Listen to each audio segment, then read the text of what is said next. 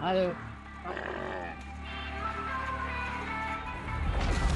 Sequence initiate. All systems nominal. Rolex series activated. T-5, 4, 3, 2, 1. Touchdown in the LZ. Desert Golf has arrived.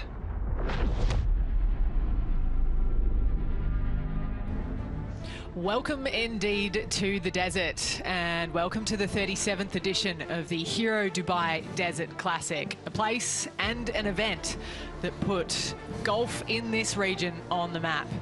And we have a stellar field this week with all the stars assembled for the first Rolex Series event of the season. 8,000 Race to Dubai points to be handed out here today at the Emirates Golf Club. More than double that of a regular event on the DP World Tour. Huge opportunities on the line for many that have made the cut. And here are... Game number 7.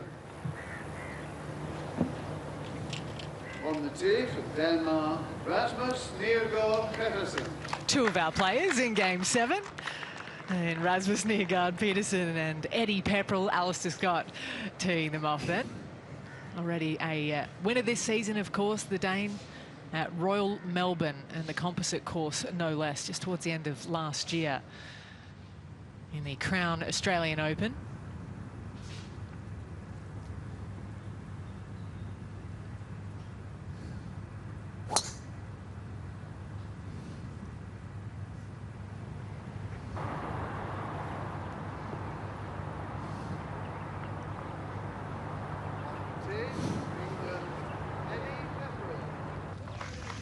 There we go, Eddie Pepperell is our second. I'm Ali Whitaker, and Jamie Spence is mine in the commentary box today. Yes, good morning, everybody.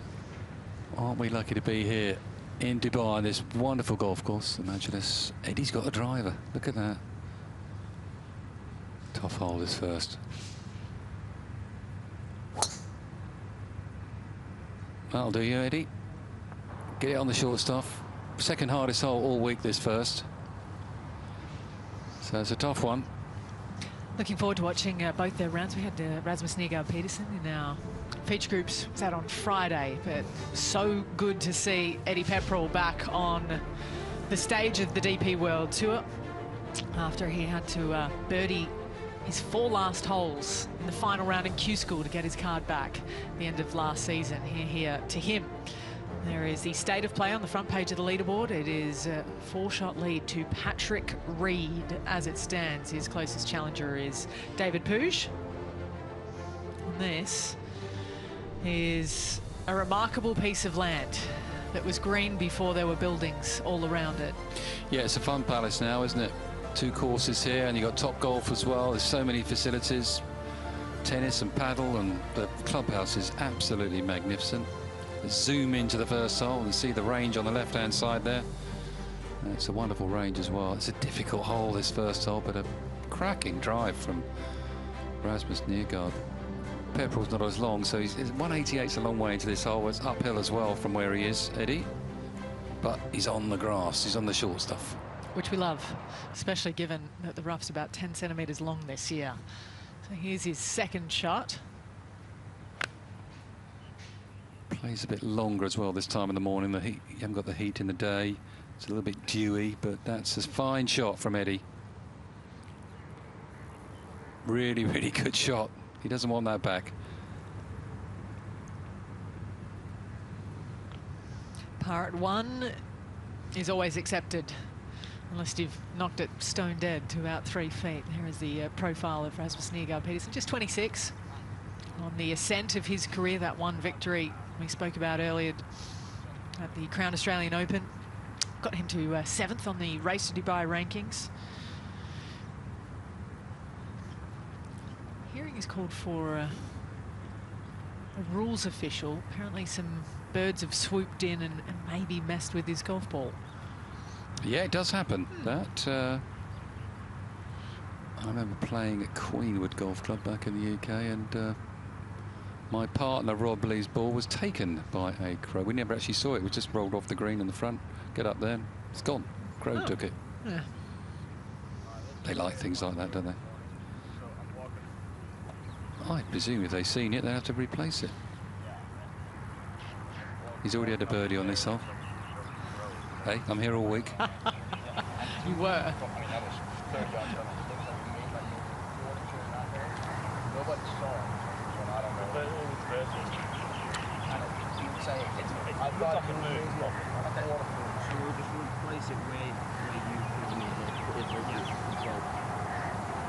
It's the first one for the referee, I would say. So just replace the ball to where they think it was. That's as simple as that, really. We love it when it's simple. Well, doesn't happen all the time, does it? I think that's the only time all year that'll happen.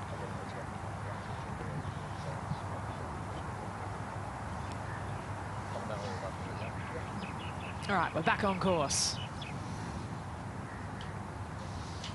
Bermuda grass on this golf course. They overseed it in the winter with rye for the rough as well. But they're absolutely pure. 9-iron. He can go straight at this.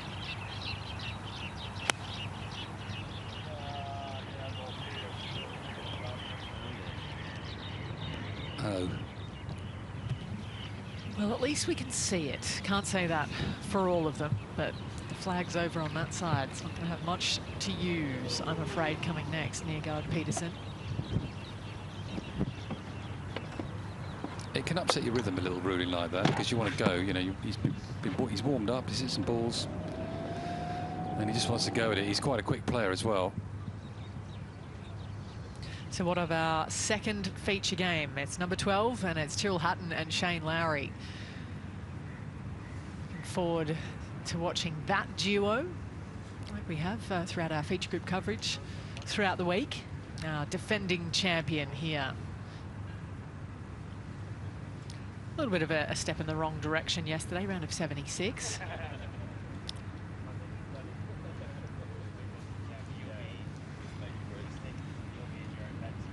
Let's hear his thoughts. Tyrrell Hatton, the 2025 champion of this event.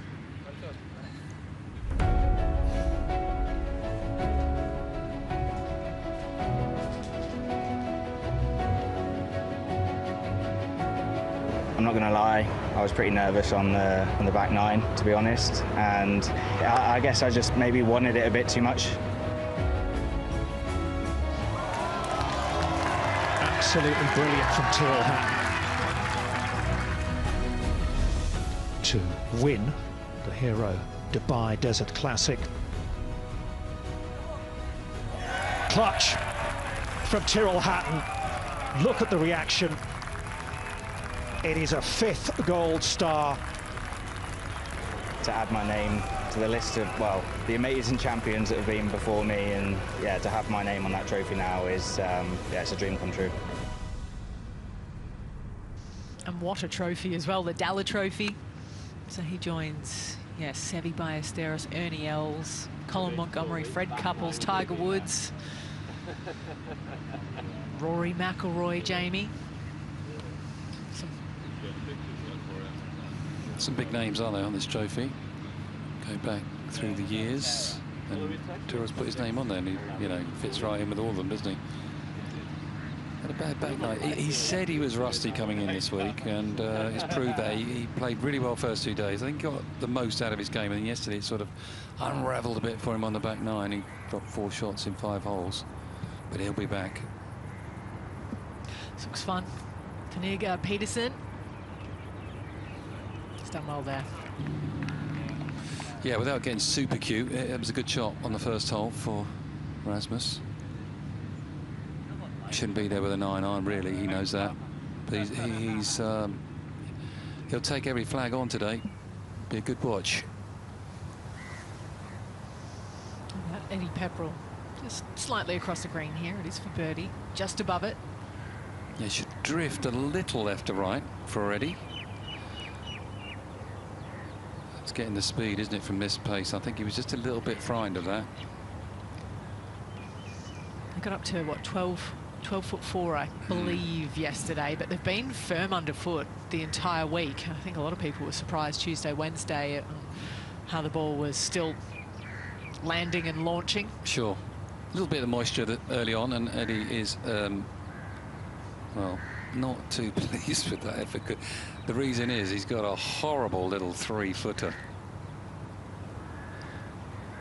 down the hill. Two very experienced caddies in this group, Brian Nielsen and Mick Doran. They've been round the block. Really good lads, good caddies. Well, excellent caddies, actually. Multiple wins with various players. So these two have got good men on their side.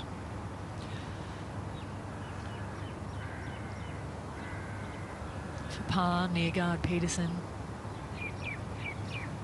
finds the second half of the up and down there. Nicely done. Yes, Brian was on the bag for Nicholas Colsaerts at Medina in that Ryder Cup as well. Not to mention the Australian Open win at the end of last year. I think everyone down under was just as happy for Brian as they were for Rasmus, because that was kind of his golden goose. Oh, so you're claiming that as an Aussie win now, are you? Not entirely. Okay. But for him, I know where you're going. Yeah, it was special. It was, yeah. Well, I said 3 feet. It's not 3 feet. It's a couple of feet, this, but it's still. You'd rather have it a foot closer, wouldn't you? What's he trying to do there, Jamie, by setting up Keep hands your hands together. Keep front of the right hand, back of the left, working in tandem. Quite an orthodox putter, Eddie.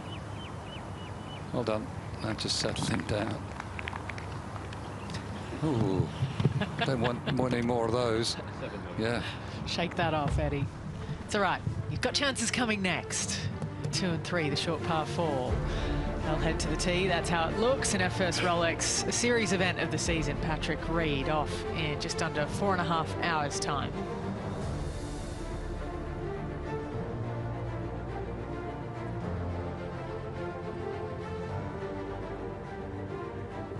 Great round out there yesterday from Victor Hovland as he raced through the field and matched our week low over 65. Francesco Molinari 3-1 out. Julian Guerrier yesterday too.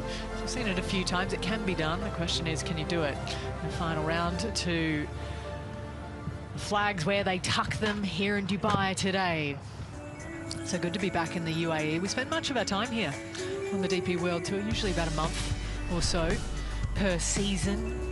Many have gone to see the Burj Khalifa and the fountain show that's underneath the malls down there as well. You can have dinner overlooking it all. There's the Museum of the Future. All of the writing, the Arabic calligraphy is, they're the windows, in fact, so you see out through them. We're on a desert safari. Many of them go through the desert reserve, so you actually see a lot of wildlife, gazelles, foxes, things like that. We're going down to Old Dubai, watch the sunset, drink it all in. It is such a blend of old and new here. So we go to the second tee, Neergaard-Petersen. Short par 4, this second hole. That's a healthy hit as well. Perfect there. Flag's tucked in the back right today. I'm kind of just past middle right. It's a bunker over there. It's about the angles, isn't it? Ideally down the second, although we do see players just rip driver more often than not. Yeah, fairway's vital here. Eddie's 2 over on this hole this week.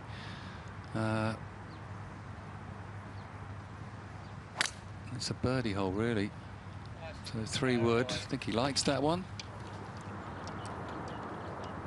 Perfect there for Pepperell. A bit further back. I should be able to get a little bit more purchase on the ball, a bit more spin for that right-hand pin.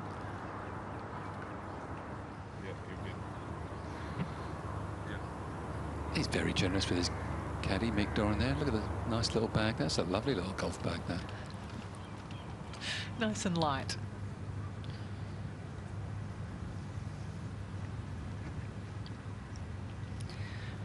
The views are always amazing from overhead here at the Emirates Golf Club. Got the Faldo course that you can play in the top kind of section of the property up there. You can play it under the lights. Have you ever done that, Jamie? Have you gone and played the other course here over the years? Yes, I think I played 9. I played the floodlit at the race course. It was Nad El Sheba back then. Ah. I think it's still going. It's a bit weird playing floodlit golf. The deception of where the ball is quite tricky. Yes, the depth. You can get used to it then. There's our fourth, Shane Lowry, off in just over 30 minutes' time. He has the company of Tyrrell Hatton, like he did at Bethpage Black in the Ryder Cup last year. And what a moment he had. The putt to retain.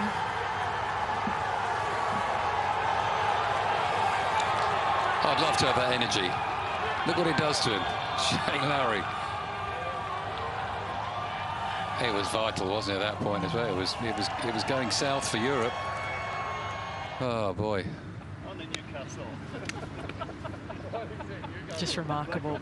And no one would have begrudged him that moment either. He lives and breathes the Ryder Cup.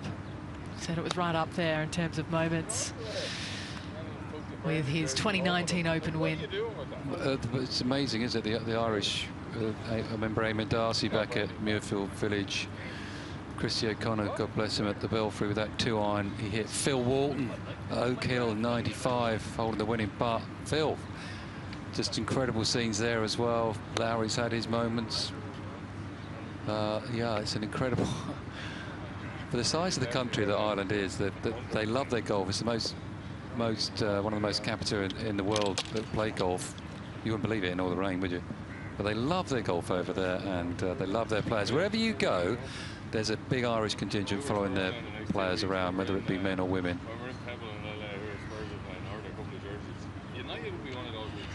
Talking football, Premier League football.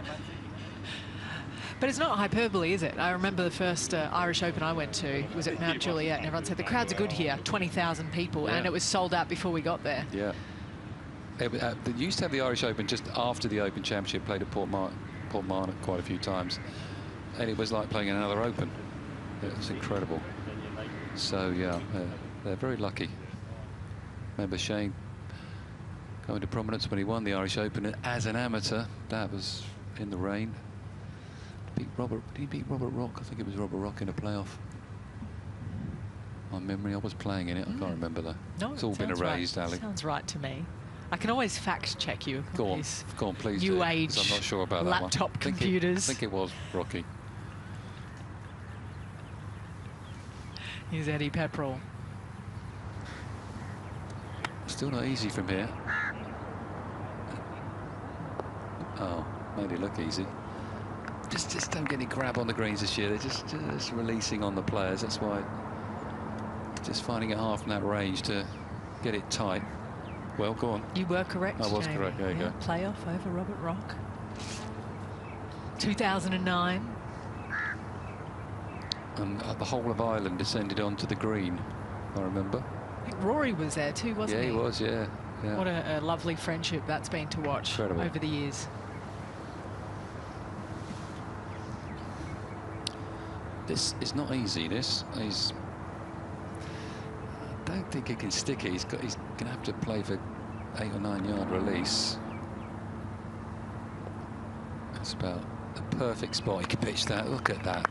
Wonderful shot from Rasmus Neergaard-Petersen. Surefire birdie, courtesy of a quality second.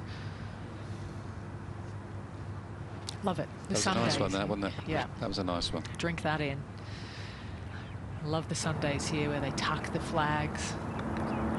It's the rhythm, and you've got to... He completed his swing in his turn. It's like a mini golf swing. But you can only do it with the rhythm, and that comes with confidence, because a lot of people, you want to jump at the ball a little bit and try and help it on its way, but these guys allow the club just to collect it just like that. But it takes some time to get to that point. What would you say is the most common mistake in terms of pitching? Is it not engaging the body enough? Yeah, Getting absolutely. too Yeah. It's armsy? all hands and flicky. And you're never going to get a consistent strike. That's why these guys work the body through the ball. Don't have to turn back. Keep it nice and still over the ball. But it's like throwing a ball underarm. You can imagine that action. So you finish chest on, hips are turned. But it takes, off these tight lies, it takes some doing and some confidence. I think that's the thing. Tight fairway lies and long grass around the greens here. You know, the complexion of this golf course something that Tommy Fleetwood spoke about. He came out for kind of a semi-practice round. He lives in Dubai these days. A couple of weeks ago, and it was nowhere near this. You know, it wasn't far off, but at the same time, in terms of how firm the greens were comparatively to this week, how long the rough was as well. It's always a big jump tournament week. He's not cracked the code round here, has he, Tommy? For whatever reason, I can't work that out on this course. It suits a right to left play. He hits that shot. I think his best finish is 6th. Fleetwood here. Saw him all yesterday, and we saw him Thursday as well, playing with Rory and Tyrrell. Surprised to see that it's a similar story for Shane Lowry. His best finish is tied for 11th here. He's paid it 10 or so times. Great chance here for EP. This hole owes him. Didn't get it though. Don't get too stressed too early, Eddie. Does a wonderful podcast back home, the chipping forecast with Andrew Cotter and Ian Carter. It's well worth a listen. He's very funny, very dry. He's also a beautiful writer. Still doing that every couple of months. More of a blog on his thoughts. It was close, just on that low side. And it does mean that Eddie Pepperell's gone all week without taking advantage of that second shot. In fact, second hole, he's played it 2 over par through the 4 days. Par 5 coming next. A couple of gold stars on the front page of the leaderboard from Victor Hovland. His came here. We've got the Open champion of Francesco Molinari, who's 6 back, 2 far back. Jamie, for those guys? Depends what how the leader starts. Patrick Reed, first 4 holes, if he can get off to a reasonable start. It does take out quite a few players like Molinari, but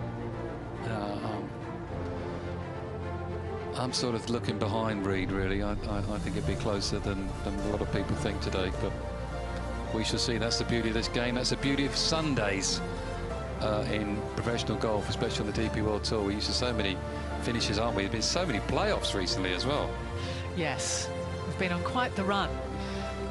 It is interesting to hear, you know, Patrick Reed overnight said winning and leading is never easy, no matter how big a lead you have. So he knows to still give it the respect that's due. He's won big tournaments, Patrick Reed, but he's not been a serial winner over the last 4 or 5 years. So it pressure's on him today, I think, to see this one through, and it won't be easy. There's Rory McIlroy, 3 under par for the week. 4 Rolex Series Gold Stars. And 4 times a champion of the Hero Dubai Desert Classic himself, including back-to-back years in 2022, 23, I should say, and 24. There is Shane Lowry and Tyrrell Hatton. Both start the day just under par.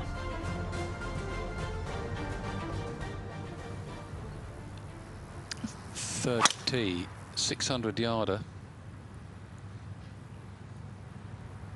Bunker down the left. It plays quite long this time of the morning.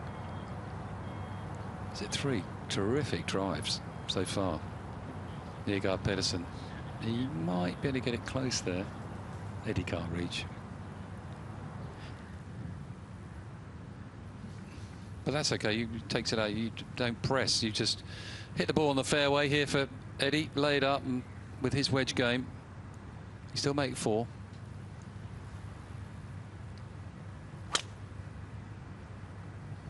Good swing, I think. Yeah, perfect. Looks so narrow from back there on the tee. No camera angle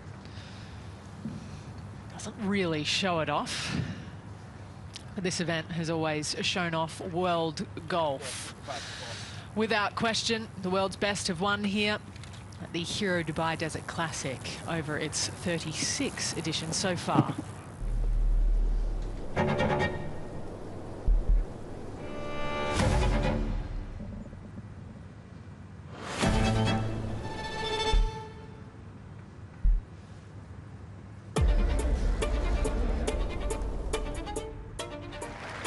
There you are. It's been wonderful golf, played in the most sporting manner.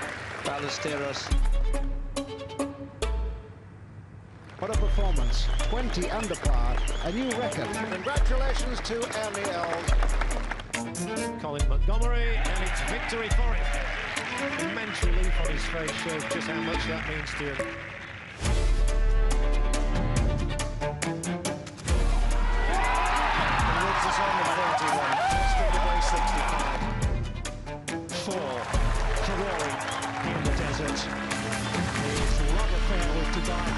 changes. The rhythm of the swing never changes. They're beginning to applaud. Is a simply magnificent shot at the top of the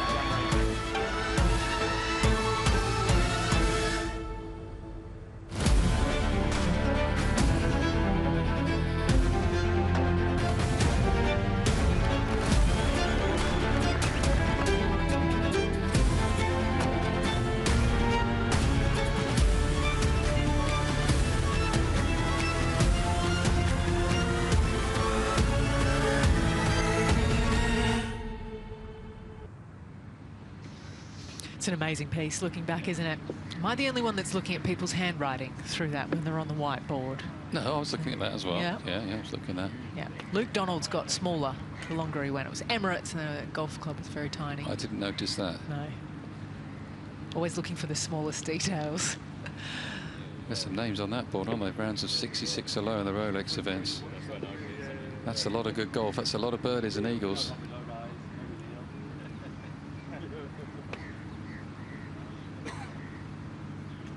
He's got a lot of people around him, Hatton, but always up for a chat. You know, you kind of see him in passing.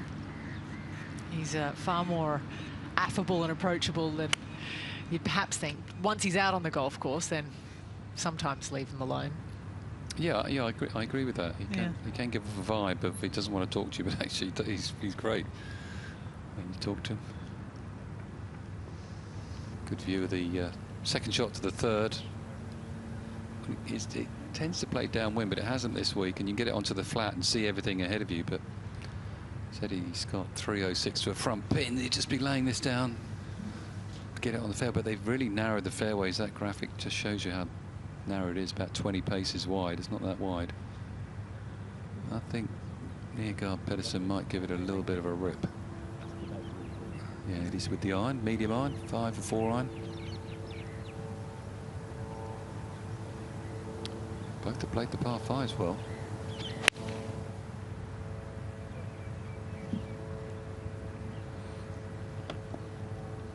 I like the clearance Pepperell's got through the ball. He was getting a bit at the ball the last few years, and he's getting into his finish a lot better. Looks good. I was reading a piece he wrote in March of last year, maybe November. He did a couple of entries in 2025, and he was talking about how he's kind of shot himself in the foot a little bit in terms of not opening up with coaches over the years, but then also not getting what he needs out of the coaching, because he's looked after his own game a lot the last handful of years or so, and has needed help at various times and not always been able to find something that clicked. Yes, human beings in general aren't good at seeking help, are they? They're good at helping others. Driver, here we go.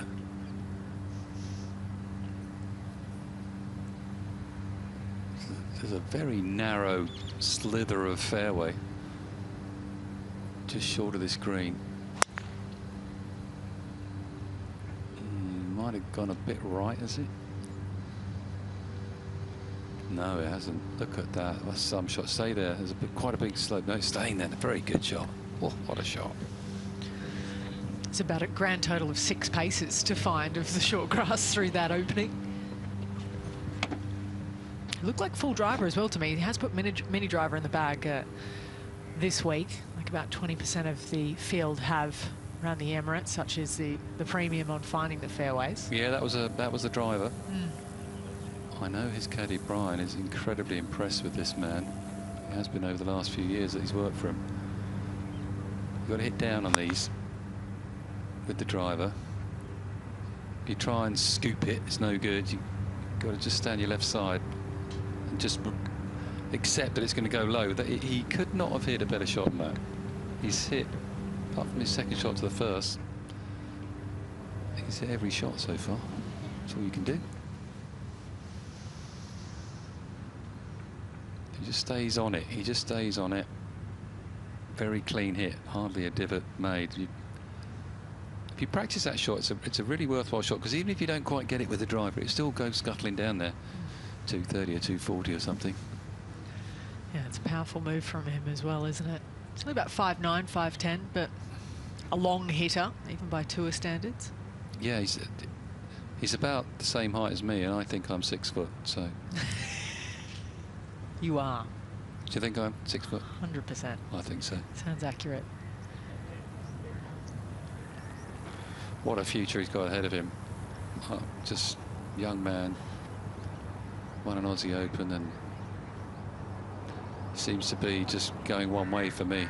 His attitude is spot on. You're going to find a bump in the road at some point, but he hasn't found one so far. There's Eddie. He's been doing this move for quite a long time. Trying to create some compression on the downswing. Just get through the ball, Eddie. I just like when you get to your finish, you're good. Front pin, you've got to be spot on with this. There you go. Oh. Very good. Tidy work. Two-time winner over the years. He's led the Open as well over the years. We spoke about those last 4 holes to get his DP World Tour card in Spain at the end of last season. Just referenced there on that graphic in Q School. Well, what would he have done if he hadn't done that? You know, he's at that stage of his career now. Eddie's 35. He's had a few tough years. It's hard to keep going, keep battling, and keep believing in yourself, but great players seem to pull it out when they need to, and he did there. So here he is back on the big stage. It's just off the tee. I think modern players have just passed him. You can't give up 30, 40 yards all the time. He seems to have a drive in the bag that he's comfortable with now, Eddie. Because he thinks really well, he putts well, he's got great control. He's just an all-round good egg. Yeah, he's spoken about how important the podcast has been for him as well as an outlet with Andrew Cotter and Ian Carter. He said that getting his tour card back actually got in the way. He just wanted to think more about life and golf. And now he's going to be playing more as well, which is obviously welcome too. Look at this for Neergaard-Petersen. Yeah, many would putt this, not for him.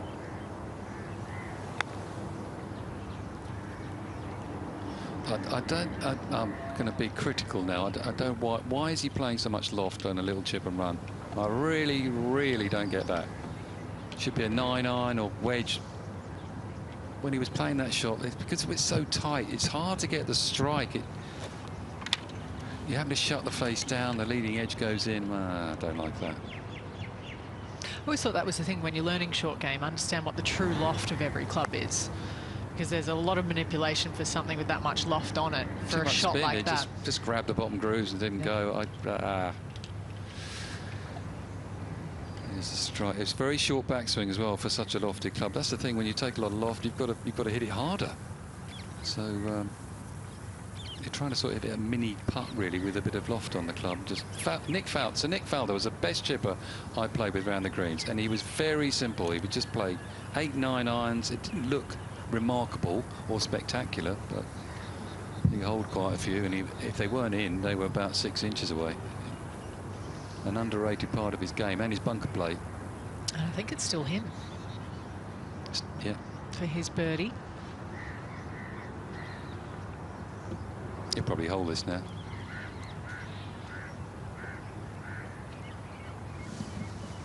Fair play, if he does. I always like playing those kind of almost even a touch toe down. Stand a little closer to it, get it trundling, take any spin almost out of play, especially on the gradual rises.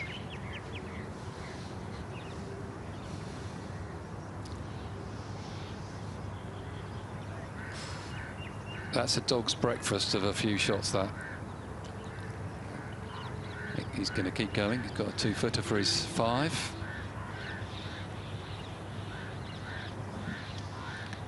Yes, a little hot under the collar, I'd imagine. Going to the next, going to still finish this off for par.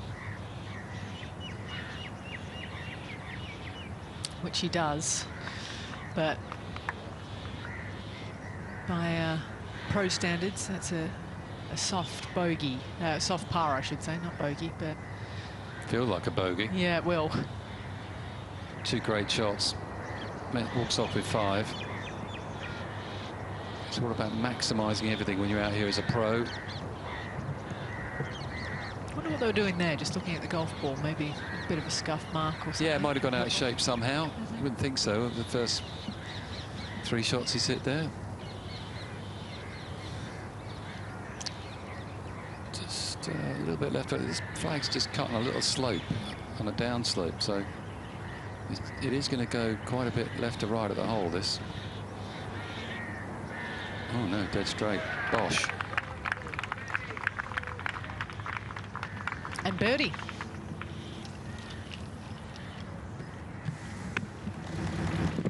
Averaging under its par, 100th birdie. You don't get any plaque or trophy for that. He does get the birdie, which is good.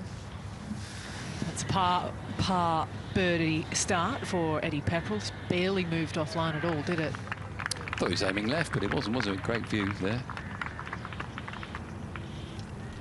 Off he goes, the 4th, which is playing hard this week, the par 3. Has been, hasn't it?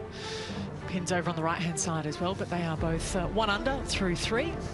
Our first duo of our 4 coming your way in the feature group coverage. All of this still to come in just over 3 hours' time for the top 10. It includes Nicolai Højgaard. That gold star came at the DP World Tour Championship. He's got a good record himself in the UAE. Got his first victory at Ras Al Khaimah. Was it his second? One of the 2 between that and Italy. About an hour up the road from where we are. Ewan Ferguson's called Dubai home for some time. He'll be out with Wenyi Ding. Looking forward to watching Wenyi throughout the season. So just 2 hours or so. A couple of groups behind Rory McIlroy, who's in that pack at -3. His record around this place, we speak of the of all of the victories, 4 of them. I'm not sure he's finished outside the top 10 since, I'm going to say, 2008, it looks like. So some work to keep that record going out there today for McIlroy as we go to the 4th tee. 178 today, this 4th hole, and it's caused trouble, but look where this flag is today. It is going to cause trouble. It does feed in left to right, but anything right, you're in the water.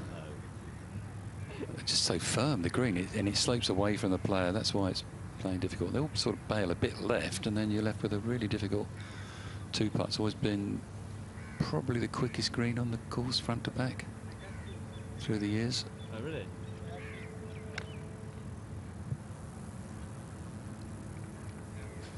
Just trying to hit a little cutter down there. That's a good shot, but it's still going to run through. Didn't deserve that, did it?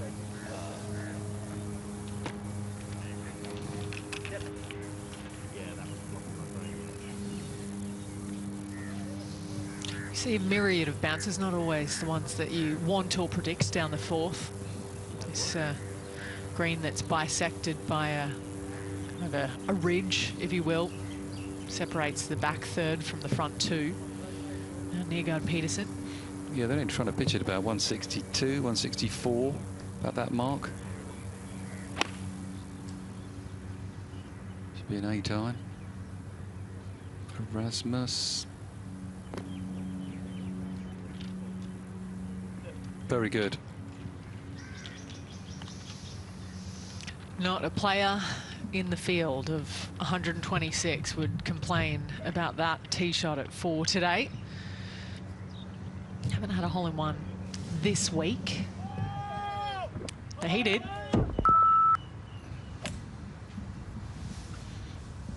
They did well videoing this one, didn't they?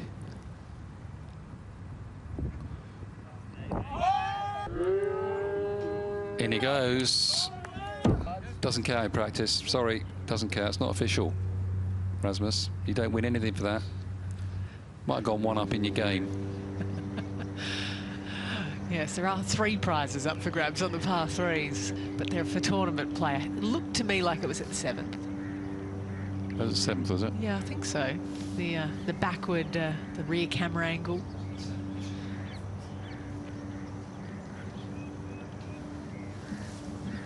Still, it counts. How many have you had, Jane? About 6. That's 6. I did have one on the par 3 course at Wentworth, but I'm not sure we can count that. It was only a wedge. Can't count that, do we? I would. Oh, would you? All right, 7 then. I've only had 1, so I'm counting Okay. them all. I had 2 holes in one back-to-back tournaments, actually. Didn't have a hole in one for whatever the first 30 years of my life, and then I had one in Qatar and one in Morocco, back-to-back tournaments. It's a bit weird, isn't it? It's great. Bit greedy, really. You said it. So this should be an interesting watch from that back bunker for Eddie Pepperell. This whole back right section, they kind of changed in the 2022 redesign of the greens just to afford a little bit more structure over there so they could tuck the flags like they have today, 3 off the edge.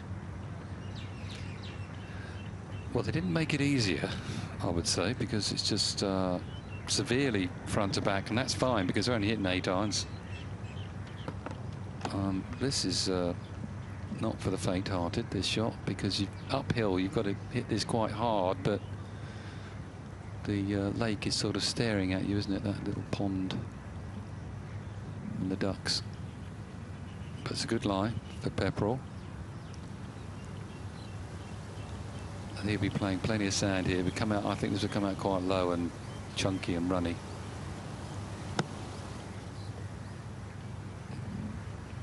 I don't blame him there. Nor do I. That was sensible. You can see it a little bit better from this camera angle as we pan across, just how swift it is once it hits the dance floor. Yeah, it's a sort of shot in practice. You just whiz it up in the air and stiff it, and then you get into the tour and you think, maybe not. Take a bit more sand here. Look how beautifully manicured the course is these days. Matthew Perry, the superintendent here, and all his team do such an amazing job. Seems to get better year by year, and I don't know how. The rough is magnificent, isn't it? Look, it's gone backwards and forwards with the grain. Greens are pure. Absolutely. Everything is in mint condition. They get a lot of traffic here. A lot of the golf courses in Dubai as well. They do a good job of keeping it at such a high level all throughout the year. Well, everyone wants to play here, don't they? When they come over here with their golf clubs, they're all trying to get on. Yeah, don't blame you. It's worth a game if you can get round it. This is a quick putt. A little bit off the right. So he's giving it full attention here.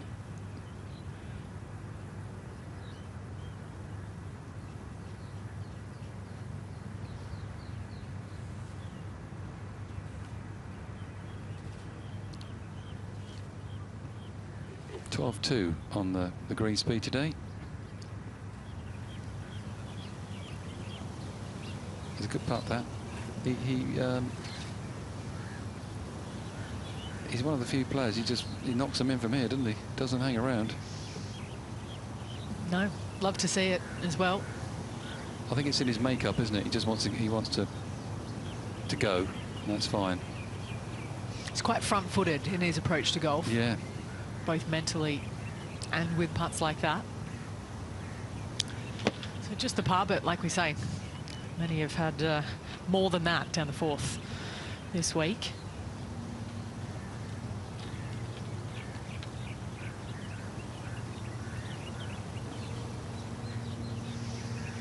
Everything filters in this section of the green towards the back right edge, which is on our left from this camera angle.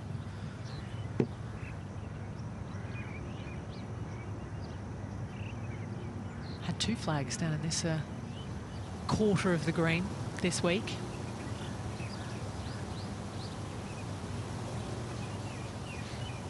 Lovely view of this putt for Pepperell.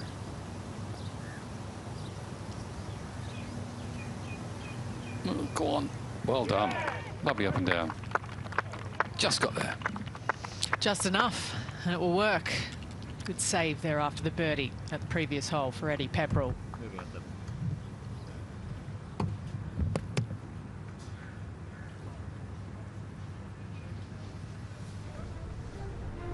Nice. Off they go. Both still 1 under par. 14 under Patrick Reed, who looked incredible yesterday. Looked so solid when others around him were faltering and maybe not quite mounting the charge that they needed to apply pressure from nearby. That of Andrea Pavan, Francesco Molinari, Andy Sullivan, who was his playing partner in the 3rd round.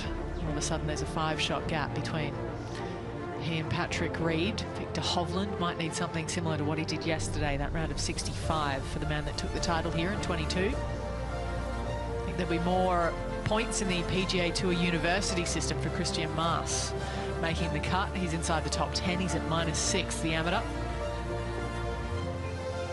There's another amateur breakthrough turned pro in Wen Yi Ding. Watched him all last season. After his win in Japan the previous end to the year, came through the amateur pathway to the DP World Tour. McIlroy in there at -3. Shane Lowry and Tyrrell Hatton coming next for us.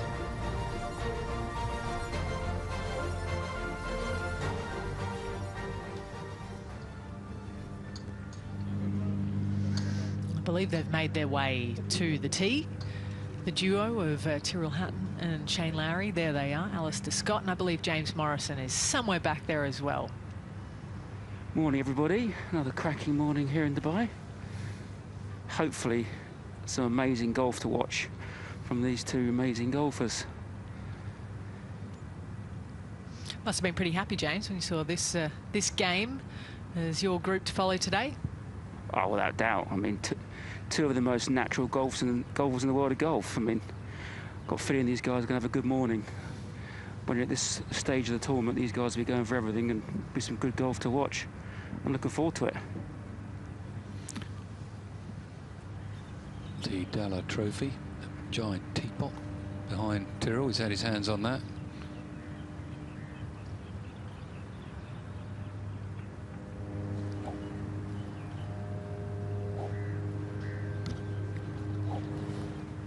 Tyrrell Hatton in a few moments, rounds of 70, 69, 76 yesterday.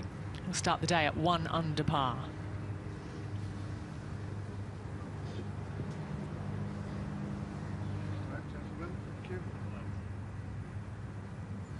This is game number 12. On the tee, the Rolex Series winner here at the Dubai Desert Classic. He's the defending champion from England, Tyrrell Hatton.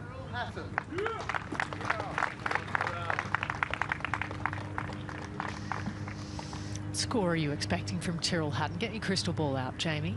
I expect him to break 70. I expect them both to break 70 today. They generally come back strong, don't they? Quality players. One shot at a time.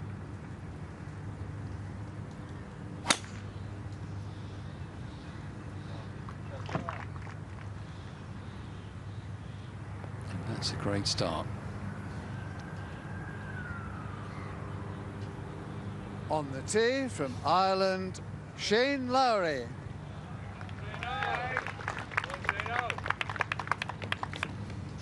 Like we were saying earlier, if you're just joining us, has a surprising record, a little bit like Tommy Fleetwood's around here. It's his 10th appearance here at Dubai Desert Classic. Hasn't finished inside the top 10 yet. Be hard pressed to do it today, but you never know. Yeah, that is a surprise. Such a quality player, Shane Lowry. Might be an early season thing, you never, yeah, maybe, but two wonderful tee shots. Yeah, played nicely last week, though, didn't he, Shane Lowry? Tyrrell Hatton has played nicely in the Rolex Series since its inception in 2017. And that's the year it all began for Tyrrell Hatton and us. He got his Italian Open victory. And on to the 2019 Turkish Airlines Open. Onward and upward to Wentworth.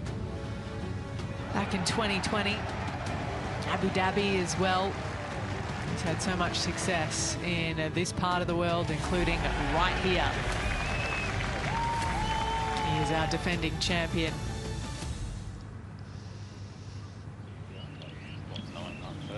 after that one-stroke victory over Dan Hillier last year. Yeah, him and John Rahm lead the way in the Rolex Series events. Wins. And Rory, it's not a bad top three, is it? And Alex Noren, he creeps under the radar. Noren, what an end of season he had last year. And then Tommy. So, yeah, it's a great little list to be amongst. 3 Dunhill Links Championships as well for Tyrrell Hatton. He wins the big ones. All adds up to 8 DP World Tour wins. We go to 5 with Eddie Pepperell. This is the mini driver for Eddie. Nice par 4 this 5th, just gentle right to left, water through the fairway. It's been quite firm, this fairway. You've seen quite a few balls get very close to that water, a couple gone in it. That's absolutely perfect for Eddie. Dodges all the divots. This looks like mini driver for Neergaard-Petersen. Yeah, becoming very popular, aren't they?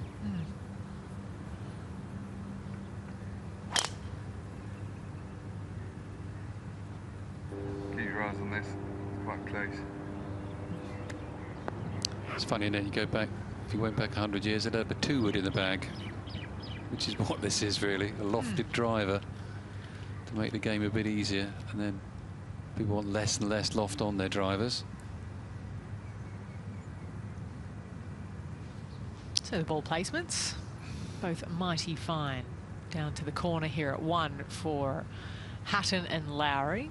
Will be Tyrrell to go first.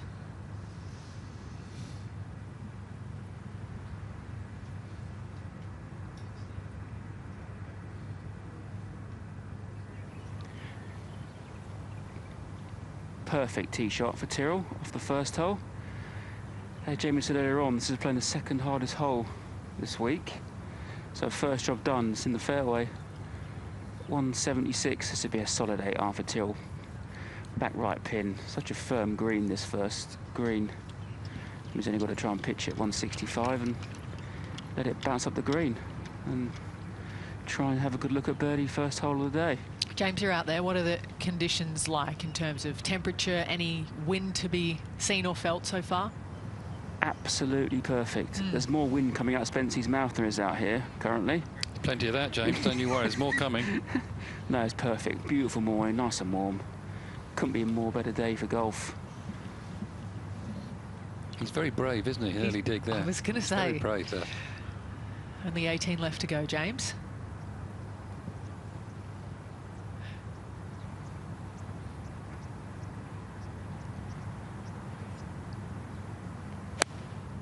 Plays 3 up this shot.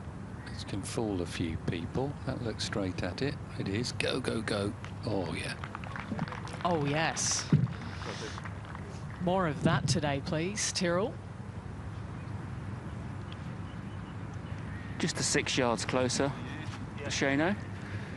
What a lovely marker to follow Tyrrell's ball there. This will be the same club. It's just be a hold-off 8-iron for Shane. You saw there how firm the greens were as that ball's released up the green nicely. It's a bit simple shot for Shane. Can you follow Tyrrell?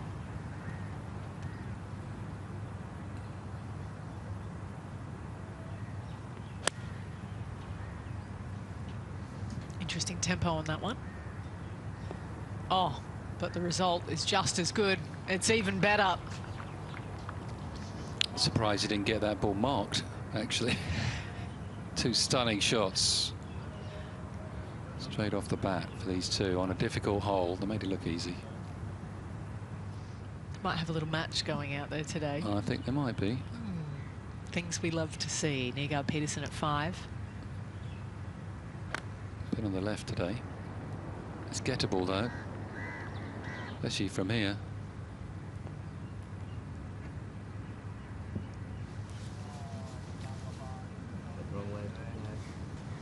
So a lot of players come up short this week on 5 with that shot from there.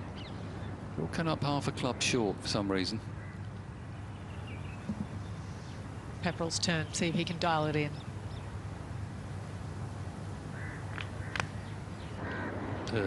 That means it's a bit left, is it? Just pulled it a bit. No, he hasn't, just come out of it. Club opened up through the impact. Normally when they do that, they pull it, but Didn't fancy it. Come out of it. And it's by design, isn't it, when you put the flag 9 feet off the edge. It will test your mettle between your ears and your execution, of course. It's a difficult golf course, isn't it, to work out when to push. I mean, it's a very simple equation for our feature groups because it's all in today for these 4, but for those in the chasing pack, knowing when to really kind of try to put the hammer down. Yeah, I just... My experience playing with all the players that I played with through the years, I particularly think of Darren Clark and others. They go for everything, especially when they get the scoring irons. They just go for everything when they get the short irons. There are times when you've got to be careful. It's top players. You know, you practice all week hitting the golf ball at targets on the range. So to come onto the golf course and play away from them, I'm not a fan of that, especially when you've got good lies, you've got 8 iron less in your hand. You've got to go straight at it. It's the only way you're going to get better and win. I think when you get to medium irons and 5 irons and whatever, it doesn't really matter so much. That's my take. I liked it. It was a good Jamie Spence pep talk there.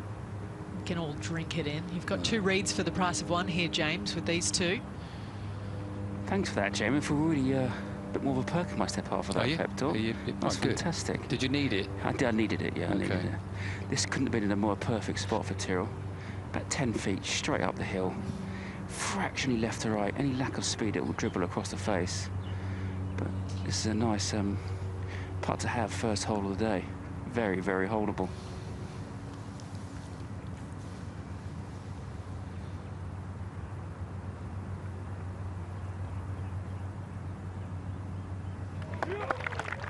Perfect, and an early birdie at the first hole, no less, for Tyrrell Hatton.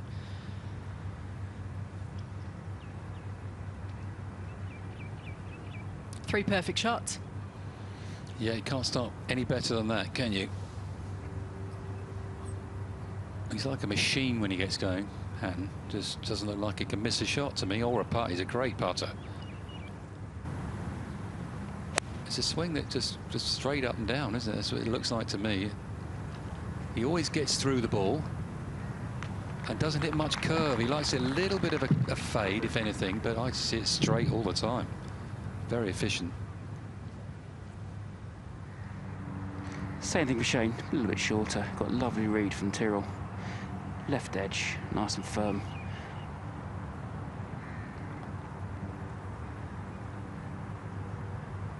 Yep.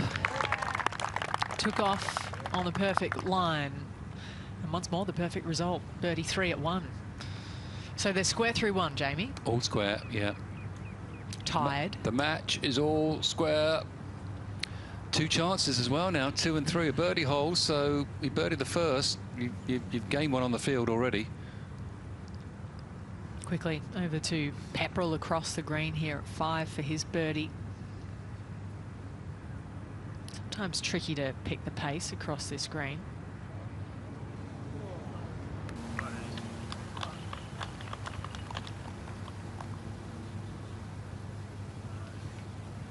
Looks a little disappointed, but I don't think he is really from 40 feet.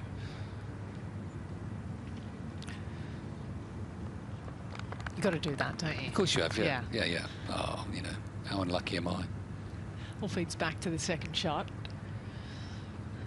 A little bit too much pressure. Do you think he's a touch too hard on himself sometimes? Is there a golfer that isn't too hard on himself or herself?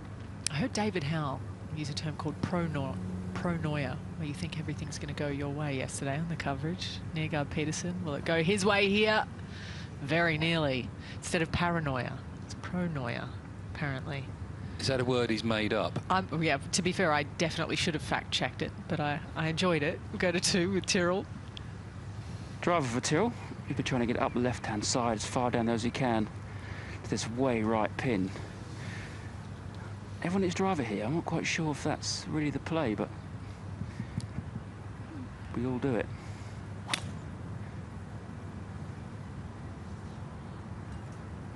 Well, Pepperell hit a 3-wood, but Well, it just needs to lie. He's got an angle, the flag on the right-hand side, but it won't be easy from there for Hatton. He's yet to find a birdie here at the second hole. Pars every day.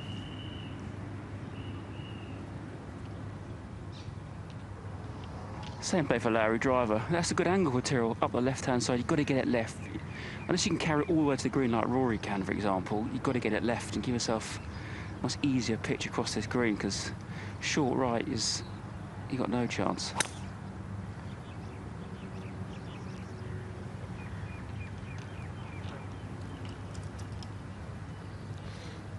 Oh, that's absolutely perfect. It still won't be easy, but it gives us a great chance to see his chipping action. Woohoo! Looking forward to that. Who doesn't? We'll get to see it all day long. Well, only if he misses greens.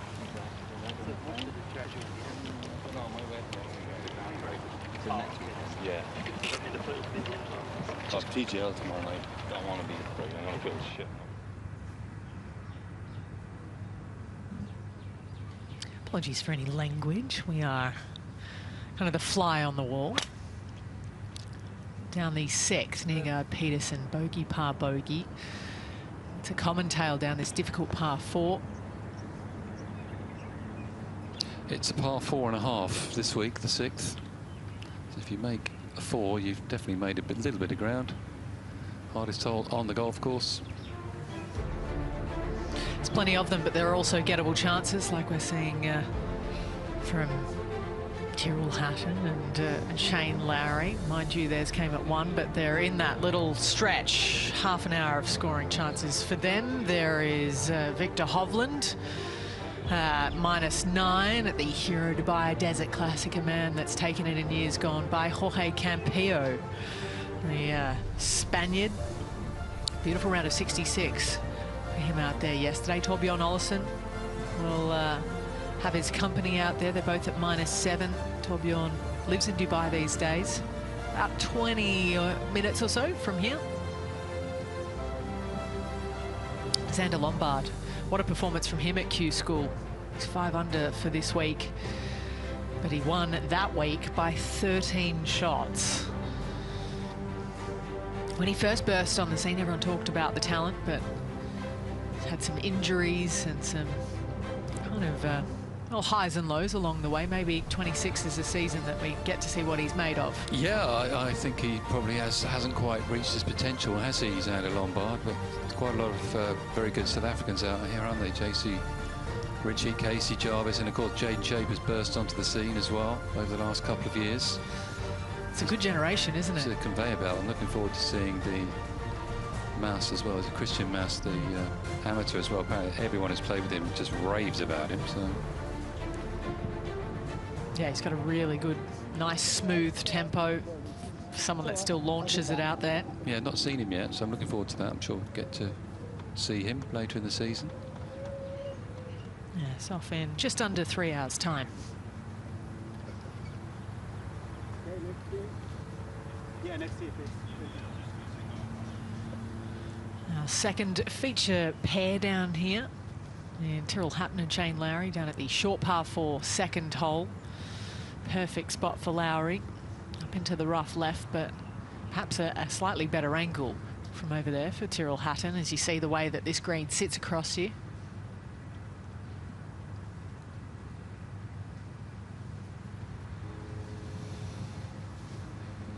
Yeah, Tyrrell's in the left-hand rough, but he's got the most perfect angle to his back right flag.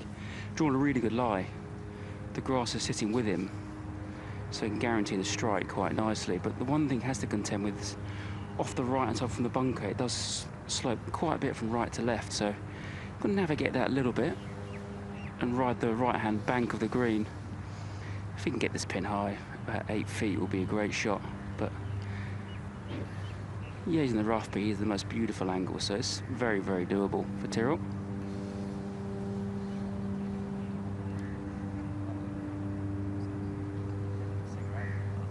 Do you like his chipping game, James? I'm sure you do.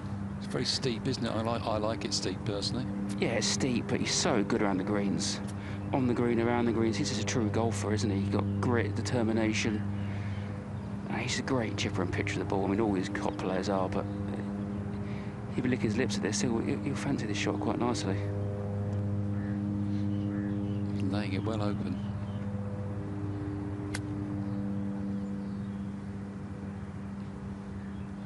Well, we've given the big build-up, and he's chipped it into the bunker. No, he hasn't. It stayed out. That was a bit odd, the way that came out of there. Yeah, that came out very right, Spencer. A very strange shot. He had a perfect little lie. Oh, I've never seen him hit a shot like that before. No, that was most strange.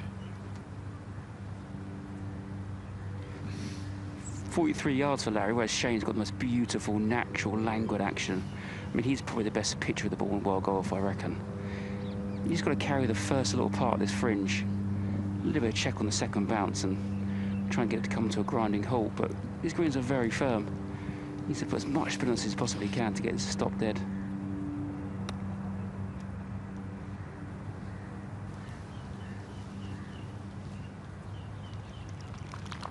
Yeah, very nice. Get it pin high for Shane with that 61 degree, which he just absolutely loves. I think he goes to bed with it every night, cuddles it. Yeah, why don't we find out a little more about what's in the bag of Shane Lowry with Tim Barter. Shane, thanks so much for joining us for a little look through your bag. You're somebody who hardly changes equipment at all, and you really don't change the setup very much either. You don't put a 2-iron in, a 5-wood out, etc., etc. But let's look through your bag, and I notice that the longest iron you've got is a 3-iron, a 20-degree 3-iron. Presumably this is because you can manipulate this and hit it low, high, everything. Yeah, I mean, as you see, it's fairly chunky. It's a big 3-iron, so I can hit it low and then I can hit it high, and it's pretty good. And you know, the best thing about it, I was actually talking with my coach about this last week, I know what it does. So when you've got 240, 250 yards to the green, you're really just trying to get down in 3 shots. So, you know, I know where I can miss it, I know the shots I can hit with it, and it's a pretty good club for me. You are renowned for brilliance around the green. You have a great variety of shots, but you hit most of them with this one. Just tell us about this club and why you choose to manipulate this to hit low shots where you've got clubs that would do it perhaps with the natural loft of it. Yeah, this is actually 61 degrees now. I've gone up in loft on it over the last few years, and I just find it takes doubt out of my head. I find, like, you know, when you've got options, so let's say I've got 4 wedges, so you get around the green. If I've got 4 different options or 4 different shots, it creates, like, you know, a lot of thought and a lot of doubt, and I feel like I know what this is going to do. I have practiced quite a bit over the last while with a 52, and, you know, a few shots are in the greens with those, but yeah, more often than not, like 90% of my shots is with my lob wedge. Fascinating to hear your thoughts. We wish you luck this week. Thanks, Tim. Thank you, mate. Cheers. It's interesting, isn't it, the clubs you reach for in various parts of the world. Playing over in the US, you do reach for a lob wedge quite a lot. Around this place as well, with how much grass there is in such close quarters to a lot of the pin positions out there today. He could chip well with a rake and a spade. Give him anything. Maybe give him a birdie. Should he hold this at 2?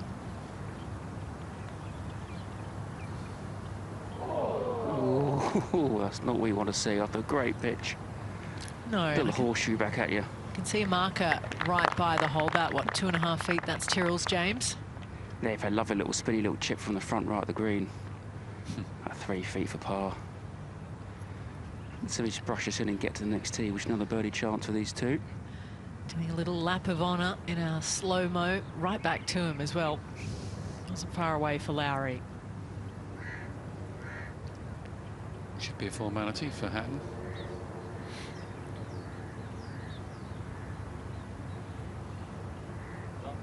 And it is. Half and 4. Against the odds for Tyrrell on that occasion. Look to be advantage Lowry. We go to Pepperell. Both he and Neergaard-Petersen down the left of 6.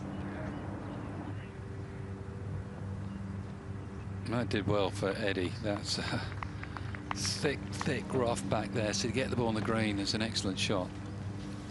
What were your tricks for hitting out of rough this thick? I didn't have any. I was rubbish out of the rough, quite frankly. I can't give any advice out of the rough, if I'm honest. Fair enough. We'll Google some throughout the day. Wedge or wood, I would say, for most people. These guys are so strong they can hit the medium irons like that out of the rough, but it's got to be a descending blow. As soon as you drop behind it, you're done. So you've got to keep on top. You want a steeper swing, but you need the lie. Yeah, well, it's not a bad idea. That's why a lot of the players are carrying 7 woods now, 9 woods. they realise it's a bit easier. Many of those have gone in the bags as well. 3 irons, sometimes 4 irons have been out as we fly over the 3rd hole, the par 5. 2 big hits. We saw Rasmus Neergaard-Petersen get it on the front edge. I would say Hatton and Lowry might get it there as well. Similar length. Maybe it's warming up a little bit. Most mornings, yes, it's 18 degrees Celsius out there. Does it feel like it, James, about 18 now that the sun's up? Yeah, about 18, Ellie. It's getting nice and warm now. Slight little bit of breeze trying to materialise into the face a little bit. 310 to this left-hand trap. It's probably out of play for these two. Even though they're not short, I still can't quite get to that left-hand bunker, so try and get in the fairway and get up short of the green and have a chip and a putt. I think this green's probably just a little bit out of reach first thing this morning, but must get it in the fairway.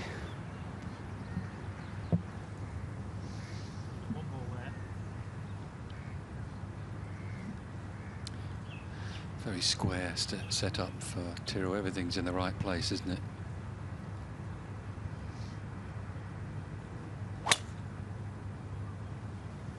And the ball tends to go in the right place as well.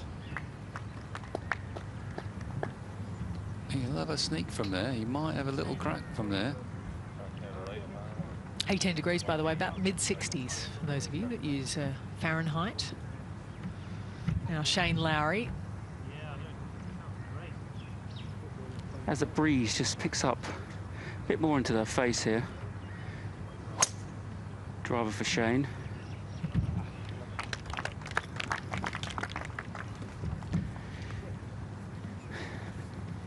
Yeah, and it's just pitching into the upslope, not getting any run. It needs a good 20 yards really to comfortably get to this green. So I think Hatton might have a crack. Need a running start on this one from back here for Eddie Pepperell. Gouged out of that left rough. It is for birdie, but only in name. Take 2 putts from where he is.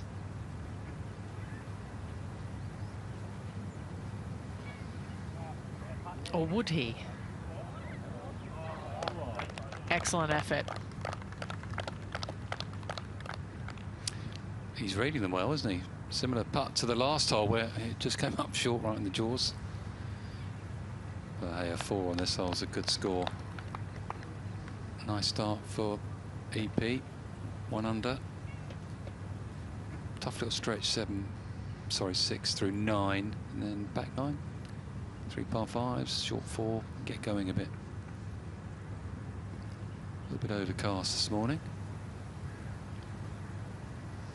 More so than we've seen the other days. Now Neergaard-Petersen.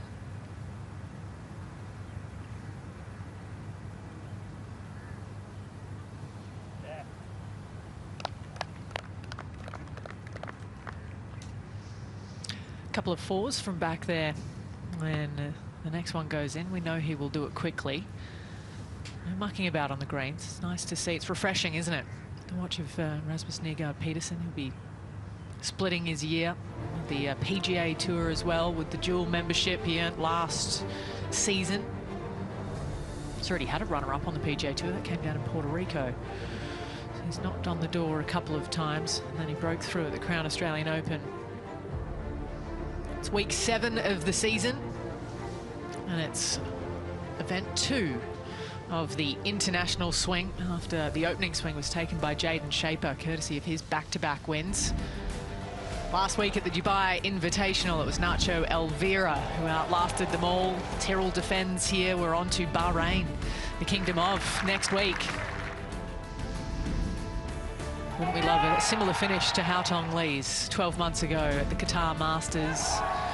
Punched some airline miles to Kenya, then South Africa for 2 weeks in a row. Special win there from Dylan Naidu. His home open, and it rounded out with Callum Hill taking it all at the Joburg Open. So let's check in with the swing rankings. These are the projections. Should Patrick Reed go on to win and David Puig end in 2nd place, he chases, so they go up to number 1 and 2, surpassing Nacho Elvira, last week's winner. And like we say, it's early doors in the international swing that has 7 events in it. On the 5 global swings throughout the season. And there is Shaper. It's more inside the top 15 as it stands. After he got the $200,000 bonus prize that comes along with these global swings. Major starts for some of them are on the line as well. So a lot of hidden incentives. Shaper currently inside the top 10 going into the final round. Let's get down to the second shots ahead of Lowry and Hatton here. Lowry first. Third green is well out of reach for these two, I think, this morning. Shane's got an iron out, just hitting it down to his favourite number. Get in the fairway so he can impart some spin on your third shot and set up a birdie putt on this par 5.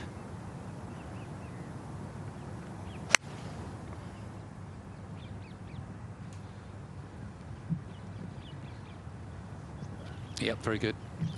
That's all he needed to do. Hatton might have a little crack, James, do you think? Bit No, same thing. He's got an iron out. Okay. He's playing so much, a bit more into the breeze now, so with the greens being so firm, you get it too close to this green, you almost got no chip with that flag lurking over that big front bunker. So just steep, deep bunker at the front of this green that, as you can really get it on the green, I don't see the point. You get it to a good number and get going with the wedge game. James, what kind of number would you leave yourself to that flag? Nice full lob wedge, maybe 95 will be absolutely perfect. Nice full shot. We can put plenty of spin on it.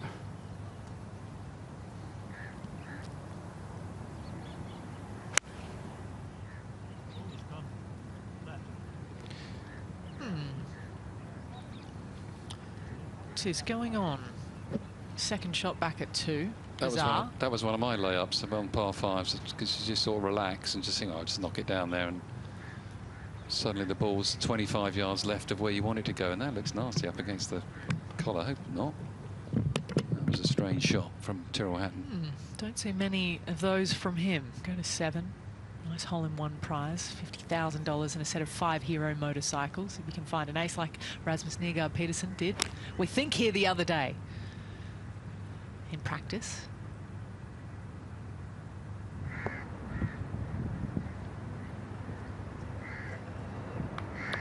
Yeah, flag right at the very back here at the 7th, 196.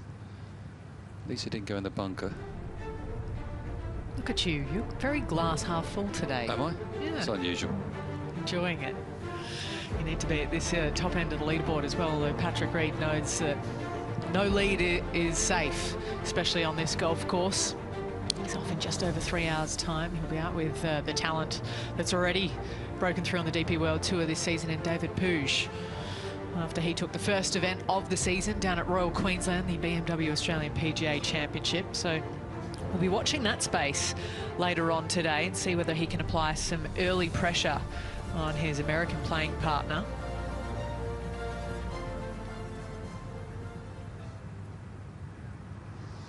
Okay, 7th hole. Eddie Pepperell, he's missed this to the left.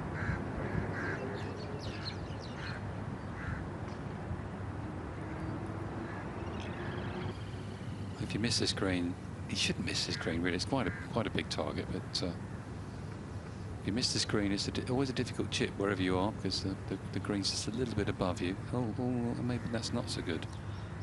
I think that's his 5-wood. Practices these, but not from this stance.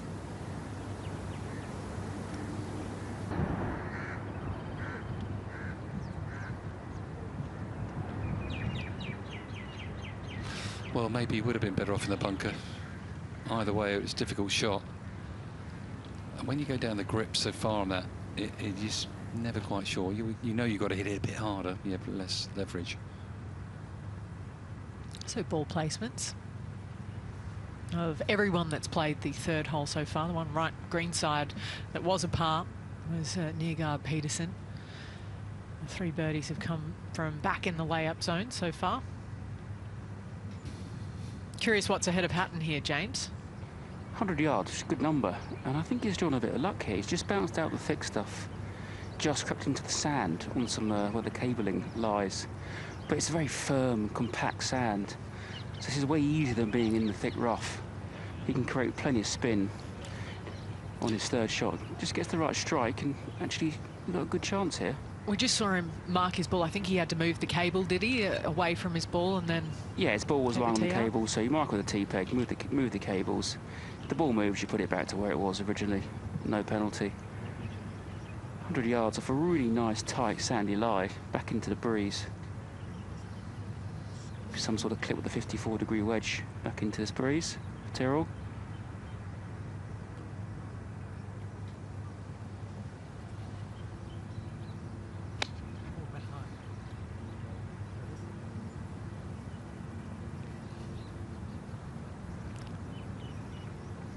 Well, hopefully it hasn't plugged in the face. Yeah, we'll see. It's quite steep, isn't it, that face? Let's have a look. It looks like it's come back now, Lowry. 81 yards into a little bit of breeze. That's a perfect spot. Just be an armsy lob wedge for Shane.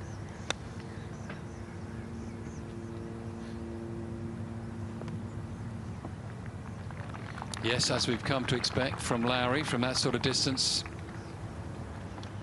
I think most good pitchers play with a little bit of a cut type motion, type shot, and certainly for Lowry there.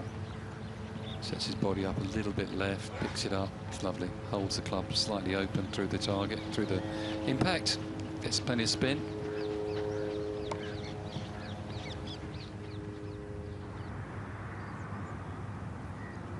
Back to 7. The par attempt for Eddie Pepperell here. Another to come for Neergaard-Petersen. Hasn't been far away on the greens. Pepperell just needs to be a little closer with his chances. He's going to be a shot gone though. There at 7. It won't be the last one today. First missed green and first drop shot for Pepperell. Sitting down a bit in the bunker here for Hatton with no green to work with. Correct, Spency. Not much to work with. When you get past the edge of the fringe, it was all downhill to the flag, but it is back into the wind, so it does have a little bit of help with the breeze. But this is not easy.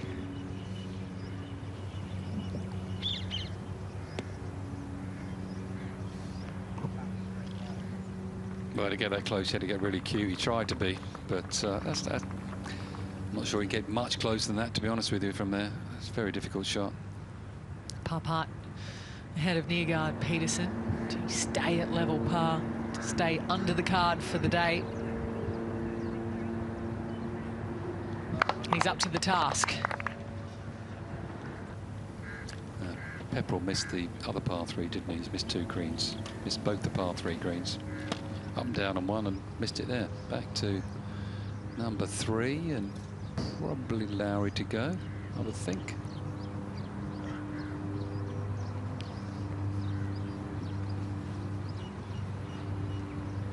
Shane first to go after a lovely pitch from 80 yards. Down the hill, slightly left to right. Very horrible putt. After the one he missed at the last, this would be nice to kind of roll this in here. As the clouds come rolling in, it's got slightly chillier. I'm glad my jumper's in the compound, which is good. Yes, I'm looking at it, James. We'll get it brought out to you, James. Yeah, I'm sure you will. Yeah, we were on the 13th. Can you bring it out, please, Spencer? Yeah, I'm there. Yeah. This is very horrible for Shane. I think if he rolls this in here, Shane's got a good chance of having a nice day today. If it gets a bit difficult this afternoon, you never know, of posting a good score and going up the leaderboard.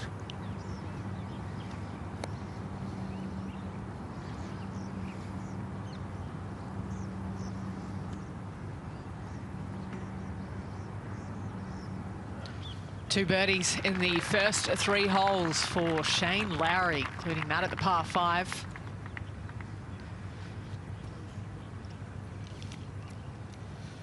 Two and a half birdies, really, wasn't it? Because the second hole he went in and out of the hole. So he's on fire, Lowry. Good to see. Sneaking up the leaderboard. Just outside the top 25 now, courtesy of that putt. It's for par, though, for Hatton.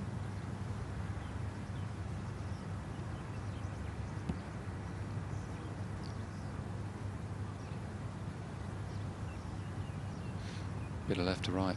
for Tyrrell. Oh, he'll be relieved there. That would have been an unforced error in tennis terminology. You like your tennis, don't you? Sure. You're an Aussie. You love these tennis, don't you, Dan? Australian Open yes, at the moment. Aussie Open. Yeah, it's a good time of year for sport. But yeah, from the heart of the fairway to walk away with a 6. I think we might have moved the mics away from Tyrrell Hatton. We'll go to 8, Neergaard-Petersen on the tee. The iconic tee here at the par 4. There's quite a few of them here, to be honest with you. They paint great pictures, these tee shots. That's perfect. We see a lot of players go down the right and just about, they struggle to get out the rough or the sand, but there's no need. That's the ideal shot for Rasmus. Similar or further left for Pepperell? Further left. I think he's got the mini driver here. Oh, that's cutting Eddie. That's not going to be long enough, I don't think. Oh, it sneaked out. It's fine now.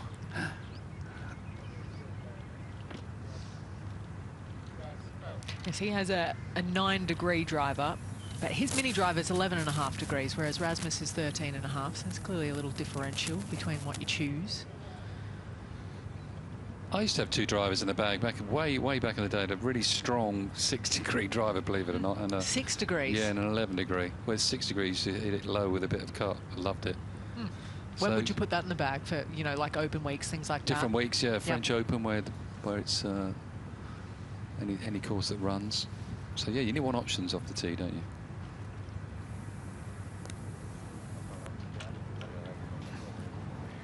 Whoever's put this pin out this morning must have had a bad night's sleep, because this thing is basically in the water up the right-hand side. 178 into the wind. Probably playing about 184 right now with the breeze, not quite as warm. This would be a solid flight to 7 iron for Shane. Just have to get this up the left-hand side and use the contours of the green to roll it from left to right to this flag. Yeah, so you've got to get it in your head here, James, haven't you? Pitch it, what, 15 short, do you think? 15 short, up the left, stick to your gun, stick to your game plan. Keep your eyes away from the flag. Get it in the middle of the green.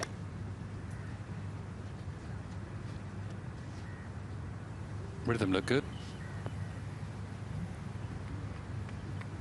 Yeah, that's really about where he was aiming. Gets it pin high. Saw a hole, 5th hardest hole all week. It's very surprising. I hit 8 irons, but shows how difficult the green is. And once again, Spence, it shows you all the best par 3s in the world haven't got to be 247 yards long. No, they haven't, no, thankfully. It's only an 8 iron, 9 iron, 7 iron today into the breeze, but it's proven to be very tricky. Same thing for Tyrrell. Inside Shane's ball and let the green do the work for him into this right flag.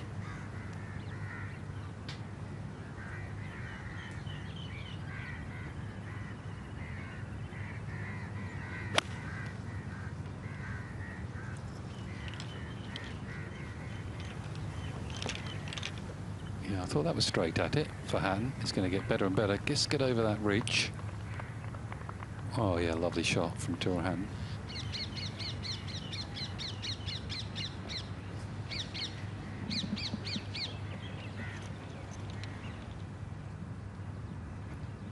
I'm pleased to say that Anthony Wall has joined me in the commentary box. Morning, Anthony. Good morning. Morning, everybody. Up the hill for Eddie. Not doing too badly. Yes, he's down at 57th, but he'd be happy just playing and getting some golf in. Winter at home in England is not great. Good back 9, and I think it would be job done. Well, making the cut in the Rolex Series events is huge, isn't it? Yeah. With the points and the money available as well. Yeah, $18,000 for last place, 69th place, so good back 9 and maybe double that, and his season's off and running, really. That's what it's all about, is peaking at the right times. But when you've got limited starts, first things first, make the cut and try and play well for 4 rounds.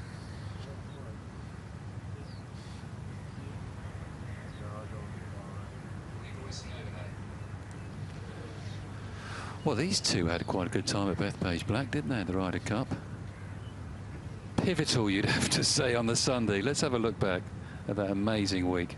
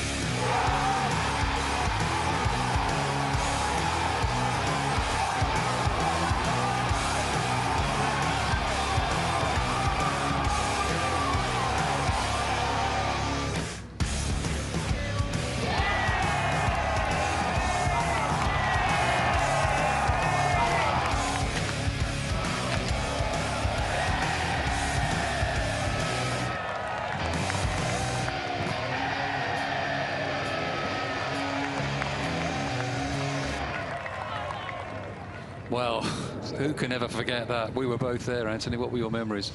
I think how quiet the crowd, the home crowd went from sort of Friday afternoon. That was a good memory because it was pretty raucous out there. The way the team came together, I think, was quite fabulous. It showed that this is a team game, and they just showed something special. That chip shot of John Rahm, which was in that coverage on the 8th hole when he was left of the 8th green, that's probably the best chip I've ever seen, especially in the circumstances. It was a horrible lie. It was above his feet, and he got some spin and hold it. It was, I'll never forget that.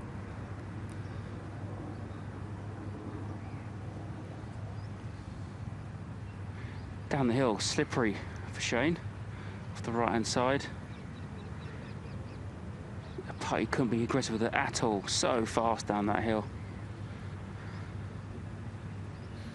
It's also great to see what it means to these golfers that they've been playing for years and years and years. And we look at them just wandering around and doing their thing. But when it gets the big moments like the Ryder Cup, it just means so much. Yeah, it's just a steady build, isn't it, from practice when, you know, the Europeans tend to sign every autograph they can, and it just builds from there, and all that emotion just pours out of you, and it just shows you really how much stress they're under, really, because it's they're shaking, let's be honest. Their hands are shaking when they're playing come Sunday. Good job this man was in the right place at the right time. He's the one you want, James, isn't he? Oh, without doubt, Spencer, rather him than me. Down the hill, left to right, good chance for birdie. Tyrrell. Good pace. Lovely. Yes, that was never missing, was it? Beautiful, sort of short, firm stroke, even on quick greens, and he's one of the best par. Along with Reed, he'd be one of the best par putters in the world for me. Completely agree with you there, Wally. Thank you, James. When these greens are so fast, it's so hard to keep the speed up, and Tyrrell, no matter where he plays, that lovely short rhythm to his stroke. That's a little pop stroke. He's a great putter. Tyrrell, that was a pleasure. I was there for the Ryder Cup. What an experience, my first one, and oh, I was shaking watching from the sidelines, let alone playing. It was amazing to watch. Yeah, the noise is unbelievable. Shane down the hill. Not the easiest putt. This is where this golf course is so difficult. There's a little 4 or 5 footers. So crucial to hold these to keep the rounds going. Yeah, you know instantly if you've missed it, really. It's sort of, unless it starts on the perfect line like that, just possibly lacked a bit of pace. You can't believe he's left it short and 3-putted. The perfect start and gives one back already. Well, he horseshoed it too. Came straight back at him as well, so he should be 3 under, to be honest. Yeah. And he's only one. Out with him the other day. First time for me. Neergaard-Petersen, what a game he has, and I wouldn't necessarily say he's going to win a major this year, but if he plays in 2 or 3 of them, I think he's got an amazing chance. He's one of those players, he's one of those streaky, aggressive players that might just pitch up at something like the PGA and win it, you know. He's got it all. Very impressed with him on Friday. Well, he won't die wondering, I can tell you that. He'll take it all on. Yeah. He's not frightened. He's got plenty of length in his game. He's got the whole game, I think. Maybe goes at it a bit too every shot, but I'd rather that way than the other way. Absolutely. It's the only way you're going to learn. Patrick Reed, 4 clear from Puig, Sullivan, Hovland. I think Hovland will have a good day today. It's going to be hard to catch Patrick Reed, but... Yes, he played lovely yesterday. He barely missed a fairway. Short game was great, and yeah, I think he wins by 5, but we'll wait and see. We've just recorded that. We've clipped that up. Pepperell, go on. He's hit a few of those. He's in the jaws, straight at the hole, but from distance, it's hard to hold those. Yeah, and you know, he's in that position where he's trying to free wheel, but he really isn't. You know, he's limited starts. Got a good caddy on the bag there, Mick. I haven't seen Mick for a long time. Let's go back to the 5th tee. I think Hatton's got a driver. That's a lot of club down here, James. Driver, 320 to the water, but it's back into a wind that's starting to pick up a little bit more than it was first thing this morning. It's the perfect club. Less rough left than there is right. So if you're going to miss it left, it's better than right. But Tyrrell's a sublime driver with a golf ball. Yeah, he sort of sits up on it quite nicely, so the ball flight's pretty high. But yeah, if he got that downslope, he would be quite close to the water. But what a difference putting it there to leaving it on the top of the hill. We can have a go at that flag.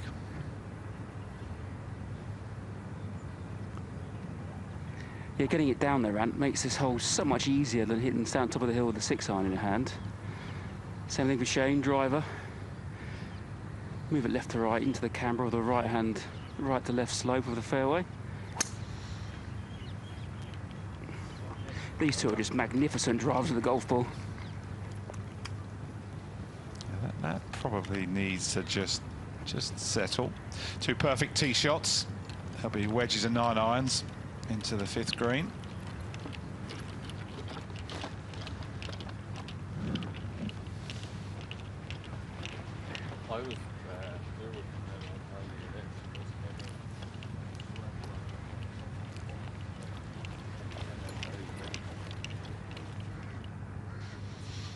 Up ahead, 9th tee.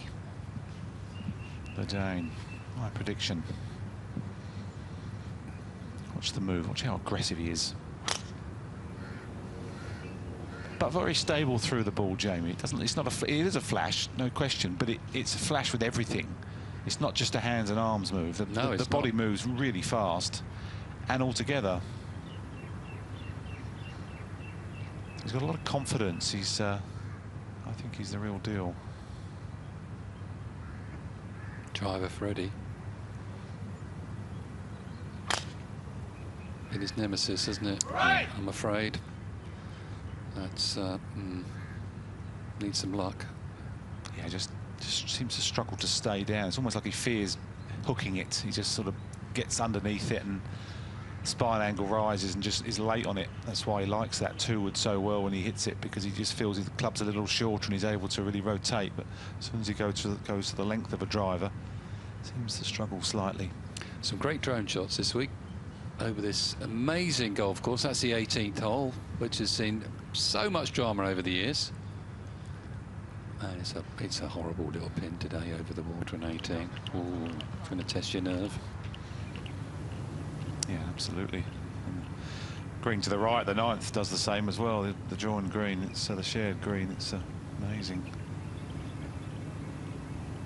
Well, they're all square in this match, and this is the vital match of the day: Lowry versus Hatton.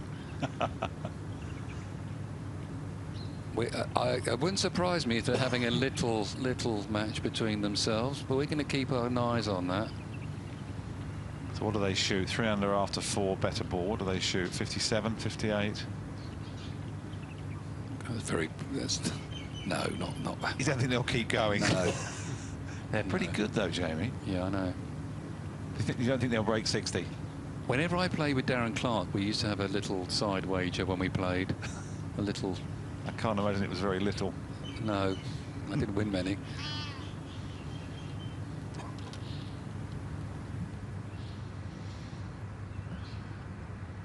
Well, welcome to feature group coverage if you're just joining us.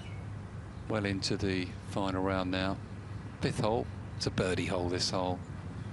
Really, especially after the hit drives like this. Yeah, I think if you get driver down the bottom, as you see 300 and 313, you're not going in with much. If you leave it back and leave yourself 7-iron, it's different. But now you're only hitting wedges to that left flag. You can see if you can draw it in there to that little plateau, you've got half a chance.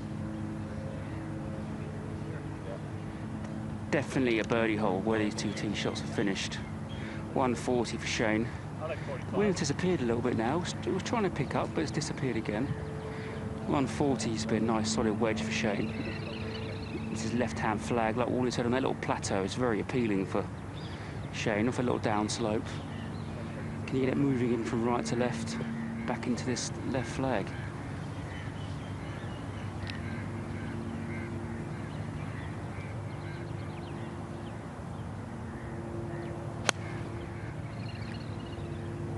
Well, he's challenging the left side, just drifting it back. What a shot from Lowry. I was saying earlier that once these guys get short irons in their hand, they've got to go at flags. They're just going to go at it, aren't they? Yes, it's interesting, isn't it?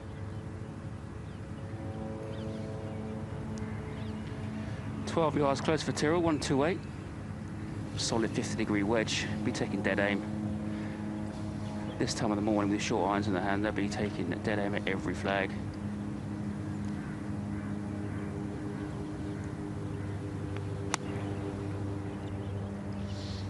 Yeah, I mean, they're both drifters of the ball, left to right. Tyrrell can do both, really. Shane's a little bit more pronounced left to righters, but really, when you're playing well, it doesn't matter. It's 4 from the left. You can have a go at it because you've won multiple times around the world. You've got it all, basically. But it's interesting looking at the top of the leaderboard with Patrick Reed being a drawer, and then, you know, with Sullivan and Hovland in there at hitting faders. But their short games are fantastic. And I just wonder how much shape actually influences when your short game is that good, because you wouldn't expect them to be that high on the leaderboard, being that they're not hitting draws, but their short game's making up for it. Well, Eddie Pepperell's chipped out, we're hearing, so Rasmus Neergaard-Petersen on this ninth hole, this pin way back left. One of the hardest shots on the golf course. Looks like he's trying to hold a 6-iron in there to a back left flag.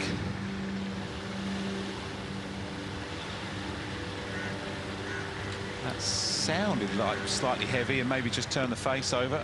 I'd be amazed if that stayed out of the water. It's got to be wet. You would think so. But it's not. He's been very lucky. Oh, 7-iron, big hit. Well, saying Eddie's chipped out, he's chipped it into the rough. Just about to see the top of the ball. It has to be right with this pin. 33 on, 12 from the left. Yeah, Andy Sullivan was in his exact spot yesterday and got it just short right, which was probably as good as you could do. Very much lie driven, but yeah, there you go. Same play, good shot. You just cannot take that shot on, because anything that's turn over it, it just runs in the water. Greens are so fast and slopey. I think it's going to be the hardest hole on the course today, the 9th. That flag, just the flag makes all the difference. But if you miss the fairway, you almost guarantee a bogey, it seems.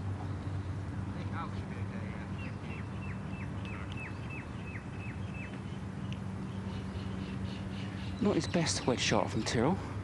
Just picturing the ups of that little tear short of the flag, and it's come back 10-15 feet. Slow putt up the hill, left to right.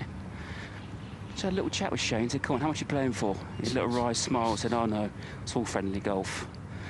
I think he's lying to me. It's just slow. When the greens are so fast and you get one putt like this, it's so slow up the hill, it's hard to get it back up the hill to the hole. Still an outside chance. When you're a good putter, when you're on the green, you feel like you can hold anything. So he'll be trying to hold this, but 2 putts for 4 will be good enough. Yes, putting on these surfaces, you do feel you can hold it from anywhere, really, because they're so pure. Just pick your line, really. But coming up this slope, not easy to judge the pace on this putt. Off that little knuckle.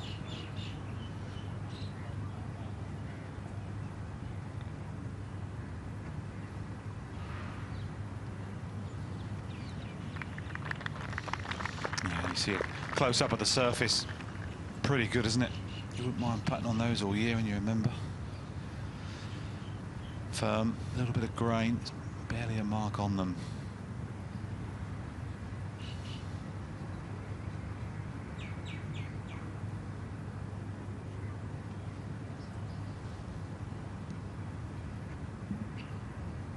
Good shot in here from Shane, but above the hole.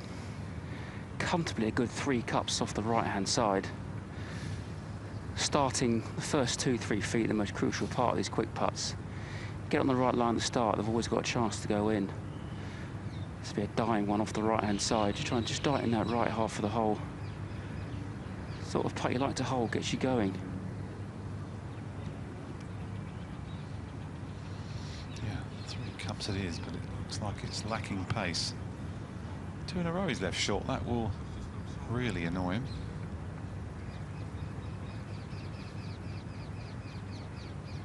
He's had 4 really good birdie putts already, and he 3-putted 4 from not that far away, to be honest with you. Yeah, so a score is out there. It is out there, yeah. Lowry could be 4 under, to be honest with you. Right, 4th shot, Neergaard-Petersen. This isn't that inviting either, over the water. Not too bad. It's got 6 written all over it, sadly. So some good early work. No bogeys as yet, and it might continue that way with a double. Yeah, they're both staring at doubles there, aren't they? 9. Lowry's made his 4. And will tap this one in and move to the most difficult hole on the course, the 6th.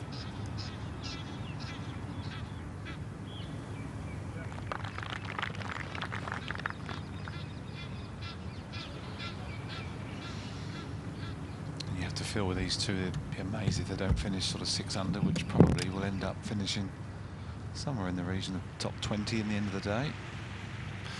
Yeah, you've got to get through the next 4 holes, I think, those two. Pepperell with his 4th shot. This is where the firm green helps this pitch. It's always a hard pitch to get all the way back there. There's so much green, but with it releasing, that needs to hang on just a fraction. With all it releasing, it's easier to get it to those back flags.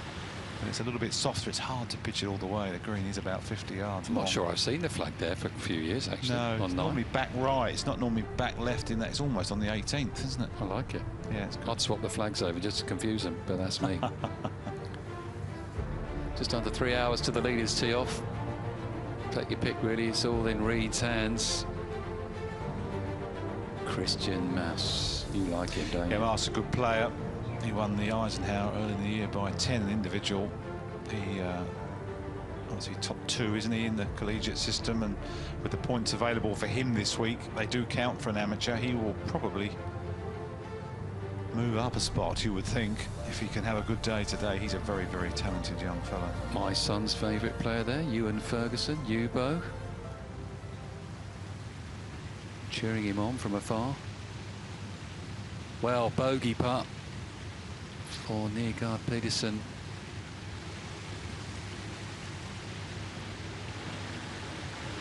That's an ugly 6 from a good tee shot. Trying to get too close maybe from back there and pay the penalty. Yeah, you've got to pick your battles, haven't you? And it might have been driver error. It might have been just a bad shot shape.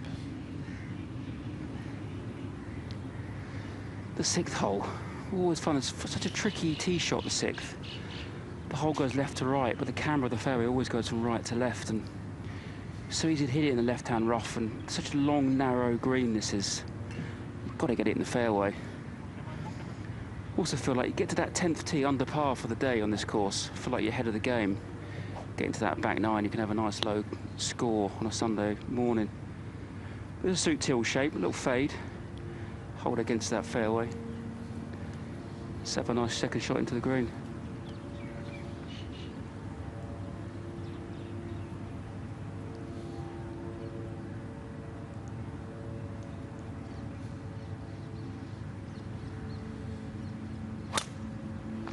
Yeah, this is where length really plays a part, because if you can carry that right-hand corner, the fairway does feel twice as wide.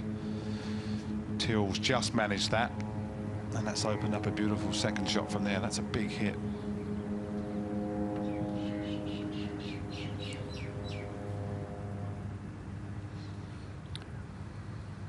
As Anthony just said there, just carry the right-hand side. It makes a huge difference. In a lot of players in the left-hand rough, more than normal this year.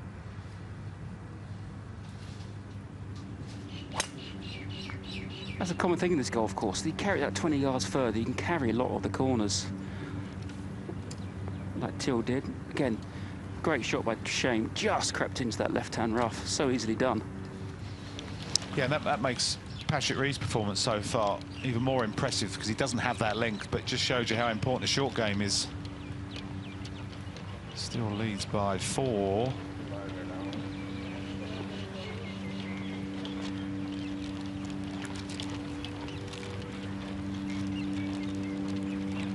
So match play watch, they're still all square. Hatton and Lowry through 5. Well, bogey putt for Eddie Pepperell. A chance here, right to left up the hill. It's not that hard a putt. Oh, yeah, great try. 2 doubles. 2 doubles. We'll change the stats for the 9th. Pretty sharpish. Yeah, go on, throw that one away. Some more fish food. Fortunately, it's a long walk to the 10th. You can calm down a bit. Yes, I found a nice little shortcut being an on-course. You just go in the back of the 18th green. It brings you right out. It's quite a nice... You've got all the tricks, you have. I pride myself on just trying to take a few steps off every day. It's just one of those things. It's good fun.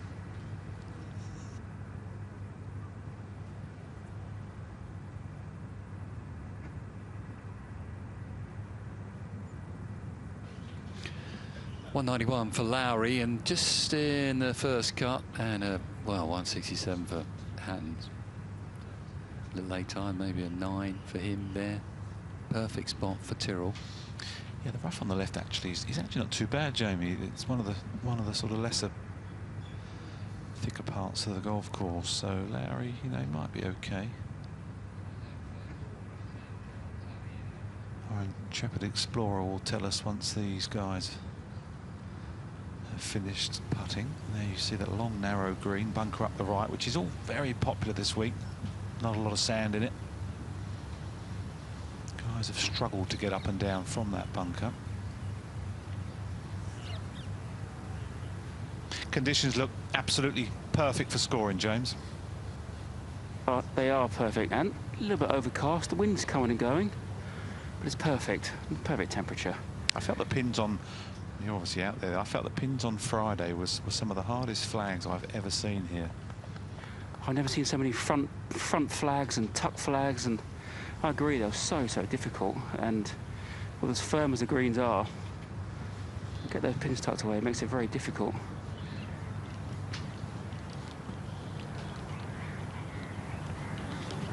Players strolling up the 6th. Perfect morning conditions for Lowry and Hatton. We've got one in the fairway, one on the edge. That looks to be lying quite nicely for Shane. And the pin back left. It's something you can probably run up and give yourself a chance, Laura. Absolutely. It's like it's been all week, isn't it?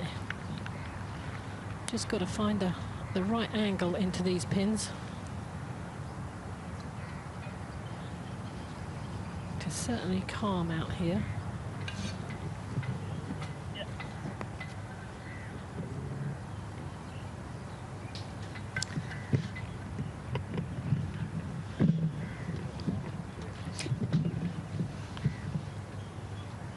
Laura, yeah, perfect angle. He's got a great lie in the left-hand rough, Shane.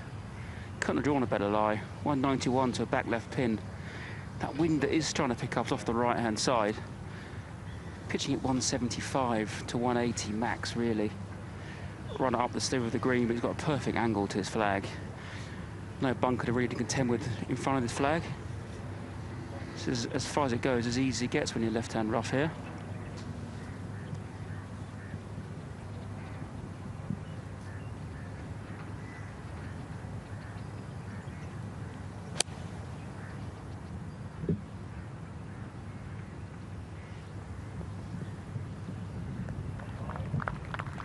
Safely to the heart of it at 6 for Shane Lowry. A little change up in commentary, and Ali Whitaker in with the Dame, Laura Davies. James Morrison still out on the golf course for us, watching the next to come for Tyrrell Hatton.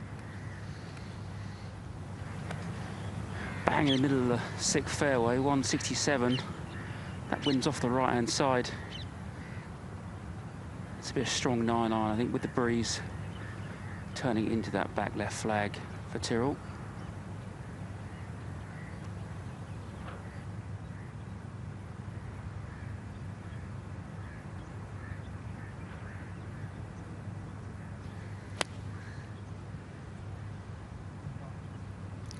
Just been off it all week. I mean, he had that really well. That's come down short and miles right.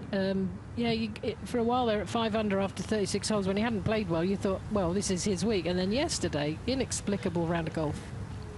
Yes, yesterday it was a round of 76. We've seen some loose ones in there today from Tyrrell Hatton. Think back to the second shot at the 3rd from the heart of the fairway into the desert left. We'll go to 10 that made the turn. Might have a little extra heat on it for Neergaard-Petersen after the double bogey at 9. Yes, you always swing a bit harder. Well, that's just depends on the lie, obviously.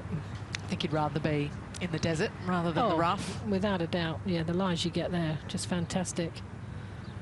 Eddie +3.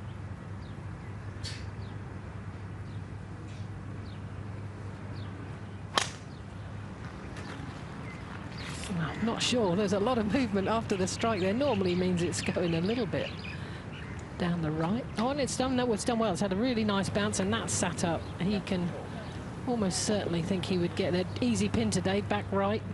He almost didn't look comfortable then, did he, after that shot? Yeah, like it was kind of hurt through the hip or something. It was tough to tell. It's not comfortable up there either. These people love it, don't they? I just don't fancy slinging myself out of an aeroplane. You ever done that? I have not. We used to do it yearly. Someone used to go up in the plane yearly for the ladies' classic that we had to round out the season on the ladies' European the tour. braver, here. younger ones. Yes, everyone was pointing fingers at everyone else. Yes, slightly unlucky with the view up there today. Yeah, a bit misty, isn't it? A little overcast. There was a chance of rain today. It only rains 25 days of the year in Dubai. I heard Radar talking about on the main coverage yesterday afternoon, and everyone questioning him. Yeah, well, he turned into Michael Fish, didn't he? A very famous weather forecaster that got the storms wrong in '86. So, yeah, and he's wrong again because it's not raining. So there's a surprise. Well, not yet. He'll tell us if he's right. All right, down in the sand with Hatton here, James. Not his best shot, Tyrrell, but a very, very straightforward bunker shot. Pin eye right in this bunker. Plenty of green to work with, very flat. As far as bunker shots go, this is pretty simple for Tyrrell.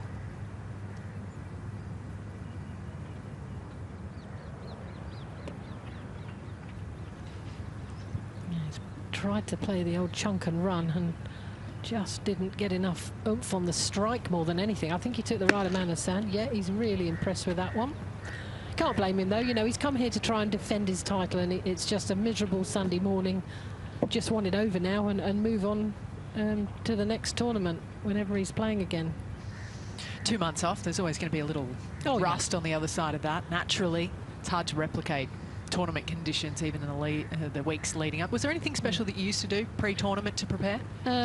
No, in the winter I used to just put the clubs away, didn't play, get to the first tournament of the year and then hope something was there. And that was the way I used to do it. And it was always pretty much down in Australia, so I'd always go a week early, to be fair, and try and play a little bit of golf before that, because golf in London, in the London area, and not that good that time of year, so it wasn't encouraging to get out there.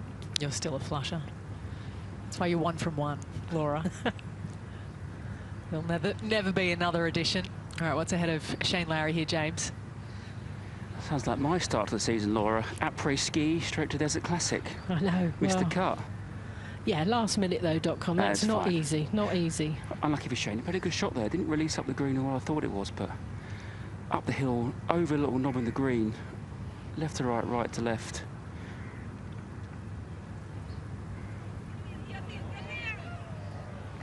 Good try. Nothing wrong with your green read in there. That's all I can do as putt, Laura. It's getting to the green's the hardest bit. Yeah, it's been a lively week for James out there. He started a little while ago as 15th reserve. Then all of a sudden he was gulping on Tuesday evening when he was number 3 and hearing that he might be in the field. We were meant to have him all 4 days, but we were glad to lose him the first 2. Let's go to Eddie Pepperell. Well, this looks like the driver, unless he's got one of those minis. A bit sclaffy. This might reach the front bunker unless he's got a bit of a jump on it. Well, that's actually really good now. He's got lots of angle there, lots of green to work with, so I think he'll be happy with that when he gets down there. That looks like the old R7. I think that's a kind of a vintage, slightly more lofted actual driver. No. An older model. Try and get eyes on that. Back to Hatton, this for par.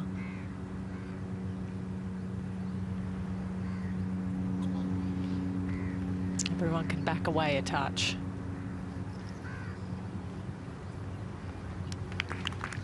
He blows off the steam, but he's good at kind of not carrying it too far with him, isn't he? By the time he gets to the next shot, he's often. Look at it. Well, he's 1 down now to Lowry. Oh, he's 1 down. Okay, I was reading that as he was 1 up. Okay. Yes. Not a bad start. Don't play much against each other, do they? They're normally teammates in the match play. Great Ryder Cup as the pair of them. They'll always have those memories, that's for sure. And both names will be in the history books for their performance in 2025. One with the putt to retain, the other with the putt to win. Absolutely. The Ryder Cup at Bethpage Black. What a week that was. Victor Hovland there as well. Patrick Reed still leads though, 2.5 hours or so before our final pair go out. And there's the company of David Pouge, who's chasing this time round. Something he did well at the BMW Australian PGA Championship, and then once he hit the front, there was no looking back. A lot of work yet to do for the chasing pack. But you never know on Championship Sunday. So this is the third from the rough to here for Neergaard-Petersen. Got to get the strike absolutely right. Tried to take this almost a little thin. And he's done really well. To be fair, that did not look a great lie. You do get good lies in the waist areas. That wasn't one of them, I don't think.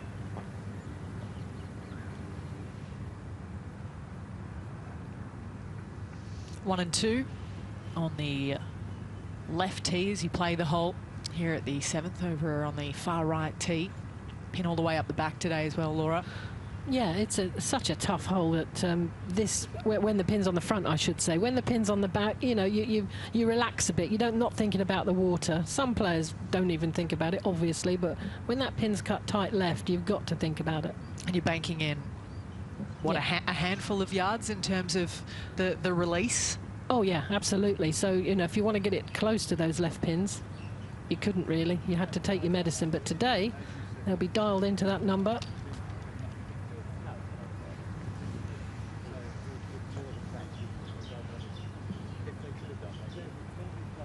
James, 196. What do you think they're trying to land it here on 7? I think the green still has a couple of people from the group ahead, Dylan Fratelli and Michael Lindberg. There they are. That's Fratelli there, who played beautifully last week.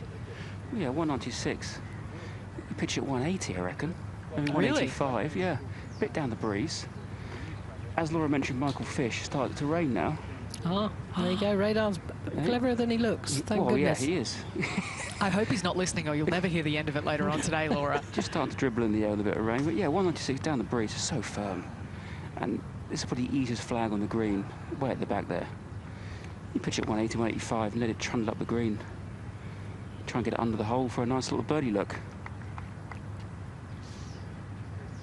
2 over through 3 rounds on this hole for Tyrrell Hatton. It's had his number. Lowry's record here, a little better, 2 pars and a birdie.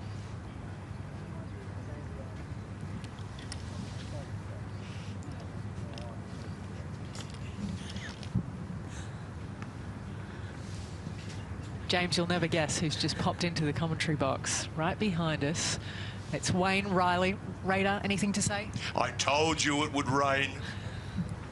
Yeah, that's just what we needed. The Tasmanian devil running around the comms box. Radar, the legend, was always right, isn't he? That's what he tells you. It's a little bit of breeze behind Shane. This should be a solid 7-iron. Pitch it middle of the green, just release it up. Tange up the green towards his flag.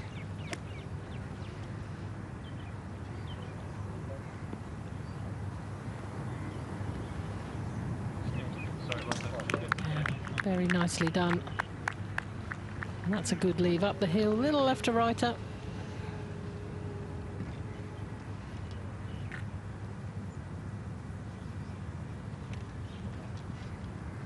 Just a little wind. Looks like it's almost helping a touch off the left-hand side at the moment, James. It's coming and going, Ali. One minute I feel like it's going to be here all day and it disappears again. The little dribble in the air is gone. But Shane played a really good shot there. It's probably 4 or 5 yards from being really, really good. So the same thing for Tyrrell. It's been a nice solid 7-iron, pitch it middle of that green. Is that classed as trundle it up. James, is that classed as a downpour in Dubai, whether that little bit of rain you've just had, is that it for a month? That's classed as a flash flood, I think, Laura. There we go. But when it rains here, it really rains. Unlike England, when it rains for a month. But 7-iron for Tyrrell. Easy shot as far as this hole goes.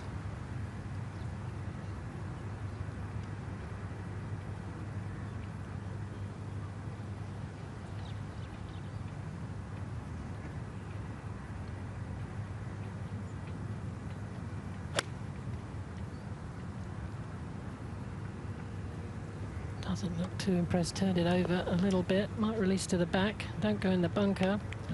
Yeah, through the first 3 rounds, he missed 50% of fairways and only hit 29 of 54 greens. So for him, that's just not his ball striking. It's just not been his week.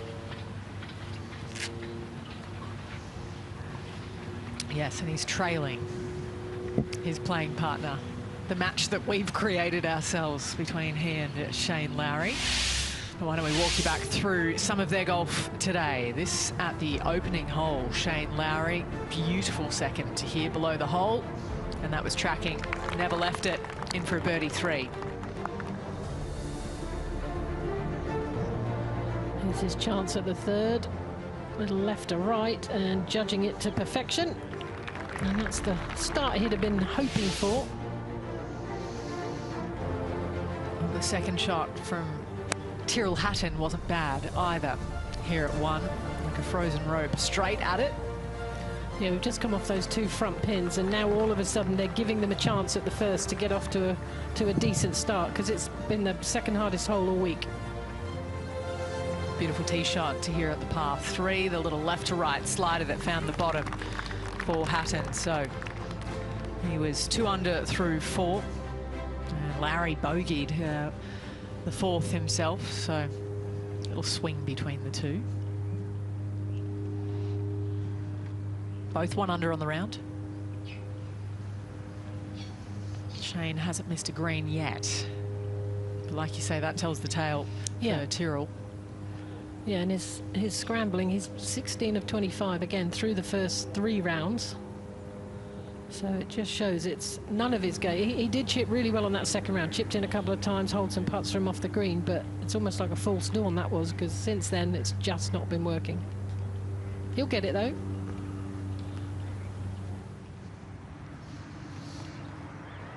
Is Eddie Pepperell back there at 10. And that is superb. Bread and butter for these guys. As soon as they get a bit of green to work with, can use the spin off the perfect. The fairways here are absolutely perfect. If anything, they're a little scary getting a strike right because they're so precise. Yes, they cut it essentially 9.5 millimeters, and there's less than a centimeter of grass, and often it's kind of laying over, isn't it, a touch? Yeah, I mean, condition of the course is amazing. When we walked it on Wednesday, the rough was pristine. Obviously, there's been lots of feet walking in it now, but it was just so lush. Putter out for Hatton here, James. Just crept into the fringe of the green. Pretty much pin high. Wasn't very far from me, pretty good. Just pulled it here. It's just tricky. Up off the left, over a little slope where he's standing now. From there, it goes down the hill, left to right. All the speed is at the end. It's not a putt you can have a go at, but it's still somewhat holeable for Tyrrell. Little birdie here will get him going on the Sunday morning.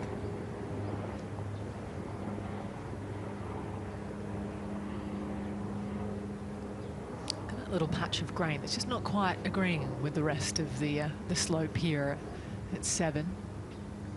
We did all the surfaces back in 2022.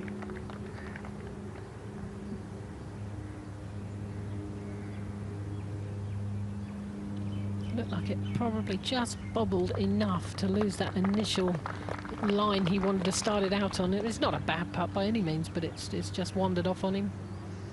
Did you ever try and do anything different out of the fringes, depending on what type of grass? Kind of, you know, some people talk about a little bit of draw spin of anything through. Not really. I don't think I'm intelligent enough to worry about stuff like that. I just used to see it and hit it, and it was either good or bad. I'm very basic. No, you're a pure athlete. You always have been. Can't teach what you have.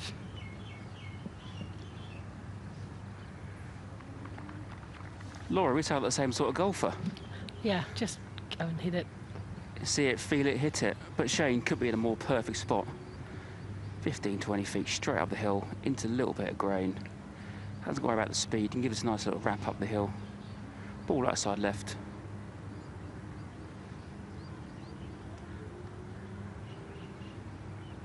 To go 2 up. Oh, and he has done. Very nice. I wonder if they have had a little wager on their round today. Really good friends, obviously. maybe a 6-pack of beer or something when they get back home. And he's birdie number 3 for Lowry. They've both dropped 1 shot.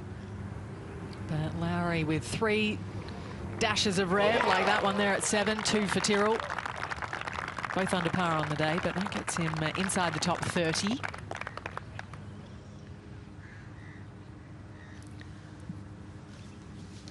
.180. All the way in the back. Certainly got no worries with this one. It is a thin little shelf back there, it does have to be said. Yeah, that's not a good shot, but it shouldn't be that difficult. Looks like a good lie. So the million Skywards miles up for grabs with an ace, courtesy of Emirates. Safe from that pair. So Pepperell's on the green as well. So slightly different prospects coming next for their second shots down the 11th. They're into the back 9.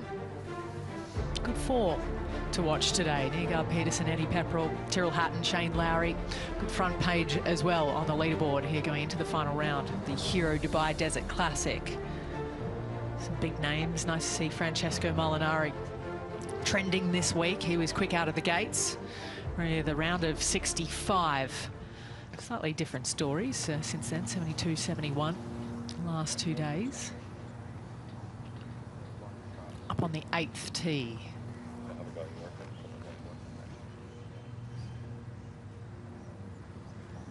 Driver for Lowry as the biggest black cloud appears over the high rises of Dubai. Someone send out an umbrella, please. I'm about to get soaked. You're on your own, James. Thanks for that, Laura. That's just the way it is. Do they sell umbrellas in Dubai? Well, what a poor business to get into, to be fair. Maybe a sun umbrella. The sun ones, yeah. Yes. Yeah, sun one, not the rain one. We send you our best wishes, but no umbrellas, James. Oh, such sincerity in your voice, Laura. I really appreciate it.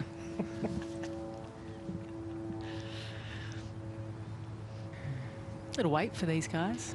I used to love this tee shot. We always played from that left tee, a little bit down, but still the angle was the same because our carry distances with the moved up tee would be similar. So lines were the same, but it's as a left to right hitter, you just love this tee shot. Slightly more awkward for the drawers of the ball. Would you say this golf course, generally people say it suits a drawer a touch more? I agree. I really do. Yeah, it's it's visually it is. I mean, you can cut corners and hit your fades, but if you don't quite get it right, you're in real problems. So a natural drawer will always feel really comfortable around here. A couple of cut holes in a row though. 8 and 9, there's the flag up ahead at the green. 10 on, 4 off that left edge. Can't see any of the putting surface though from down at the second shot. So it's all about depth perception, getting your yardage right. Some weeks the course record presented by Nexo are safer than others. 61 you'd have to beat, in fact, to get that $60,000 at jackpots. 10,000 for each week that we don't have a course record set by week's end. 11 under par, 61 from Ernie Els, 1994. I've actually got some footage of it. The retro coverage is brilliant. We'll try and find it sometime today. It's lasted 32 years. I think it might last another 32 because this course gets harder and longer every year the guys come back.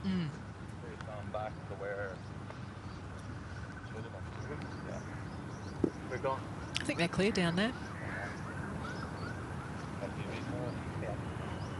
Driver for Shane as the breeze picks up again off the left, slightly into. They're one of the very few holes that suits that left to right shape, 8 and 9. But get this ball in the fairway, you've got a nice short iron to this uphill green.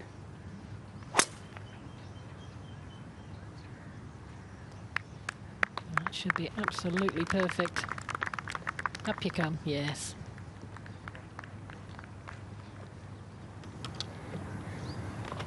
Yeah, the 61, I think, will be sitting there for a very, very long time, as hard as this golf course gets every year.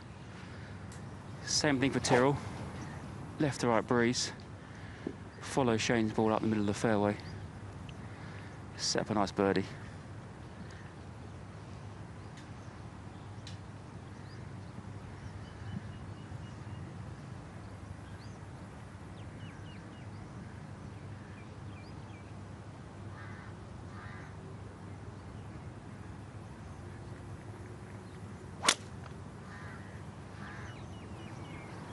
This is a little tighter. He is slightly longer, but I think this might be desert bound. Oh, it's come out. Yeah, that's okay.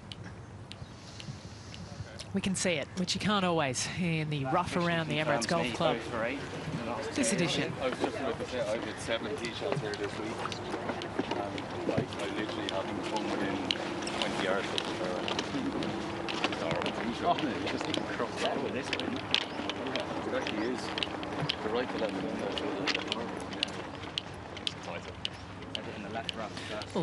We'll let them walk down and chat, but our producer Callum Holloway and our director Kate Parry have been listening to us, Laura, as we wind back the clock to Ernie Els in 1994.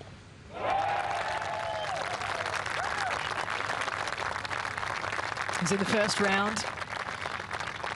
No caddy bibs back then. Yeah, it's amazing, isn't it, how it's changed.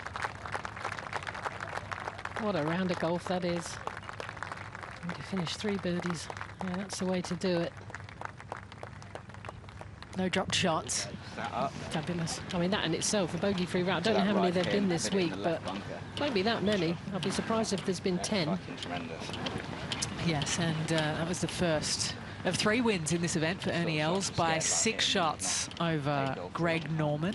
God, what a tournament. This tournament's always brought the great names, hasn't it? It's just that one of those players want to come and play. Just cameraing the face off every tee. Must be a slow morning. We'll let them go. Hot mics. Sometimes we need to watch it. Here's Eddie Pepperell for birdie.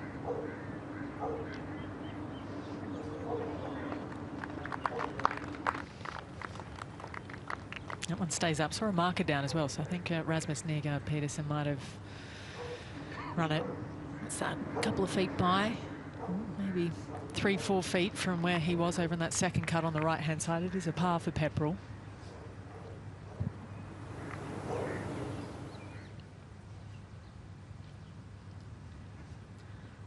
This is where they've just been. Look at that. See, just a bit more movement from Hatton's ball. It can be that you get such good lies in that desert area. You might rather have it, but I suppose the guarantee of at least something in the first cut.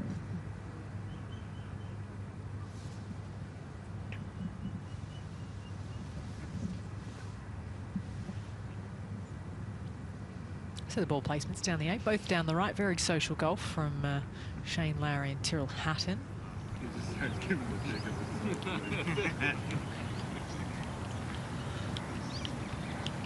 Look like the lads with the fucking heart rate monitors. Yeah. Apologies for the language. These two, though, having a great old laugh together. May I suggest, if you follow these two for long enough with a live mic, you're going to have to apologise. Yes, 1 or 2 have crept in already today. Were you ever mic'd up? They tried it in Sacramento one year, and it just really didn't work because you didn't become yourself. You weren't yourself on the course.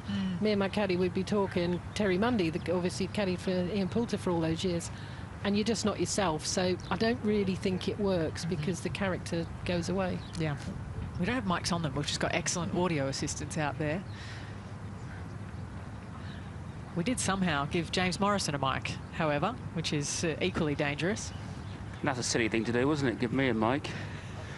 130, middle of the fairway for Shane. Just as they change angle a little bit on the dog leg. The wind's a bit more out the left, a little bit more help to this front flag. So 130. This will be a solid 50-degree wedge for Shane. Try and get it under this hole. Try to set up a nice birdie chance. They're having fun, these two. That's what it should be. Playing golf for a living. Should be happy. Unlike me and Spency.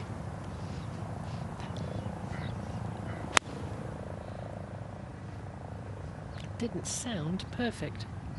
Yeah, I think he's had a good old-fashioned duff there. On the green, though, another green hit, 8 out of 8. Putting, Shane, not his best, but up the hill shots with a bit of breeze is always difficult to trust. Hatton a few yards closer, 1, 2, 3. Looks like they're looking for the wind up there, James. Yeah, it's moving around, sort of off the left, down at the left, very difficult. If you turn it against that breeze, you're going to lose a few yards on a second shot. So you've got to be very precise what shape of shot you want to hit into this left to right breeze. You want to turn it in there, maybe one club more. Going to cut it, going to be one club less. But Tyrrell will just be a nice 50-degree wedge up into the breeze. Try and get it pin high right.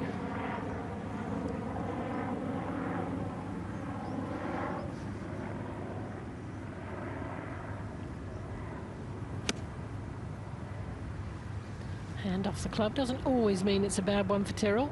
And as you can see, very nicely done indeed. And quick right to lefter. There's no fooling you. You get used to the temperaments, don't you, after a while? Let's go to 12. Second shot here for Eddie Pepperell. Found the fairway. Nice spot to be.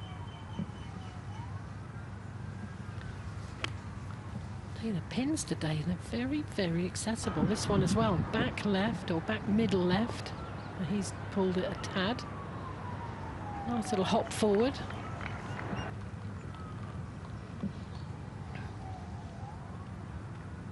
I always love how quickly the complexion of a golf hole can change on the Majorless course with the pin positions day by day. Oh, without a doubt.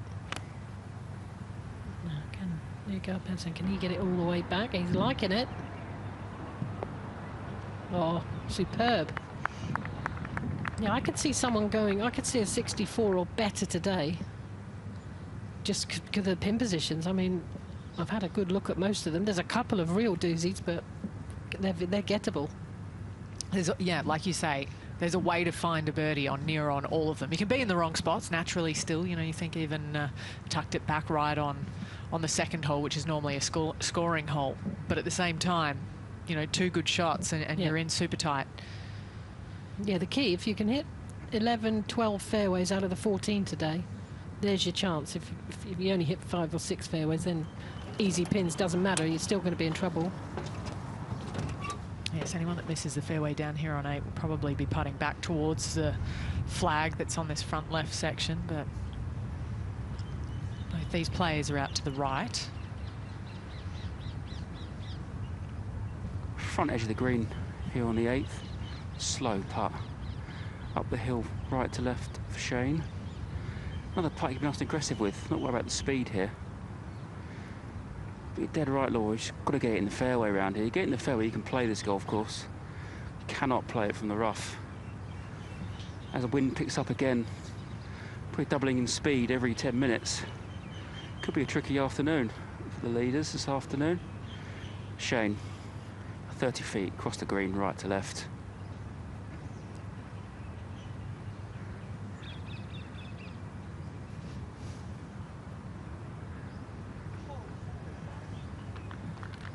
Yep, after the indifferent second shot, there's probably always going to be a part.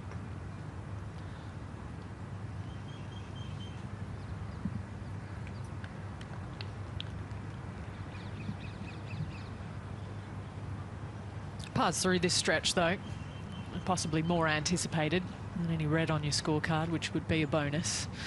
Opportunity for that, though, here for Tyrrell.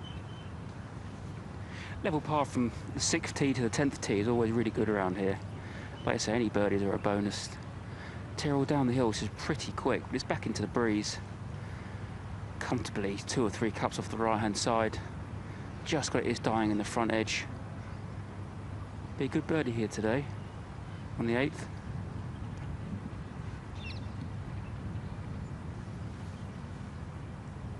This would be the 4th. It had bucket loads of break on it. Yeah, it's such a difficult putt to judge it all. I mean, the pace on it was perfect. Exactly how far past you want to hit it.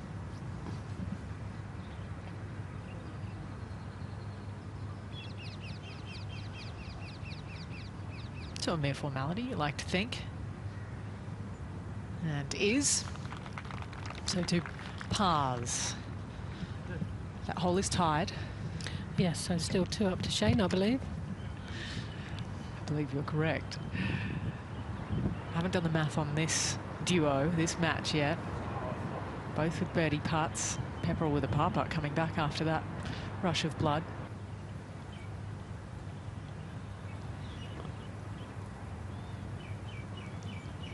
Here's a tournament invite here this week, Eddie.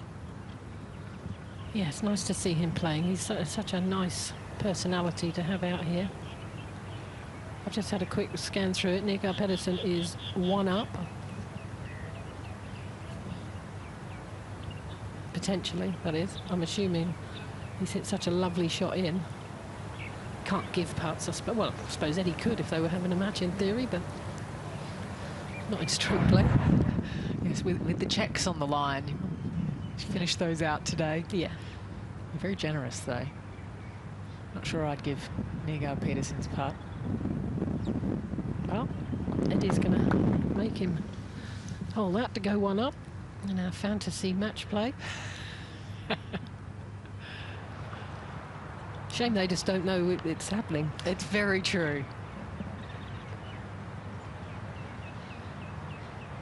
But what a spectacular second to hear for Neergaard-Petersen.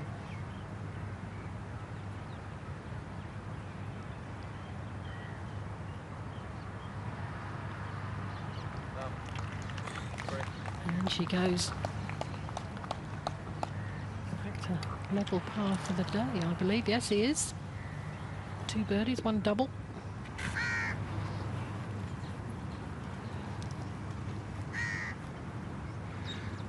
Ninth tee just got a little bit more difficult. Back into this breeze. Driver for Shane.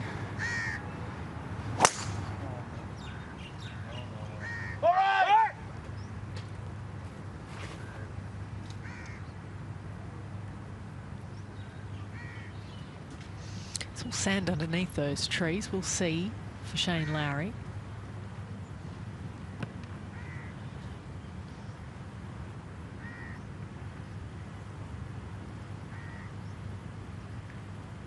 Nine's played downwind the first 2-3 days, so it's been in between driver and 3. But today, back into this breeze, you have to hit driver. Get it down towards that water. 330 to run out. Fairway down here, but fairway is definitely a must-make to this difficult 9th hole.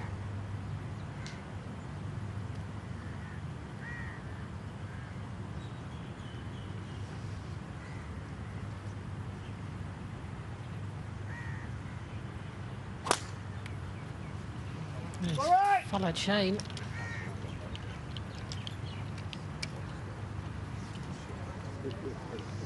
Two over there. A couple of thrills and spills. It's been a great week so far. I'm sure we've got more twists and turns along the way here in the final round of the Hero Dubai Desert Classic.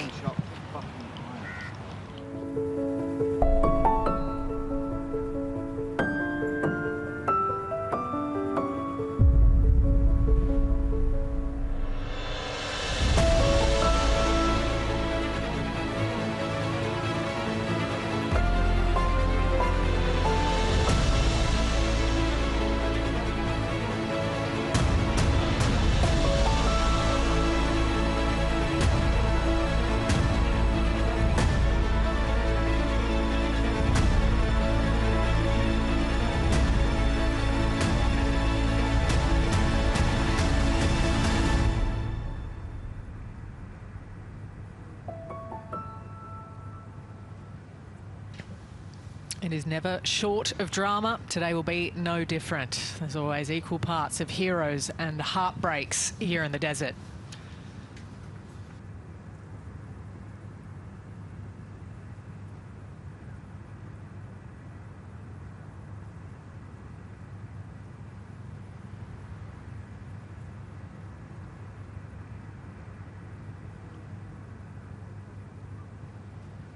Look at that clubhouse and that beautiful putting green just over the Hospitality down the 9th and the 18th. The 9th is tough today. I don't know if you caught sight of where the flag is, but they're kind of both pinched over. Right in the narrow, if you will. The 2 closing holes on either side. Took the ball placements of Hatton and Lowry. Looks like they might even be back in the rough underneath these trees. Curious what is ahead. Both around the 200 mark left to a green that you'd love to be on the centre of the fairway for. But alas, welcome Jamie Spence back in for these. Yes, thanks very much. Good job. James is out there. He's Had a good look round here. Off hole today, the 9th. Not seen that pin position over there, James, for some time. That is a, as Laura said, a doozy. That's nearer the 18th green than the 9th green, but I quite like you said earlier on, Spency. Get that pin in that little slither of green between 18. Oh, why not? Swap them over. Yeah, bit of confusion. Yes. This hole is hard enough from the fairway without being behind trees in the right-hand rough like these two are. Shane's got a better lie than Tyrrell, but he's got a tree about 20 yards, 30 yards in front of him. I'm not sure he can get it over that tree into the green, back into this breeze now that's picking up by the second. And Tyrrell was even further right. He's got a very tricky, well, 2 tricky layups, really. I mean, still I'm not sure where they're going to go. They're still playing up ahead, aren't they, as well, the group ahead? Yeah, the group ahead are playing still on the, not on the green yet. Okay, so a bit of a wait. You think they might lay up from here, or? I don't see how they can get to the green. But yeah, we've got a good look behind Tyrrell here. It doesn't look pretty. He's looking down the right, actually. Yes, that's down the first hole to the right of these trees.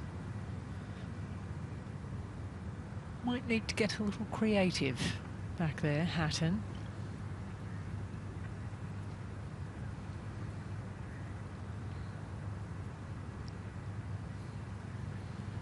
As the green clears on 13, we join a drilling Eddie Pepperell here over his second shot. Looks like he's in a, might be in the end of a seeded divot to just over 250. You just see it there. Well, that's not too bad. So he's at the other end of it. Been on the front. That looked a good swing, Eddie Pepperell. Oh, yeah. Very good.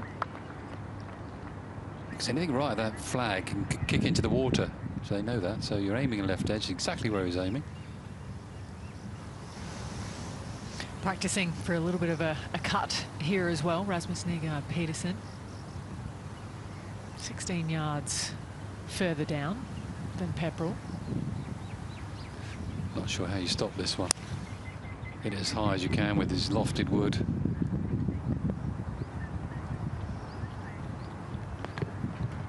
Wow.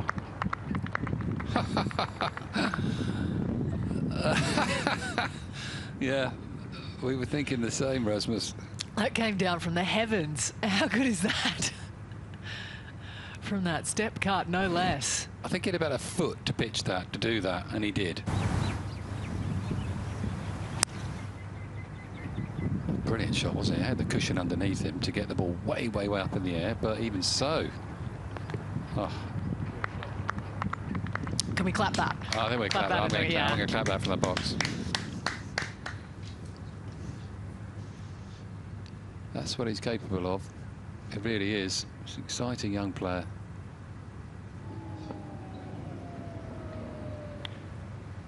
.203. It's just short iron, it looks like, for Till. He's hitting it straight at me. I think I'm in the wrong spot, but I'm not going to move because it gets shouted at. Tough layup. Ferry all goes from right to left. Nearly killed me. Head high, James. What a shot that was.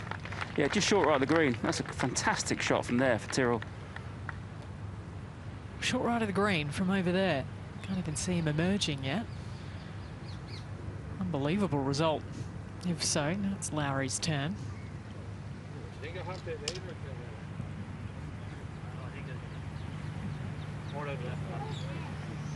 We've pitched them against each other today. You see, they did play alongside each other against Finau and English. Whistling Straits, they did win one up that match. Didn't win many that week. No. That's for sure. Yes. It's a little bit like the sound of one hand clapping from the European fans, because there was about 4 on site. I remember Lowry on the last green, though, fist pumping again. He's waiting. He can possibly get to the green and run it on there somehow.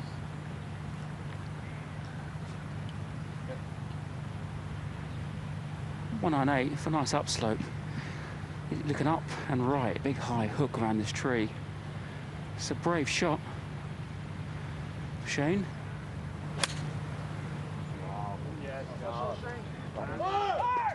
Got to be down the right, surely. Hard to hook it out that rough enough. Hit the roof of the media centre, ricocheted over the back right of the green. Not worked out too badly for him. Is that it? Just on the short of the walkway there? It might be it. Down there. It's still a very difficult, wherever you are over there, you've got a very difficult shot. Do you think position and score came into play there? Because if he was in the hunt, do you think it might have been a slightly different? If you're in the hunt, you're just thinking, how do I make 5? I want to try and give myself a putt for a 4 within 20 feet. That's what. But yeah, you're right. When these in this position, they're just going for everything, aren't they? Yeah. Having some fun out there, like we are watching them. Eagle putt ahead for Eddie Pepperell. There's another coming from Rasmus Neergaard-Petersen. Sounds like the wind's picking up.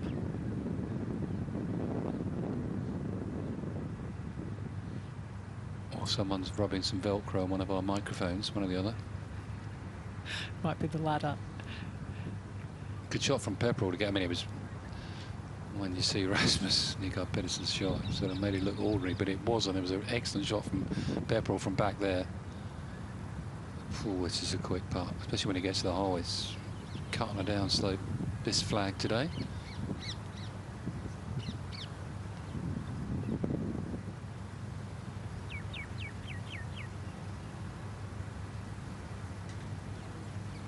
What touch from range. Neergaard-Petersen got in there and watched the last 8 feet of it as well. 54, short right of the green. Explained to Tyrrell that it nearly killed me. He said, oh, damn, I missed. Cheeky. Swooping off the right-hand side to his back left flag. He's got a pretty simple chip. Get it up the right with a bit of the right speed. You can run it around the green quite nicely.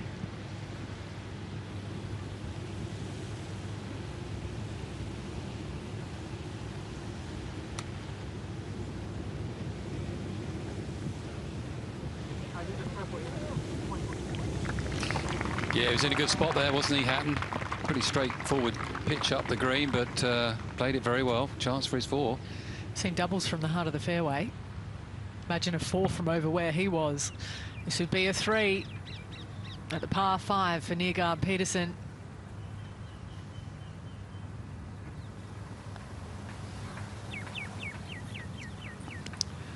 Just doesn't look like he's going to do that from there, this putt. It's... just feel it's going. You know it's going to go that way. It just doesn't look it at all. It's so hard to hit it outside the hole down the green there. Yeah, you can't believe it. Befuddled by the read. We were befuddled by this. How good it was. Didn't think anyone would get it quite this close from where he was. I thought it was impossible to stop it with the wood. No matter how high you hit it, and. Yeah, I think he's just pitched on the apron, didn't it? It just gave it a little bit of extra purchase and a little bit softer. He knew how good that was. Can see the caption on socials, just the arms up emoji. Birdie for Pepperell.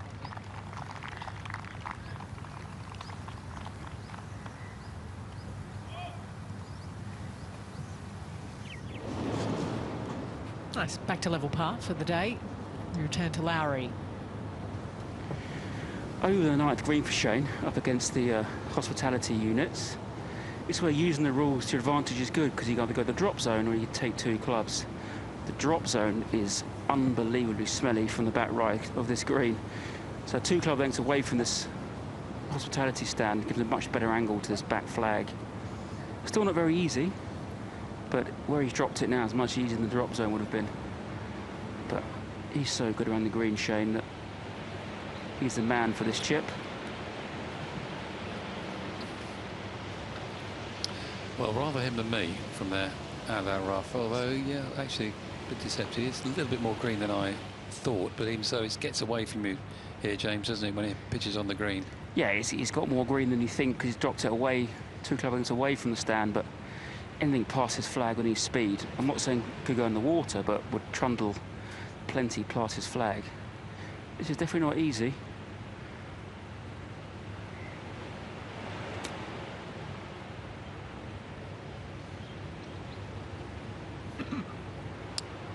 Well, I'm not sure he thought he could pitch it on the green and stop it short of the flag there. That's his 61 degree. He plays all sorts of shots with it. Lovely rhythm there. Good shot. Lots of ways to get it wrong. Erred on the side of caution.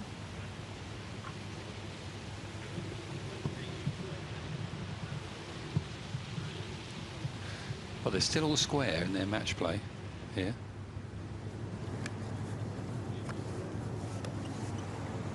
Or is Shane one ahead? Is he one up? Well, I make it all square, but maybe.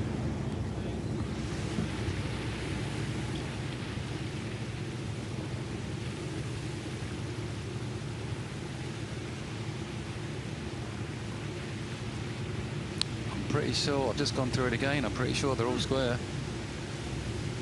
I've not been playing golf very long.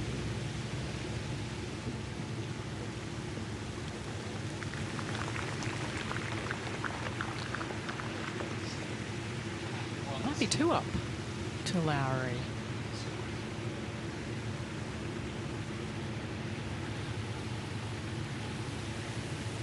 Got a lot of math. We know this one's for a 4.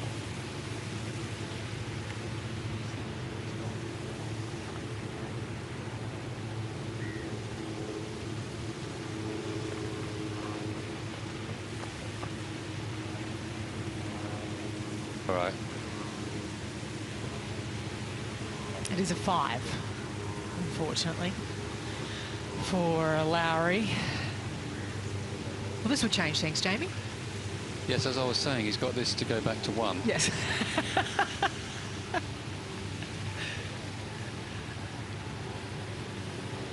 Been a lot of hand movements in the commentary box.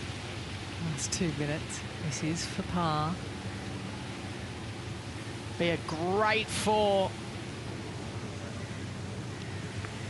Be the same fate for both, though.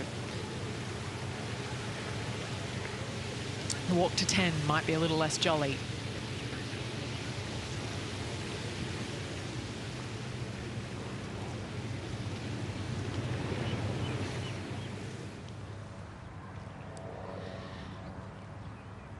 .45 local time in the morning here in Dubai. Always on time, those clocks. Need a bit of a draw around the corner here on 14. And that started long way left, doesn't it? I think it's carried.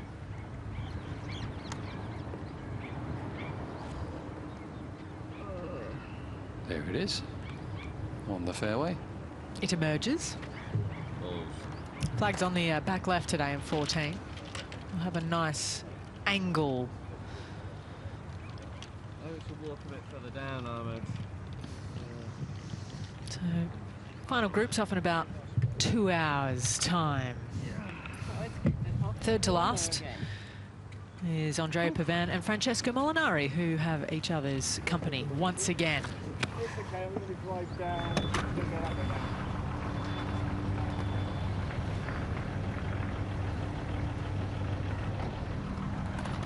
Brought everything with you this morning, Frank. Suitcase and everything. Played with Andrea yesterday. Same again today. How nice to play with Andrea back-to-back days. Yeah, it was fun. It was fun. It's always fun to play with a good friend. Takes a little bit of the pressure of the tension off. So, you know, hopefully we can spur each other on to 2 good rounds today. I spoke to you after your round yesterday. You made a beeline for the putting green with your caddy, Lowry. I saw you working on a few things. Can you tell us what you were working on? Yeah, just trying to get a little bit of confidence back after the back 9.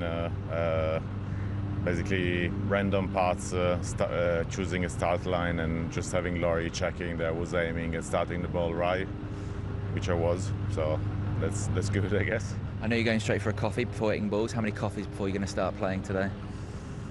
maybe 2. I'll try to keep it at 2. Yeah. Okay, Fran, thanks very much. Good luck today, Fran. Thank you. Thanks. Josh Antman getting those player arrival interviews for us. Both Italians shot 71 yesterday, so hoping for a touch more. So he brings a suitcase in. Yeah, that's the Sundays for a golf pro. Bring your case because you're flying off in the evening. I thought Frankie would have had staff to do that. Did you? No.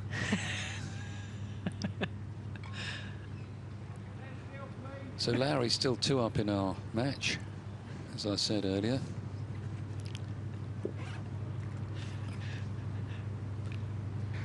Drive for Shane, 10th tee. The sun comes out again, but the wind picks up even more. It hits in the right and rough quite easily.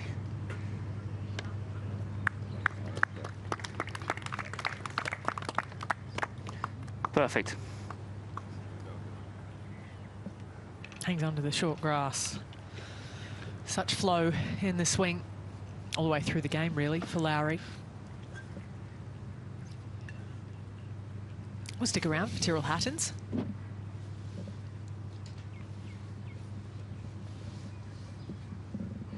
Same play for Tyrrell.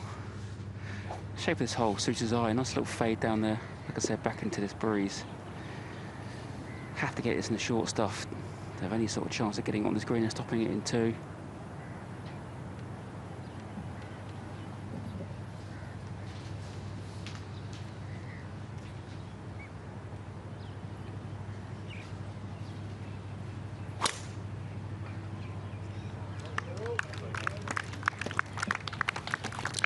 Look good. And it's good. Well, it's a long one as well for Hatton. Both in perfect position down the 10th.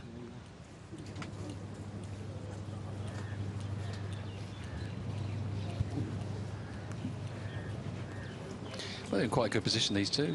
If you break par on the front 9, you're always pretty happy. Lowry's gone out in 1 under, Hatton's level par. So Molinari is on site. What of the other contenders? Albeit a couple shots back, I think David Puig is here now.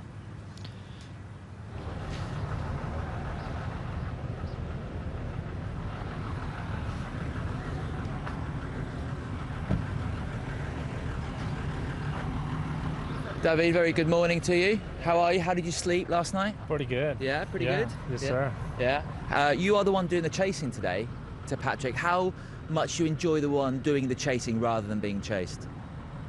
I mean, obviously, I'd like to be in his position, right? You know, it's always better to have a lead, especially a 4-shot lead. But, you know, I think I'm in a great position.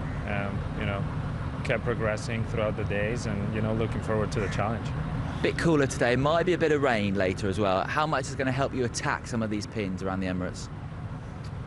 Oh yeah, I mean, hopefully, you know, the rain kind of stays away and, you know, it's going to play challenging anyways. There's going to be some pressure for sure. So, you know, hopefully I can stick to my game plan and execute well. Anything you're going to work on the range this morning before playing? Not really, just try to get warm, you know, do all my routine and, you know, work out a little bit, stretch, and, you know, make sure I'm ready for the battle. David, thanks for the chat. Good luck today. Thanks. Thanks, man. I like these player arrival interviews. Would you rather have one as soon as you get there or during the warm-up, the range? When would you rather? I'd rather have one afterwards when I've won. I walked into that. Yeah, you did a bit. I want to know what they're thinking. You want to look into their eyes as well. Good shot there from Neergaard-Petersen. Yeah, I want to know what he spoke very well there. It's interests me. They turn up in their gym gear really. We used to turn up in our golf gear because they're going straight to the gym to do their workouts. You save yours for later. Well, Pilates. Little bit. Pepperell.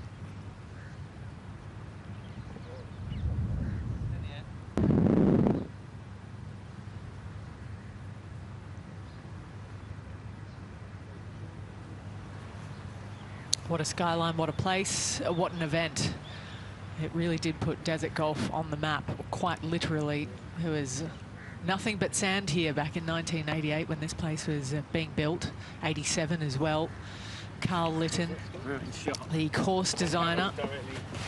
Such a vision, and it's held up against the test of time so far. A couple of tee moves, but they've somehow managed to build in enough space. Yeah, they tweaked it quite a bit, as you say, quite a few tee moves, and they've grown the fairways are definitely narrower, but the course is playing very firm this year, fairways and greens, which I like. It went through a period where it was quite soft, and that's when you were getting the 20-odd unders winning.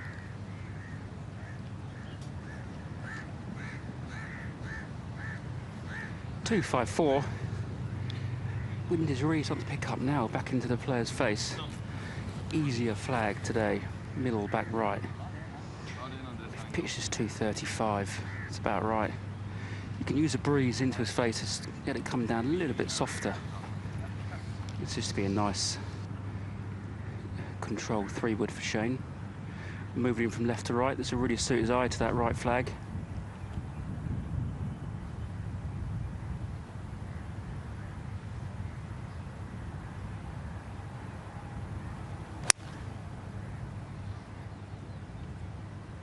Looks like it's coming back a bit. Not enough. Front bunker for Lowry.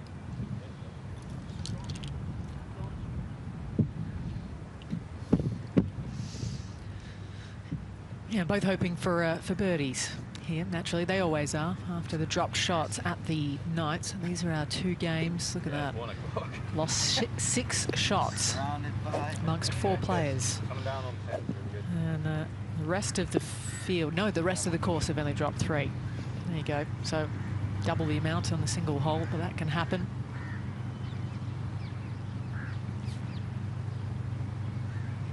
Crack it up slope for Tyrrell, 251. Doesn't have him get his 3-wood straight up in the air, get it come down as soft as possible to this 10th green.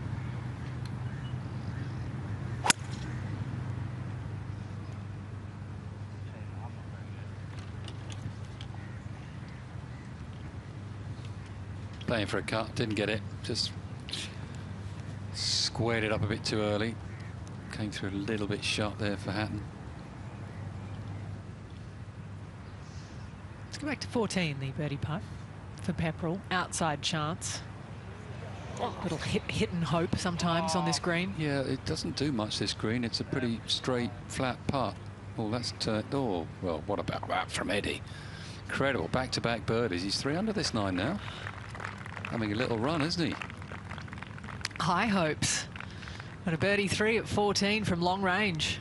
He's come close though when he's long putting. He's been very good. He's read the greens really well today. He's left a few short. He didn't leave this one short. Yeah, he had a really nice putt that didn't go in on 5, 6 as well. Like you say, he's been knocking on the door for one just like that. So 3 under for the last 5 holes. Well, this for a half. That turned quite a long way, didn't it? Slightly different angle for Neergaard.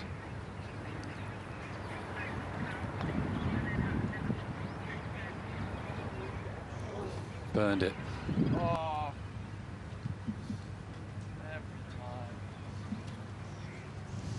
Wasn't far away.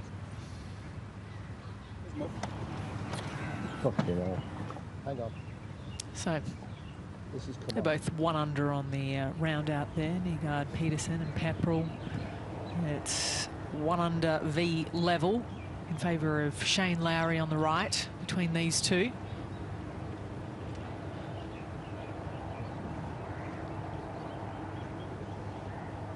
Beautiful green, the 10th. With the bunker apron all around it. Everything so thoughtfully done here, both at the Emirates Golf Club as well as in Dubai itself, home to over 200 nationalities. Population now over 11 million. There's the Burj Al Arab, the 7-star hotel, over 500,000 camels call it home as well. And there is the Palm Jumeirah. I'm sure lots of players are staying out on that throughout the week. Architecture, the skyline also scintillating. It's almost as pretty at night as it is during the day. It's like diamonds in the sky.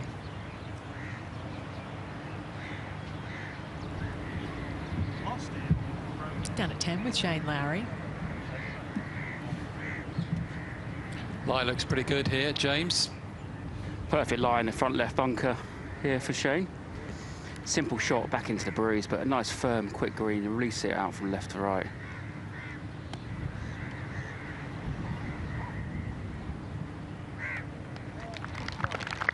Beautiful from Shane Lowry. Sounded good, looked good.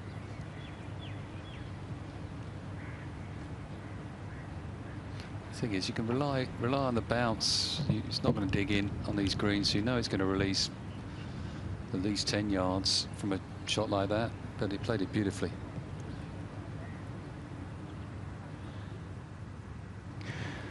Tyrrell's got a terrible lie, sitting right down in this rough where no one's really walked or been previously. But the one good thing in his hands, it's all downhill to the flag. So anything on the green and tumbling will release nicely down to this flag. Even though the lie is not great, it's still doable, this shot, without a shadow of a doubt.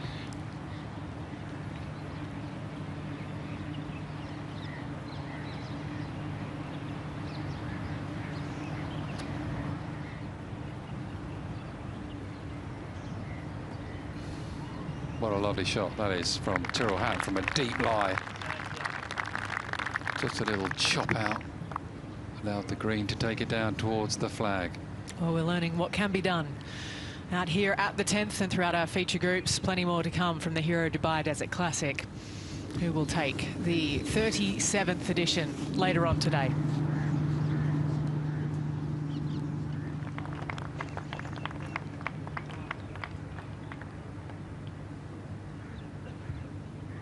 Would you, Jamie, have watched the early coverage if you were one of the afternoon leaders? Would you have switched it on and kind of see what you could glean from it? Well, I'm not sure they would have done because, you know, getting up and brekkie and all the rest of it and stretching, but I think it would certainly serve a benefit if they did. Back in the day, I remember the Open Championship was on all day long, and you would watch that. You would learn how you could see certain putts and how holes were playing, and maybe see some problem holes like the 9th that we're seeing today. So it's definitely a benefit, but you've only got so much time in the day, haven't you? But they can watch it on their phones these days, can't they, in the car? So I presume they would be.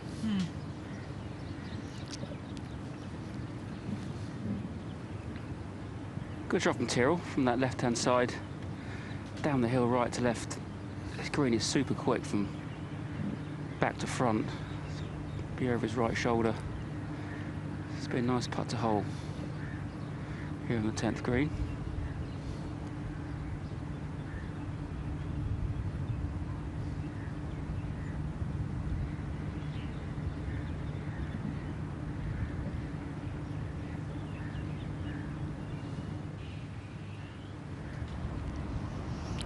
How has it gone that way? Because the slope goes that way, I'm afraid. A misread from Hatton, unusually, just a bit more pace. It was in, wasn't it? No lip reading here on the debriefs. So he turns around, lucky for us. So that one stays up. Another chance, at least, for another ball pledged. And balls for birdies throughout the season. DP World are doing so once more. 1 for a birdie, 2 for an eagle, and 100 for an albatross. They're donated to grassroots golf projects all around the world. So hopefully we fill up that container throughout the season once more, just to get to 3 under for Shane Lowry. Difficult green to read, always has been. Play tricks with you. Not for Lowry, though. Straight in the middle of the hole with a bit of speed.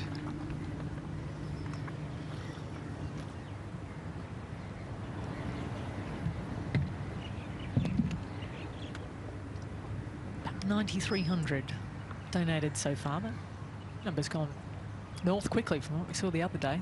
Fantastic. To 15, Pepperell. Back left flag here at 15. So you get a little bit of a draw into it. You can run it down there.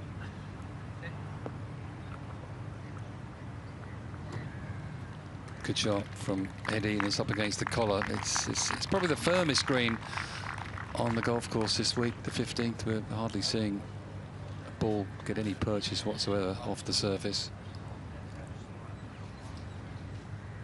Now Rasmus Neergaard-Petersen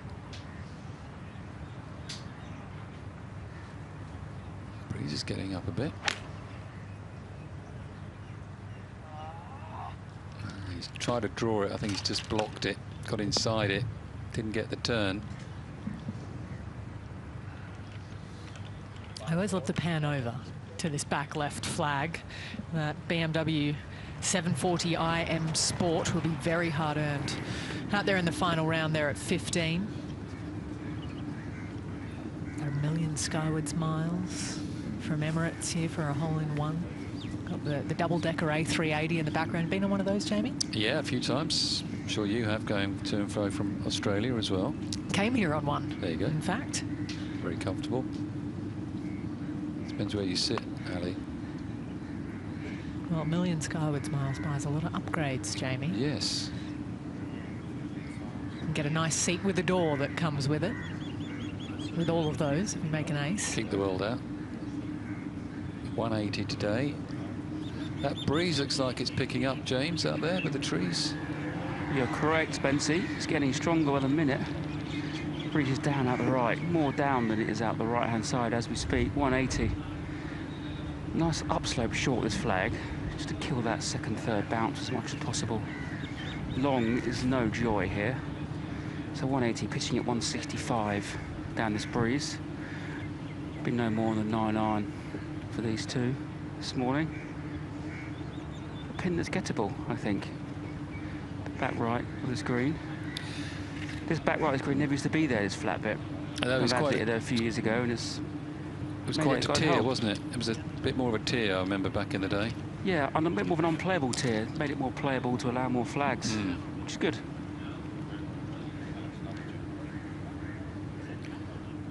So Lowry hits his 9 iron 153 on average, so probably playing a good 10 of bounce and a bit of breeze there as well. It's a big 9. He's hitting an 8. I like his rhythm today. Don't like that shot there. Took a long time on that tee. I think they're a little bit confused with the wind and everything else. It just, yeah, can't get them all right. It's still going, look. Getting further away. We'll stay here for Hatton. Same club again, I think, 9 iron for Tyrrell. Got to pitch it on the flag, get less of an upslope where Shane's ball's pitched. The wind's coming and going, not so much now as it was a few minutes ago.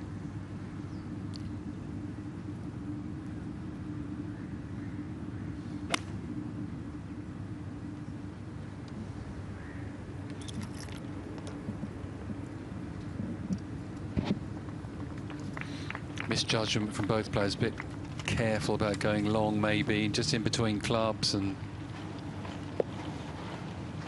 2 poor shots. Just past pin high for Neergaard-Petersen. Over on the right-hand side, here at 15, the par 3.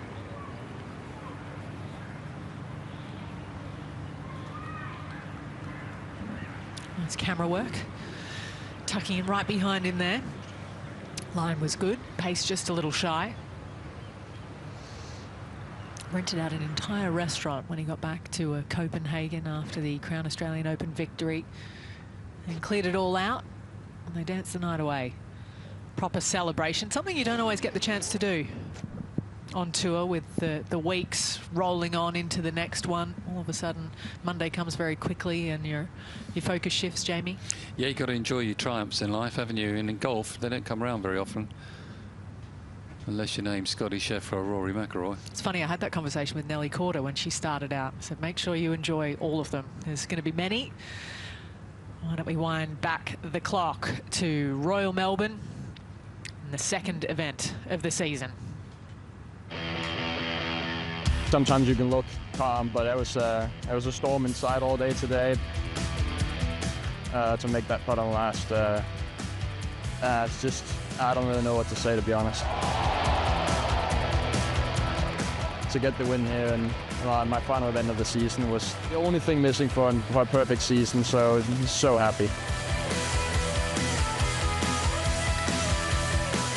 It was an unbelievable up and down to take out Cam Smith on that final green, who did hit the green and then three-putted.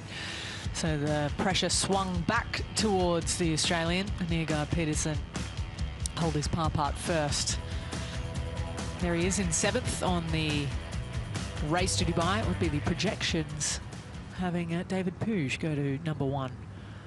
It just switched over there after his victory, also down under. Pepperell. How's he going to come out of this lie? Might have just picked the putter up a little bit, dropped it down on the ball, but yeah. Very difficult to get the right strike. Whatever club you had there for Eddie.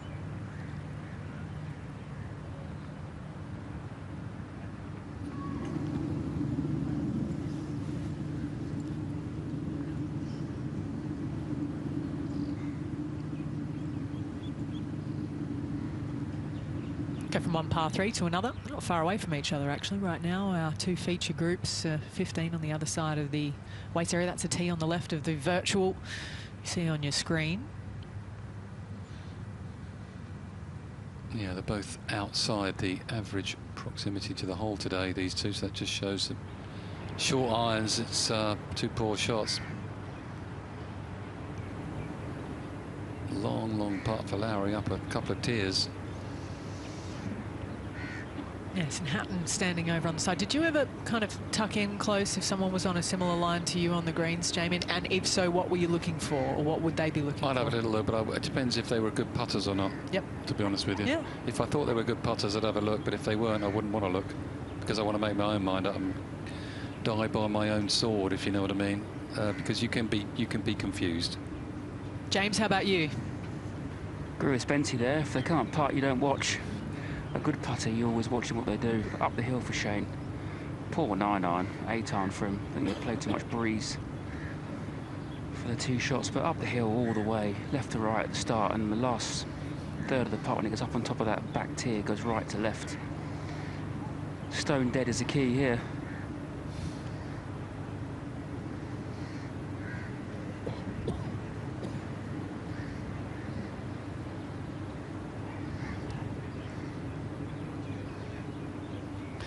It's the frustrating thing of Shane Lowry. He does this, doesn't he? Sort of on a regular basis. He plays great golf and just lack of concentration or something on a hole. Pepperell did make the next. Same to Neergaard-Petersen. So both pars at 15. They're on the 16th tee now.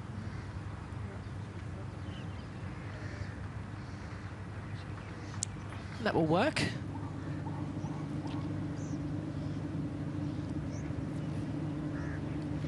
Same line for Tyrrell, fractionally closer. As I said, off the left, the first 2/3, and as he gets on top of that hill, goes right to left. Can he get the speed right, Tyrrell?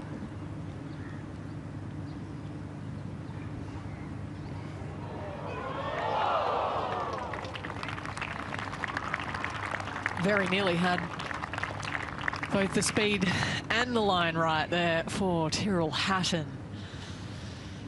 Whew. I thought the pace was going to keep that in the middle of the hole there. Just went at the end, didn't it? Both had one of those today now, haven't they? Lowry's came at his 2nd hole, wasn't it? Let's watch it again. But here, I thought, middle of the hole, he just went. Now that pace has got to be in the middle for Hatton.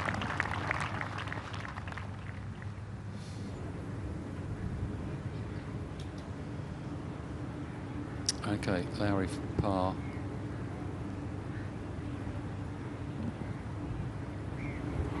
He will be fuming if he doesn't hold this on this hole. Such a short iron in his hand.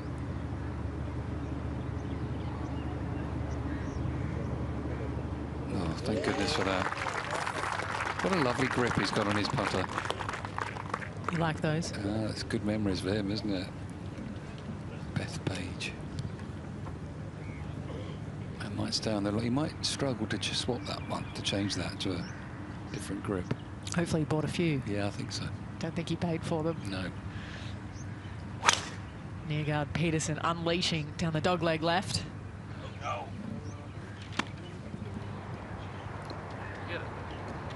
He's got a bit of length about him when he wants it. I didn't adjust my iris. Full swing and big whip through the ball.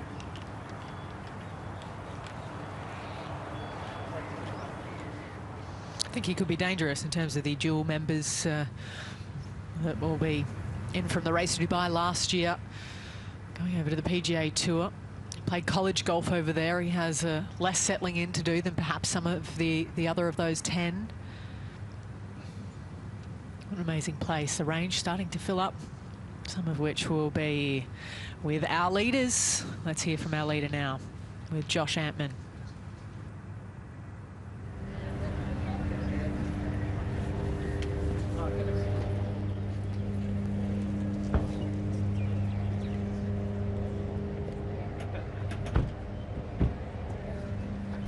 Patrick, very good morning to you. How did you sleep? Did you wake up before the alarm or after the alarm today? I always wake up before. Oh, do you? Yeah. From excitement, nerves? What's it down to?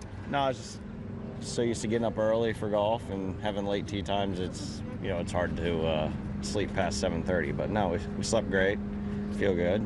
Just kind of get the day started and go out and kind of rinse and repeat what I've been doing the rest of all week. You've got 11 wins worldwide already in your career. When you do come to a Sunday leading, are you excited? Are there a few nerves lurking around? Oh, I mean, you're always excited. And nerves, I think, every time I tee up off that first tee, I'm always nervous, no matter what. My wife always told me, if you're nervous, anytime you have nerves, it just means you're prepared. So, yeah, I mean, it's always that just excitement of coming out and playing, especially late on a Sunday, and teeing it up and playing against the guys. And, yeah, I mean, just feels the same, feel how I always feel. Kind of same thing as yesterday, just hopefully we got off to a little faster start than putting ourselves behind the 8 ball right off the bat. When you go for a warm-up on the range or on the putting green or on the chipping green, is there one feel you're looking for this morning before your round? Yeah, I think the biggest thing is just make sure my rhythm stays stays nice and smooth, because when I seem to get myself in trouble is when I try to overswing a little bit, and there's no need to. You'd rather play out of the fairway here rather than hitting an extra 5 or 7 yards farther. So the big thing for me is just kind of getting the right rhythm, get just kind of good patterns and just get ready to go. Patrick, thanks very much for stopping by. Good luck today. Thanks, buddy. Thanks, man. Cheers. Yep. Thank you. The excitement of a final round. Remember when Paul Casey won in 2021? He was on the first hole. Said to his caddy, John McLaren, that he was excited. That's how he framed it. Similar words from Reed there. That's a beautiful shot from Neergaard-Petersen. Rather than thinking about it as nerves, it's what you play your whole life for, to have those feelings in a final round. Back to 12 and Shane Lowry. Just a gentle dogleg round to the left here. Interesting hearing him say he's getting up before his alarms as well. You have to do that in the summers in Texas, where he grew up. It's pretty warm, albeit expecting a winter storm coming through with Texas, much of North America, Canada as well. So if you're tuning in from there, hope everything's okay.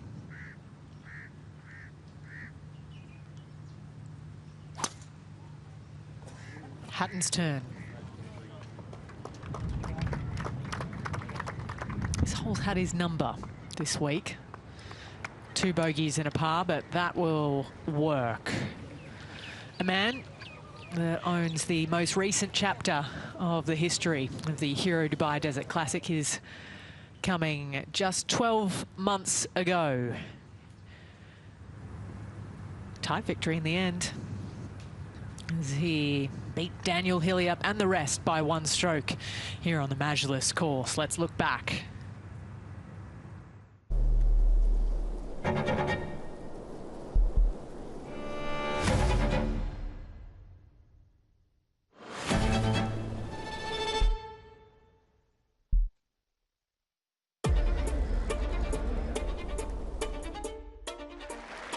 There you are. It's been wonderful golf, played in the most sporting manner. Ballesteros. What a performance. 20 under par, a new record. Congratulations to Ernie Els. Colin Montgomery, and it's victory for him. Immense relief on his face shows just how much that means to him.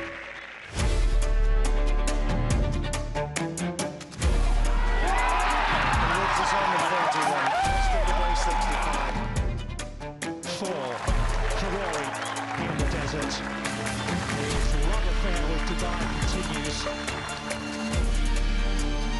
The rhythm of the swing never changes. Beginning to applaud. That is a simple magnificent shot at the top of that ranking.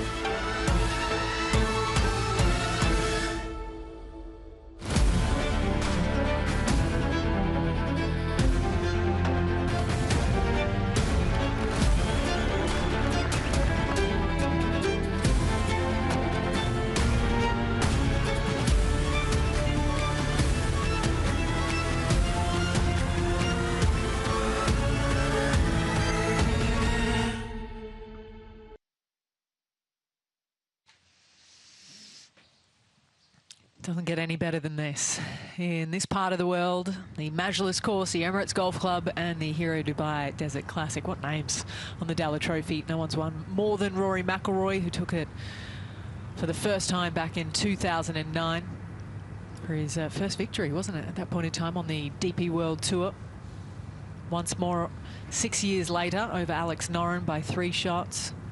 And then in 2023 over Patrick Reed, who has a score to settle out there this afternoon, who's looking for revenge on the Majlis course. We get down to the action here at 12 with Shane Lowry. Both these players on the fairway. 179, right side of the fairway for Shane. Ball's above his feet fractionally. He's got some mud on the ball, but it's only on the top of the ball, so it won't affect the flight too much. The wind freshens behind his back. Good 1.5 to 2 club breeze. This would be the 9 iron for Shane.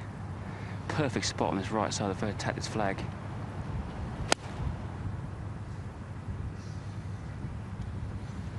Yeah, it's a lot in his favour here with the ball above his feet. Yeah, it's come up short, hasn't it? Just found the front of the green.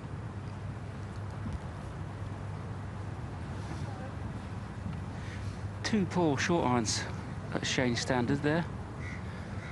Pin is way at the back here. You do not want to go over this green, so I can see why it's come up a little bit shy. 161 for Tyrrell, with a massive drive. Over 330 down this breeze. I mean, it could nearly be a wedge. Depends how aggressive he feels. But so far, the wind has confused both these guys the last couple of holes. It's coming and going. At the top of the gust, it's strong, but then it lolls. All depends when you hit your shot. Making picking clubs very difficult. Yeah, it's deceptive, this, from the front left there to the flag. There's quite a lot of room. Doesn't look it from where they are.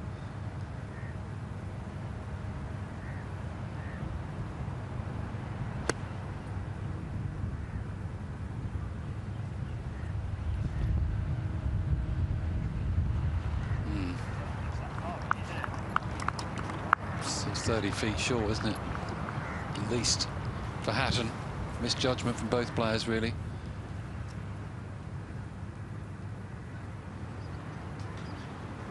Across the green for Eddie Pepperell here at 16. It's for birdie.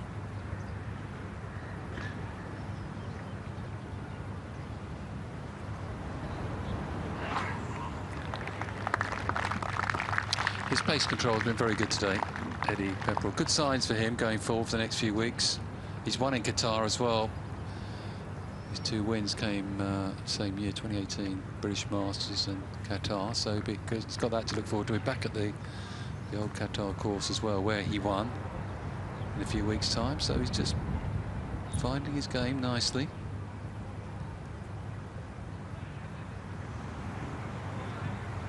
I'd imagine Rasmus will be off to the States after this. I believe so. It's for birdie. God, that looked good, didn't it? Didn't it? Whew. Fair play, double breaker from that range. Had a bit of both along the way.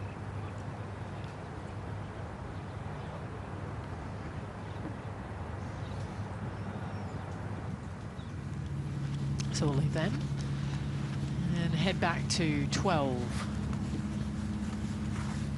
Is that a little protein shake or something for Tyrrell Hatton?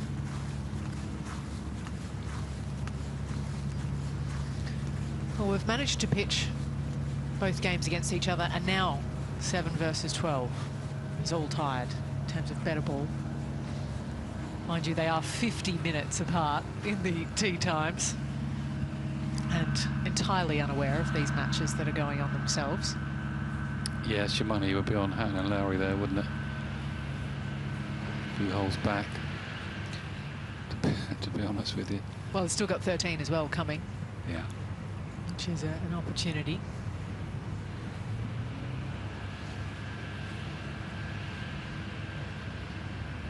Front of the green for Shane here on 12. This is where this golf course is so difficult, these greens, to get this stone dead is so hard. Up the hill most of the way, but as it gets on top there, gets towards the hole, all runs away towards where Darren's feet are now as caddy behind the hole. It's a tricky two-putt, but a must two-putt going to the par 5 13th next.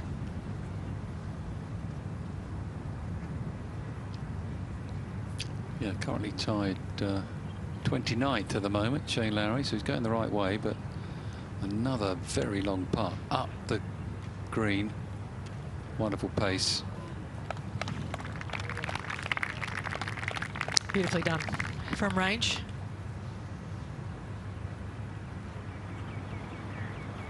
So no mistakes made there. We'll go to 17 less than driver for Eddie Pepperell. Yeah, playing for position up the left-hand side, Eddie. It's quite a wide area to hit. Oh, he's just pulled it a little bit. Steady, steady, steady, Eddie. Bunker. Well, shouldn't be a problem, but it's not ideal. No, not with that play off the tee either. Feels like a real sin. Back to 12, Hatton. Once again, same line as Shane Lowry's putt for Tyrrell. A little bit closer. Again, it's all about the speed. More of a straighter putt slightly for Tyrrell. Up the hill and over the hill at the end. Speed is the most important part.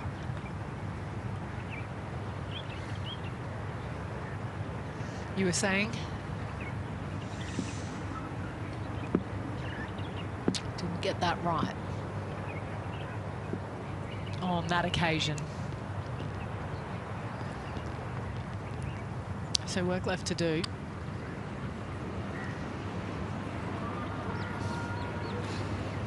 Looks like the mini driver for Neergaard-Petersen, just trying to get it round the corner.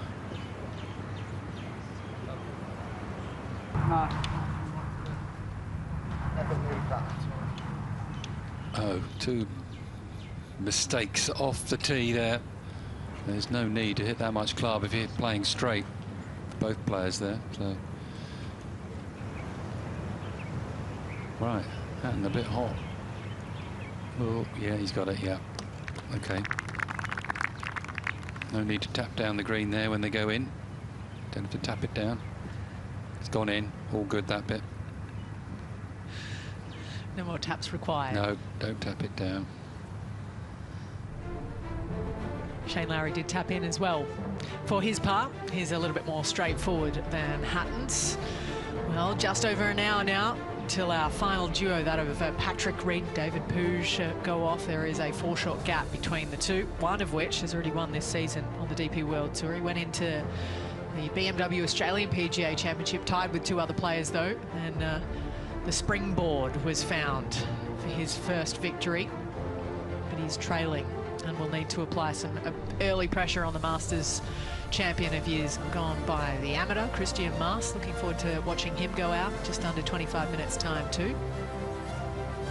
Jaden Shaper, our Race to Dubai #1, also inside the top 10, courtesy of 2 victories in 2 weeks in 2 playoffs.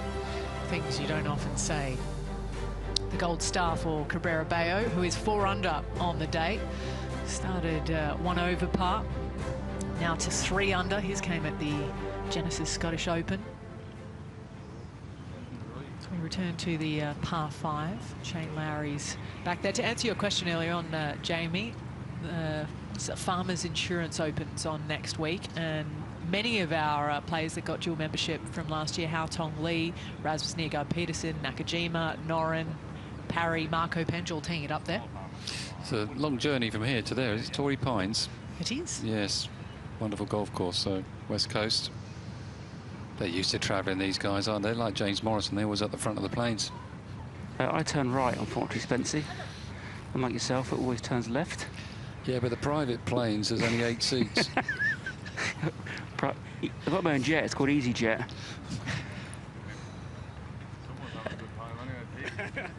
Lowry, 13th tee. Back into the breeze now. I think it's an easier wind for this back 9. 12 downwind, 16 downwind, 18 downwind. So some birdies to be had coming in for these two.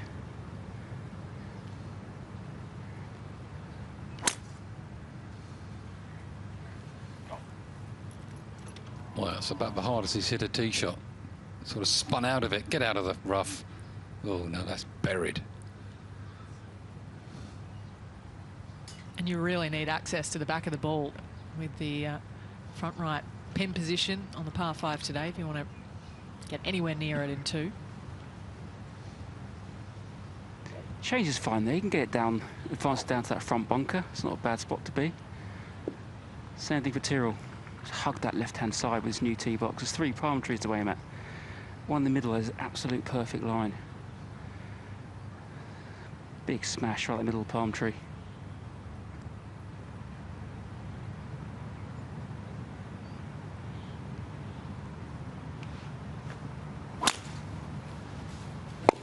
Oh, don't do that. You ruin your driver. He doesn't pay for him, though. It doesn't matter. Get another one. So that's down the right. He's going to be behind the palm trees there. Tyrrell Hatton.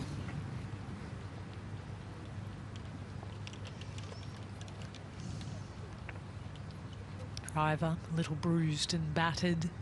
Both over in this bunkie here at 17. Pepperell and Neergaard-Petersen. Yeah, the lie looks all right. Bin's in a tight little position on the right-hand side here for Eddie. Uh-oh. That was a quick slice for Eddie. Oh, no. That came right out the socket. It's over there somewhere. Hopefully he can hit it somewhere. There it is. Just in the desert. From sand to more sand. And a hosel in between.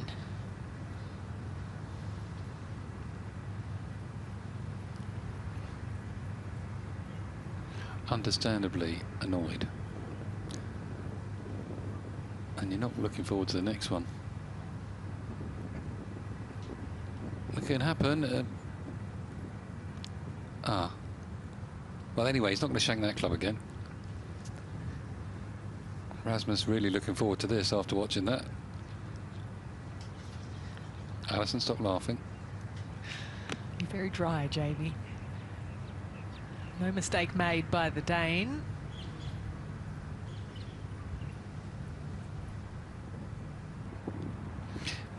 Don't do that over your knee because it really hurts. You've got to be really angry to do that. If you're really angry, the adrenaline's up, you're okay, boom, it snaps. But I've done it tried to do it before with not much conviction and it really hurts. Just warning everybody. You shouldn't be doing it anyway, obviously.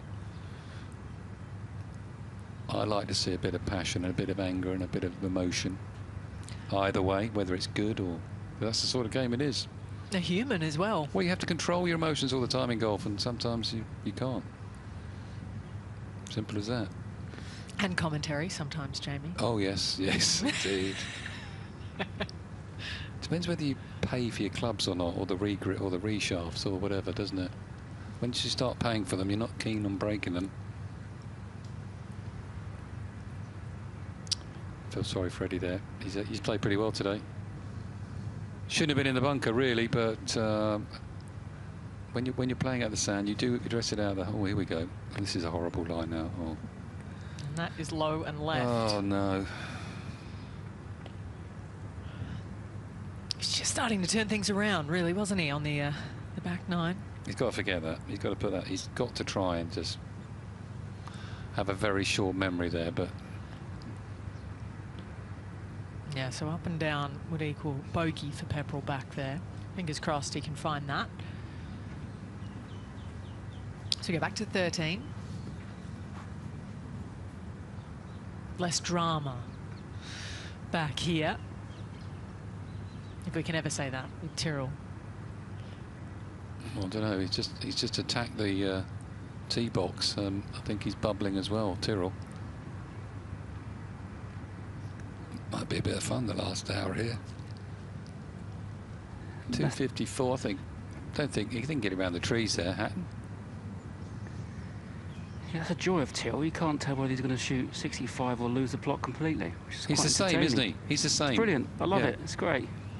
254 winds off the right. Trying to help a little bit, but mainly off the right hand side. The tree really isn't in the way. He's far enough back to get it round it. But it depends if he wants to try and get it in the front bunker or try and get it long and left. Chip it down the hill. Must be some sort of 3-wood for Tyrrell. They're trying to debate the wind. They haven't quite got the wind right the last couple of holes. Plenty liberation over this shot. For me, it's just a nice high-cut 3-wood. Well, we've seen Neergaard-Petersen pitch it on the front, James, and stick it pin high. Oh, he's got an eye. He's laying up. Oh no, he's trying to shoot down the palm tree in front of him, and he's just decided to lay up. If the palm tree had feelings, it'd be crying by now. It would be. Wouldn't be happy. Apologies to all palm trees watching.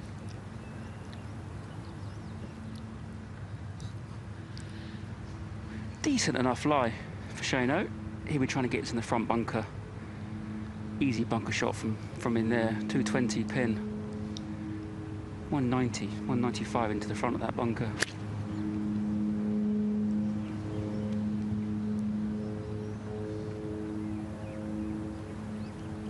It just goes to show they don't want to get it in the bunkers, because normally I'm sure Hatton would have been able to chase something down the hill and get it in the bunker there in normal circumstances, but they're not easy bunkers, and that one isn't.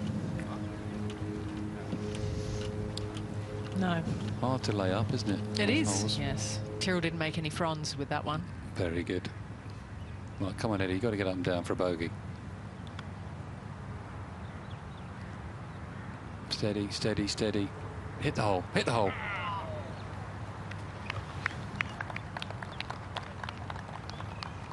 He might just do it, you know. Escape with 5, which gives him a chance to get it back on the next hole, the 18th, the par 5. Granted, they're all thinking birdie here at 17 as well. Well, a bogey's bad enough on 17, but a double really hurts.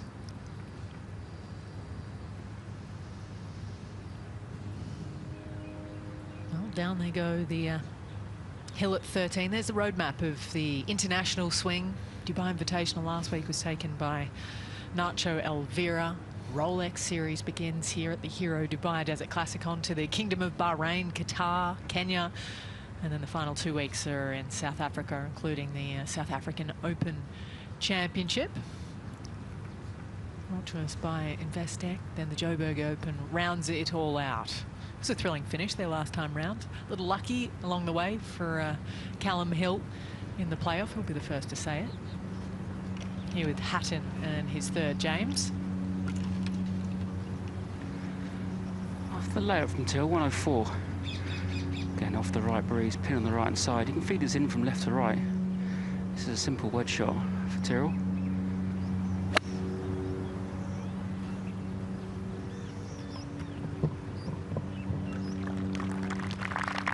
Classic Hatton. Never quite sure what you're going to get, and you get a little of both. Birdie putt awaits. Beautiful third to that front right flag. We'll be back for Shane Lowry. We'll go to Neergaard-Petersen for his birdie at 17 in the meantime. Yeah, across the ridge for Rasmus, just over the hill here and down the other side, a bit of left to right. In you go. Lovely birdie.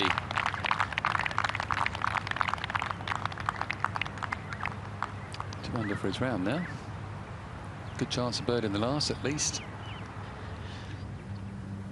And look, he worked hard for that. A little harder than he would have liked. Not as hard as Eddie Pepperell is for his bogey. Go back to Lowry. Maybe waiting for a mark here from Hatton. Front left, off the 13th green. Not an easy chip, but I'm sure Shane can conjure up some magic. It's back into the breeze. Downhill left to right. But he'll use the breeze here to make that flight nice and soft. Get it come down, that first bounce soften the green there. Down the grain a wee bit, across the green. It's a swift chip, but it's definitely doable.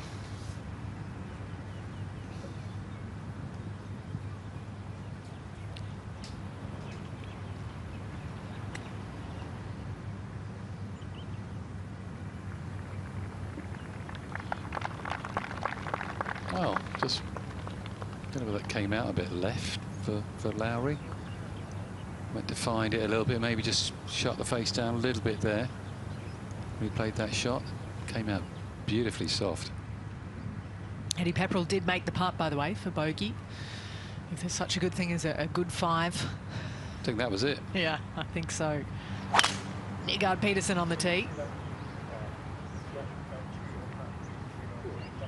It's a bit right, this one. Oh yeah, that might if I look out the commentary box, I might be able to see that one. Hopefully it's okay. So just a few moments ago, different play here for Pepperell. Down the wind today now, 18th. Just 3 wood for Eddie. Bit of a draw.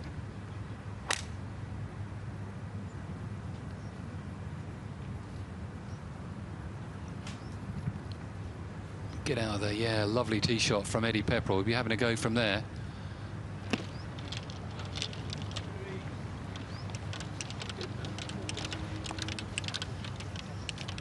Always thinking. Putting his way around Eddie Pepperell. I wonder if any of you put him in your fantasy DP World Tour teams. I'm sure Rory made plenty. Form horse, runner-up last week and last year here, Daniel Hillier, maybe even Sean Norris, who came close to Jaden Shaper in South Africa. Start of the season. Now Lowry for birdie.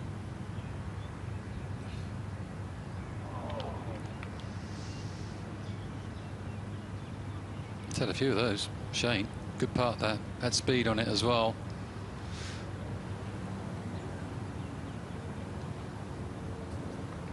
Just a par.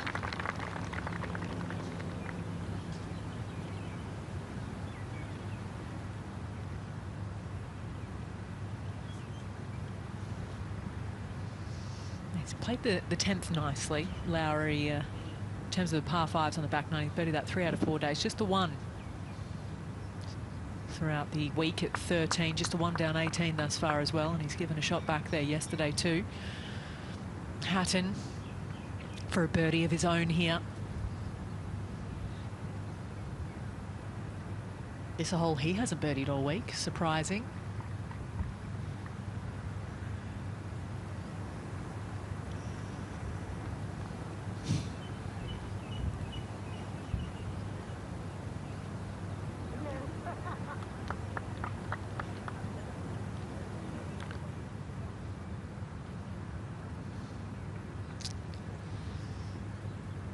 New ball, please, Caddy.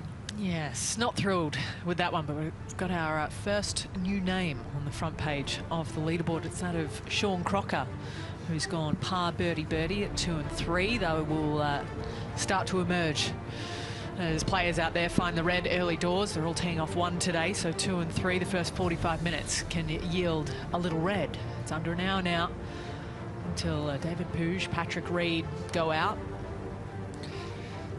Tell you what, good penultimate group as well. And Andy Sullivan and Victor Hovland both have thrown out a 65 throughout the week. Might need something like that, realistically, to apply pressure to Patrick Reed. They start the day 5 back. I think Hovland will have a go at this today. He's gradually got better, 73, 69, 65. Not sure he's going to beat 65 again, but I think he'll have a good day, Hovland. He won when he was 6 back here in 22, so he likes it round here. There is Rory McIlroy, who's had 2 birdies, one that came at the 2nd and one that came at the 7th. But a dropped shot surprisingly came at the par 5 3rd hole, so he's just 1 under on the day. There is Tommy Fleetwood, round of 69 for Tommy. his week? When will he crack the code of the Majlis course? Well, he'll keep coming back. No doubt about that for Tommy. But it is an enigma that he hasn't cracked. Low round of the day so far belongs to Lowry Cantor, that 68 on the page prior.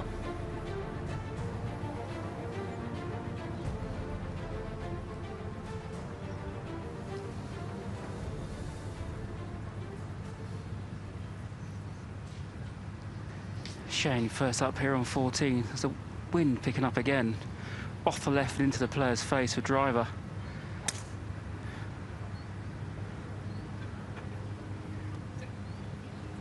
Calling for it to sit.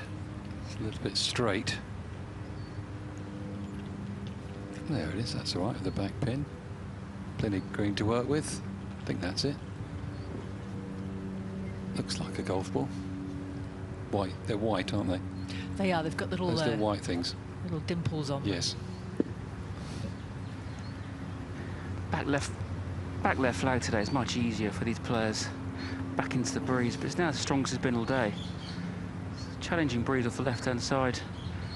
Fairway isn't as important as yesterday, but it's always nice to be in the fairway.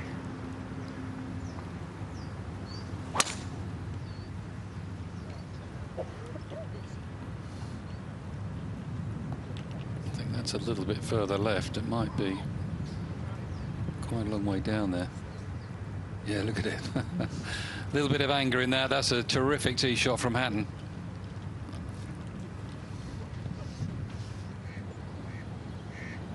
Five holes to go.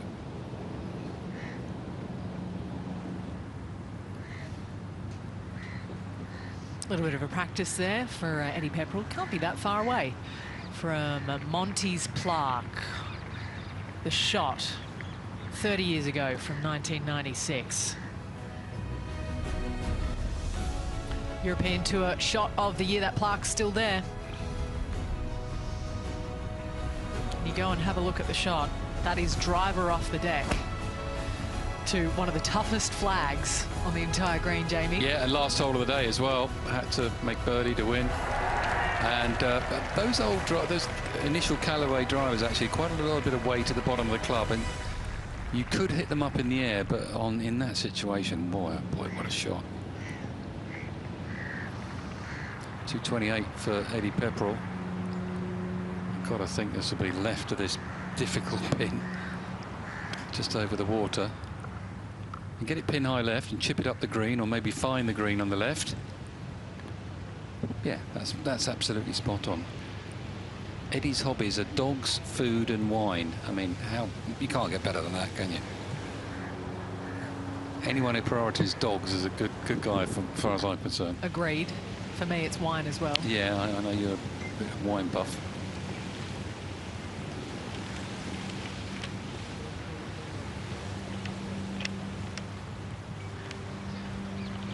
He's been speaking about how this year's kind of, in some ways, has invigorated him. A trip out to India, he said, he was flying the back of the plane. He's had his partner Jen on the bag for much of it.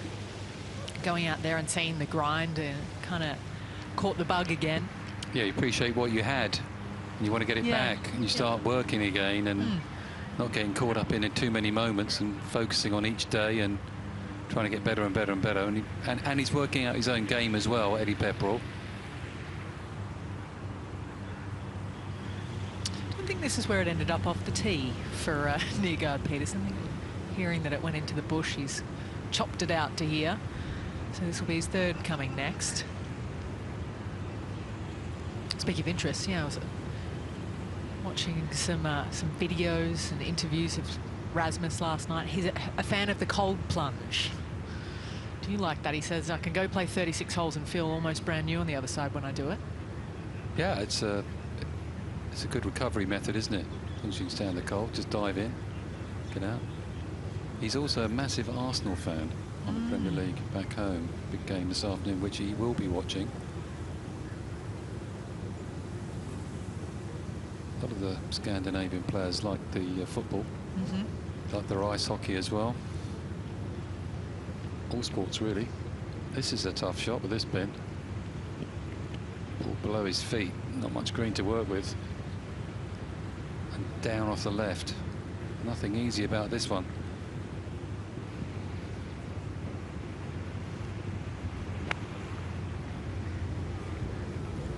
That didn't sound great, did it?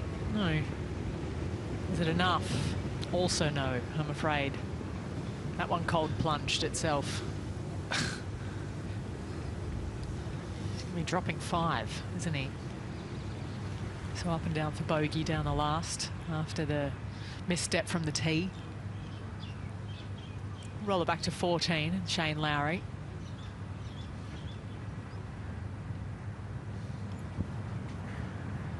First cut rough for Shane, 158, back into the breeze, playing about 170 with his breeze now. Just got to pitch it middle of the green and release it out to this flag.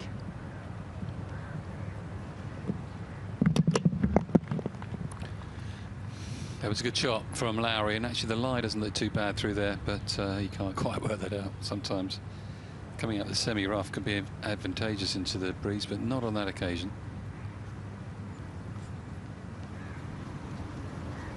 Taking the side-on view from the tee. Bends back about 70 degrees. The angle with which the fairway sits across you, it is as severe as it looks. Can't see much of the landing zone. It really does pinch in down where Tyrrell Hatton has somehow managed to find the fairway. Could not have placed this in the most perfect spot in this fairway. 118, back into the breeze. Nice flighted wedge shot here for Tyrrell. Use that breeze to bring the ball to a grinding halt to his back flag. Great look at birdie from here.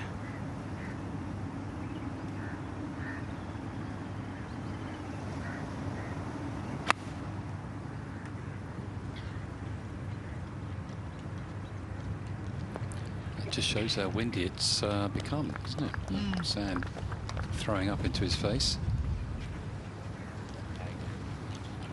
Part of the course he's not played well, 12, 13, 14 this week. He's just not got it going on this little stretch. Now you can drop it in the dropping zone, or you can go back as far as you like, and he's going to try and find a yardage that he's comfortable with. Playing his 5th shot, though. Yes, and you need precision with the one coming next, given where the flag is today. 28 paces on. With a wedge in hand, you don't always get those 8. Realistically, we've seen a couple spin back, not as many as other years, into the water with their layups.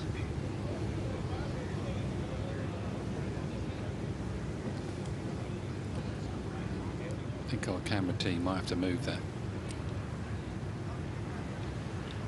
They got the memo. Well, very dedicated. Very. Tell you what, it's not easy either, hustling round. No, it's not. Behind two players. Those cameras weigh. I tried on the steady cam that Phil Walker uses. Honestly, it weighs a ton. So all credit to him. Did you take any shots with it, or were you just looking? Just trying to stand up. Yeah, really. What, 30 kilos? What, me or the camera? The camera. Yeah, I think so. It was heavy. Right, he's gone back a bit here. This is always a difficult shot with this pin, especially now it's windy. Keep it down and just try and control the flight here.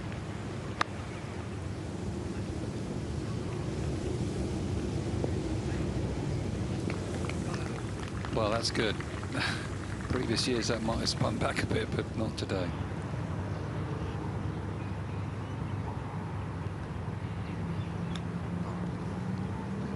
It's come out hot for Lowry.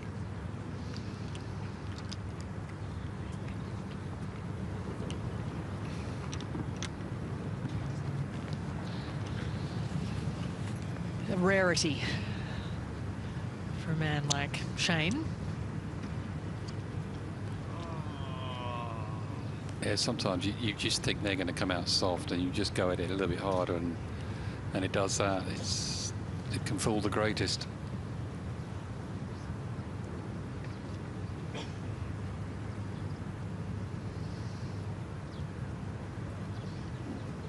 Tyrrell from middle of green wasn't his greatest wedge shot. Back into this breeze. Not made a birdie since the 4th hole, Tyrrell.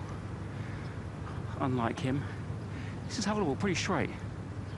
Off the right, fraction start and a bit left to right at the end. This is very, very holdable. Can we get a smile back on Tyrrell's face if he rolls this one in?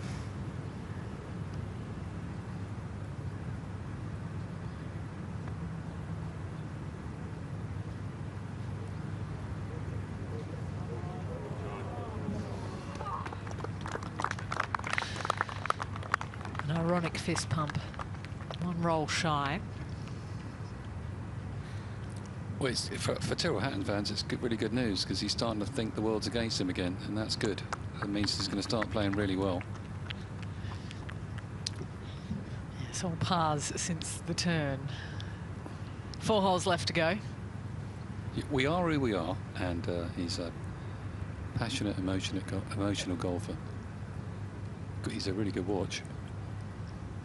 Bit of left to right in this one as well, James? Possibly? Slightly clumsy chip, wasn't very easy though. Left to right, back up the hill.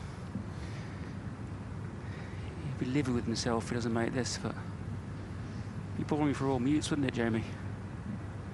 That's true. That's true. Wow.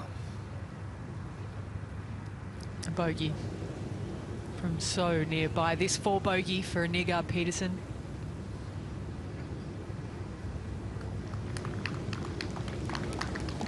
Good up and down. That was a good end. 6. It was a good 6. Bookend is front and back 9 with 6s, so I'd like to play those 2 holes again. It's a round of 71 for the Crown Australian Open winner.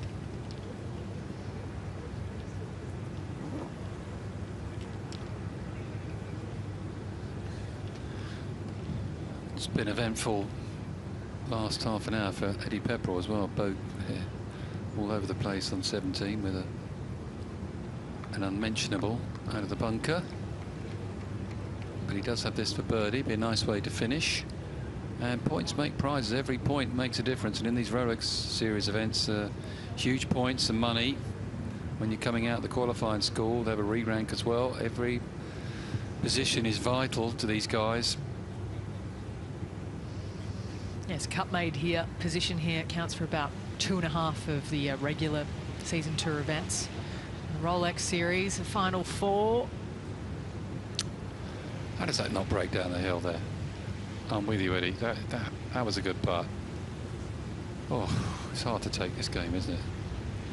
Most other sports you can tackle or take somebody out or something or do something, but you can't in this game. No, just tackle yourself mentally, unfortunately. Yeah, tough finish with a 5-5. Final 2 holes for Eddie Pepperell to close out. Round of 72, level par for him out there today.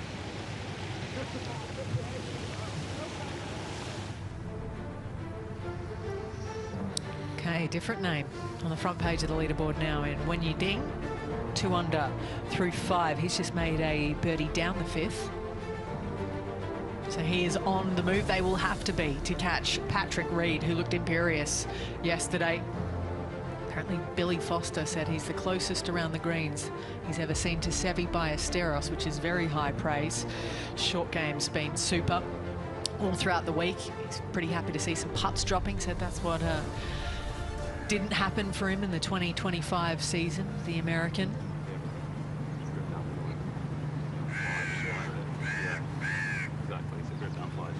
.198 yards. Wind is howling off the left-hand side, and the pin is so far left on this hole.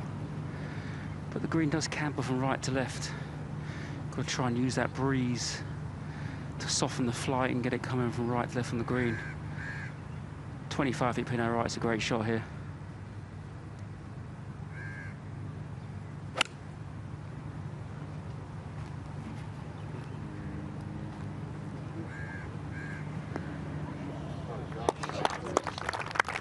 What about that one from Hatton with a left to right wind, a back left pin? Fantastic shot.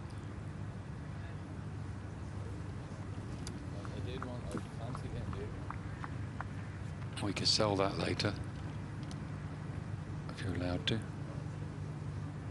Hasn't had a birdie since the 4th, Hatton, so he might get one there. And that was a 2 as well.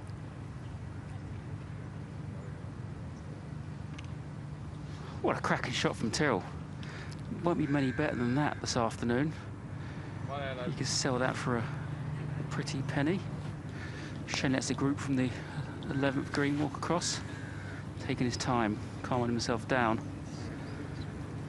Deep breaths. Yeah, deep breaths is what he needs. Try and follow Tyrrell's shot there. So wind off the left. Difficult hole today. Still take 25 feet, pin all right. But I'm sure Shane will be taking the shot on where he is lying in the event. Try and make a nice handy two. Yes, I think that hole-in-one prize of the BMW 740 IM Sports probably in more danger from this part of the field. I'd be curious how many really take dead aim later on today in those chasing packs, James. Completely agree. I mean, later on this afternoon, 3 is your friend here. They'll be hitting it nowhere near this flag, but these guys this morning can take a bit more of a dead aim and be a bit more aggressive, and I'm sure Shane will take this in. Not sure he loves this one. Is it out to the right, fanned? Sure is. All right, long journey for Shane Lowry, a little less so for Tyrrell Hatton. Andy Sullivan's made the journey, I believe, to the range with Josh Antman.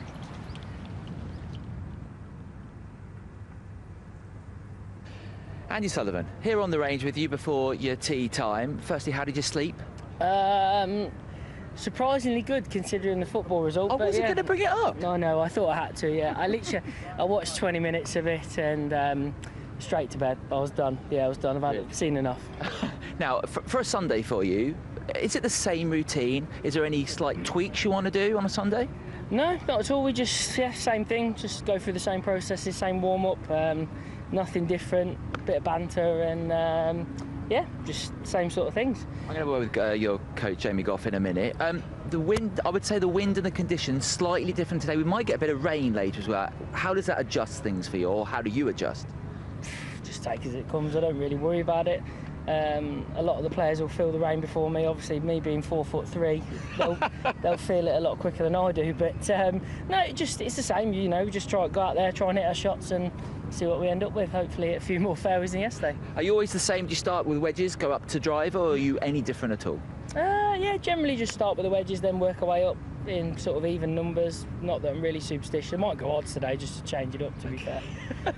Never really that bothered, to be fair. Just warm up. So, and hopefully my coach here gives me a few nuggets and makes me swing it well. I'm going to ask Jamie in a minute. But what I want to ask you is there a feel you look for early on when you're on the range before a round? Yeah, you know, as long as if you know, from my perspective, if I feel like I'm moving well and the ball's moving left to right, it's good. Jamie will have a panic up if the ball doesn't move left to right. But apart from that, that's it really. As long as we've got a little fade, you know, generally that's when we know we're in good touch with the swing. I'm going to come back to you in a minute, Andy. I'm going to come to Jamie. Jamie, I know it's Sunday. You've kind of done all your prep all week. What are you looking for when Andy's swinging it here on the range today? Just good rhythm, good tempo. Just keep his basics the same as normal. I mean, at the end of the day, is, you know, as you say, the work's been done. We look at his ball flight all the time, making sure he hits that little cut. We know his partner and face numbers are good, and generally we keep it as simple as possible. And he said he likes you not to talk about a lot about golf, to be fair, other things. Is that what you kind of like to do, take his mind off golf? We talk about darts and snooker and Liverpool and... We won't be talking about Liverpool today. No, we keep it light, a bit of banter. Guy cracks a few jokes and, in general, the lighter the better. Okay, don't mention Liverpool. No, don't mention Liverpool. Yeah. Emphasis on work, but keep it light. Lovely. Thanks, Jamie. One more question. You're doing the chasing today rather than out in front. Do you quite like to be the one, you know, chasing the leader? I mean, no, I'd like to be 4 in front, if I'm honest, to be perfectly honest. But no, you know, it's just one of them. I try not to really think about it, you know. It's one of them. I go out there and hit my shots, and you hope you find yourself, you know, with a few to go, that you're in a position where you have got the chance to win. That's all you can do, really. You know, don't really think of the numbers too much. You just try and go out there and hit the shots, and you know, if you're thereabouts to the end, great. If not, you know, just give it your best and see where it leaves you. Sally, I really appreciate the chat. Good luck out there today. Cheers, Josh. Thanks, cheers, guys. Thank you. That was a really good insight, wasn't it, from Josh and Andy and Jamie. I'm going to say one more thing. He's got the best caddy on tour on his bag, Guy Tilston. He's excellent. Across the green, 15th, quick putt. Up and off the right-hand side. Hello, hello, hello. Oh, what a putt that is. From the Dubai Marina, finds a birdie at 15. Shane Lowry, the highlight of his day.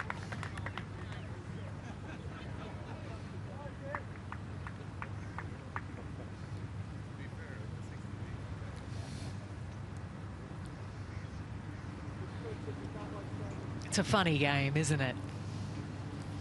Even Tyrrell's smiling after that one. Second hardest hole today, the 15th, surprisingly. That's the first birdie. I think we might see another one in a minute. As a player, there's nothing worse when you stuff one in there and your playing partner holds it on top of you, because your head is thinking, oh, I've got no chance of holding this now. But it's just down the hill, right to left for Tyrrell. Who would play this game for a living? That turned you absolutely crackers. Come on, guys, 2-2s.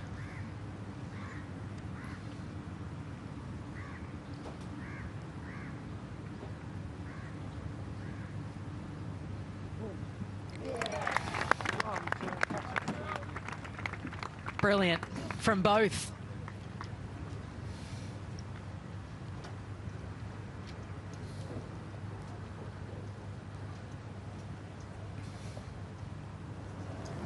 Good half, Tyrrell, he's saying. Well done. Just looking at the... well, let's look at this again first. From Shane Lowry. It's got to be over 100 feet. So, I think it was, here in my ear, it's about 75 from there, was him, wasn't it? It was middle of the hole. He's putted well today, Lowry. He hasn't, they're not all gone in, but he's hit a lot of good putts. You never know in this game, do you?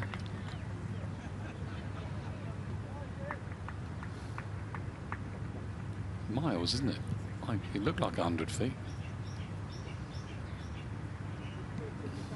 They're lovely when they go in. Oh, what a dream. I was just going to say, looking at the scoring averages of the holes from 15 onwards, 15, no surprise to see that playing tough with that flag. Only 2 birdies at 16, only 3 at 17, and only 3 at 18. Does that surprise you, especially 17 and 18 so far? Yeah, it does, actually. Yeah, I mean, not that many ahead of them, but even so, you expect more on 17 and 18. I think that pin position 18, if you bail out, it's not an easy up and down, is it? 17, though, you'd think it'd be more birdies than that. Driver Hatton down the breeze. They can take it right round this bend today. This corner of the dog leg is definitely carryable. For Tyrrell, get it down there, get a sandwich in his hand. Keep the birdie run going.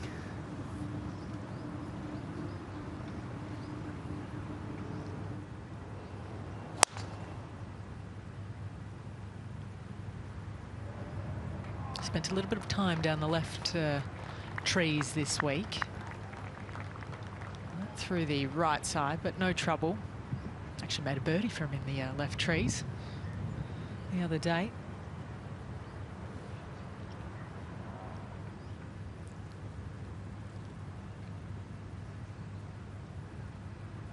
We'll stay here for Shane Lowry.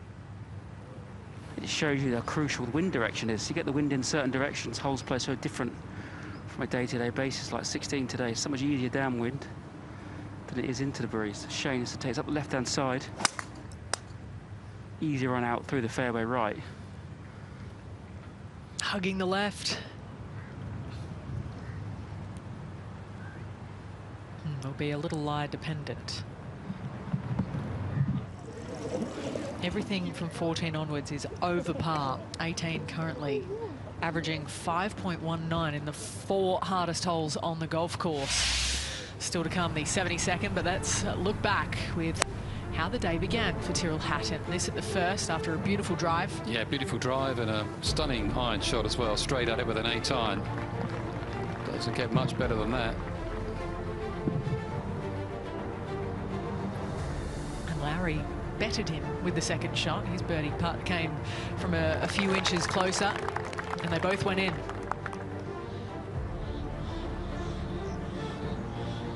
Lowry laid up, played a lovely pitch shot and poured it in the middle of the hole. And at this point, you're thinking, oh, I think he's going to get going here. And this at 4, nice tee shot to here. The little left to right slider ended with a birdie 2 for Tyrrell Hatton. Into the back 9. Lowry went out and 1 under. Found the front bunker here at 10. And played a lovely little smash shot up the green. Made that for his 4. And onward to 15.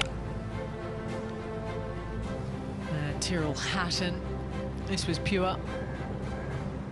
This is what we call taking it on to that left hole location today. So just when he thought he might have had the edge on his playing partner, Shane Lowry did this. Yeah, what a part this is for Shane. This is a real bonus, isn't it? From 75 feet.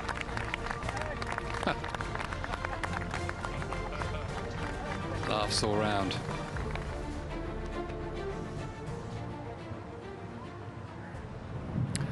Okay, what do we got now? We've got 2 up for Lowry with 3 to go. Shane's in the rough. Down the left, the thicker stuff. It's not all over this game. No. It's not all over.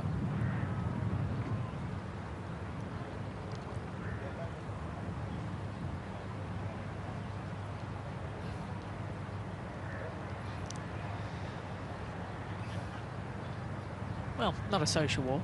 Might have been a comfort stop back there for Tyrrell Hatton, but they spent a lot of time together last year at the Ryder Cup.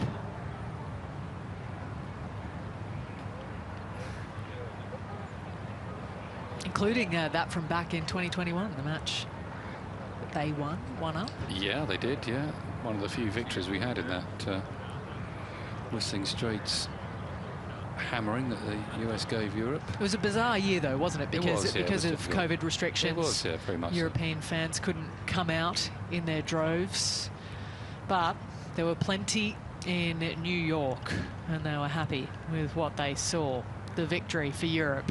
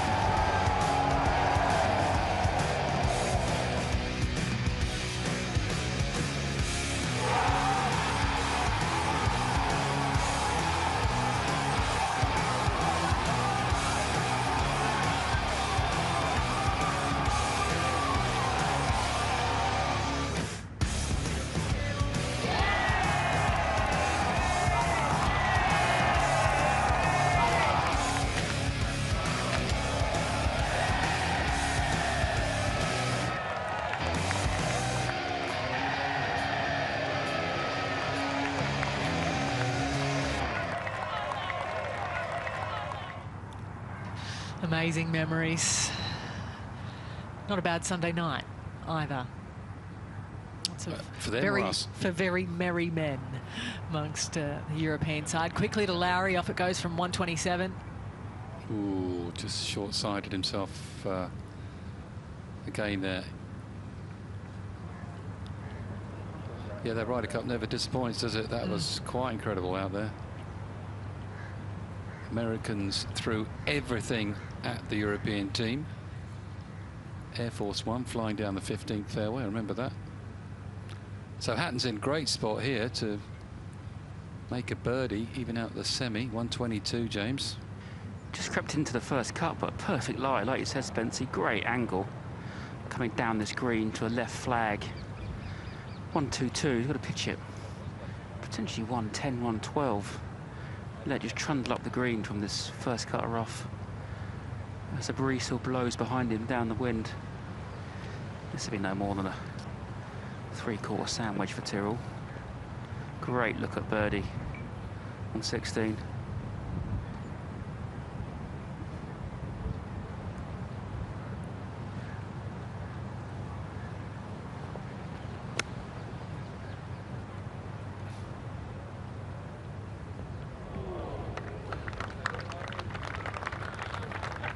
Yeah, pretty good. Just... She stopped pretty quickly, actually. I thought it might bounce on a bit more than that. Good chance for his birdie, Hatton.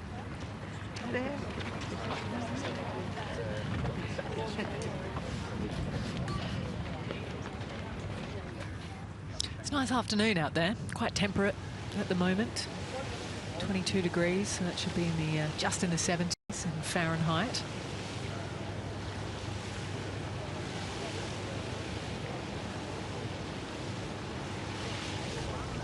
Amazing setting here at the Majlis course, the Emirates Golf Club.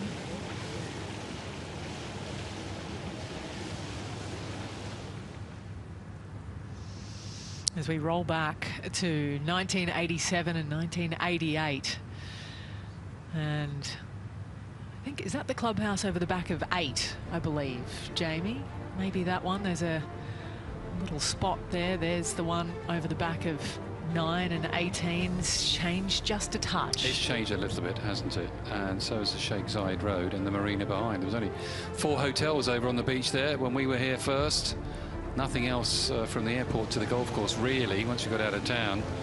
And the vision to create a masterpiece like this from Carl Ditton is quite incredible, because you saw the pictures there, just sand, and he's made this oasis of golfing heaven. Loads of bird life now these days as well. Yeah, looking out the commentary box the other day, we saw, what, about 6 species in about 6 seconds? It's a little rest stop for them, isn't it, in their migration? It's presumably quite a welcome rest stop, I'd imagine. I thought so, yeah. Yes. Long trips from all over the globe. Same too for the golfers, to be fair, but many call it home these days. Go down to Lowry's 3rd. Oh, this is tricky, sitting right down the rough, no green to work with, downhill to the flag. Yeah, that was not easy, Shane.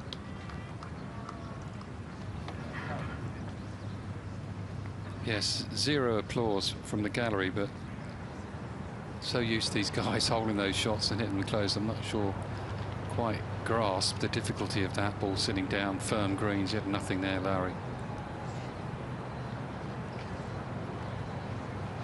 Are you a fan of this long rough round the greens, James? Yeah, there's long rough, and as long as it's playable, then it's fine. I think it's a little bit too much rough for how firm the greens are around the green, but at the same time, being short-sided, you should be penalised. We have too many weeks where we play where you're short-sided, it's so soft, you can get up and down from anywhere. So I do like the fact that it's difficult, and when you penalise, you're penalised. But we had this chat before, didn't we, Jamie? I think the rough a little bit too long for how firm the greens are. But we are old and cynical, but that is... Well, I'm a lot older than you. You're still playing. Yeah. That's what I'm... Oh, yeah. It was your birthday yesterday. You're a day older today. Yeah, it was birthday yesterday. Did anyone mention that yesterday at all, my birthday? I'm not sure we did mention it more than 100 times. Lowry down the hill for a par off the left-hand side. As the wind keeps blowing up down the 16th fairway.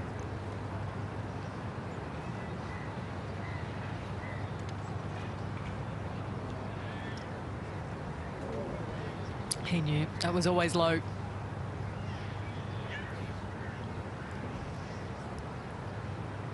I think when you have the greens this firm, you don't need that much rough. I want to see the guys play some shots personally, but you know, it's all subjective. We've all got our own opinions about it. I agree. I think when you've got options on the green, it's brilliant. When you got one option, which is the open face bunker shot, there's no skill to that at all, in my opinion. I agree with you, Jamie. Down the hill, fairly straight with the first half, and then as it dies at speed, it goes to left to right, past this hole. Very holeable.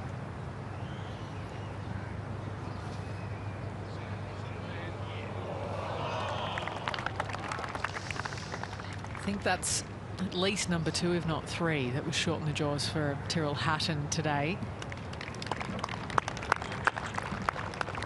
Alas, just the 4.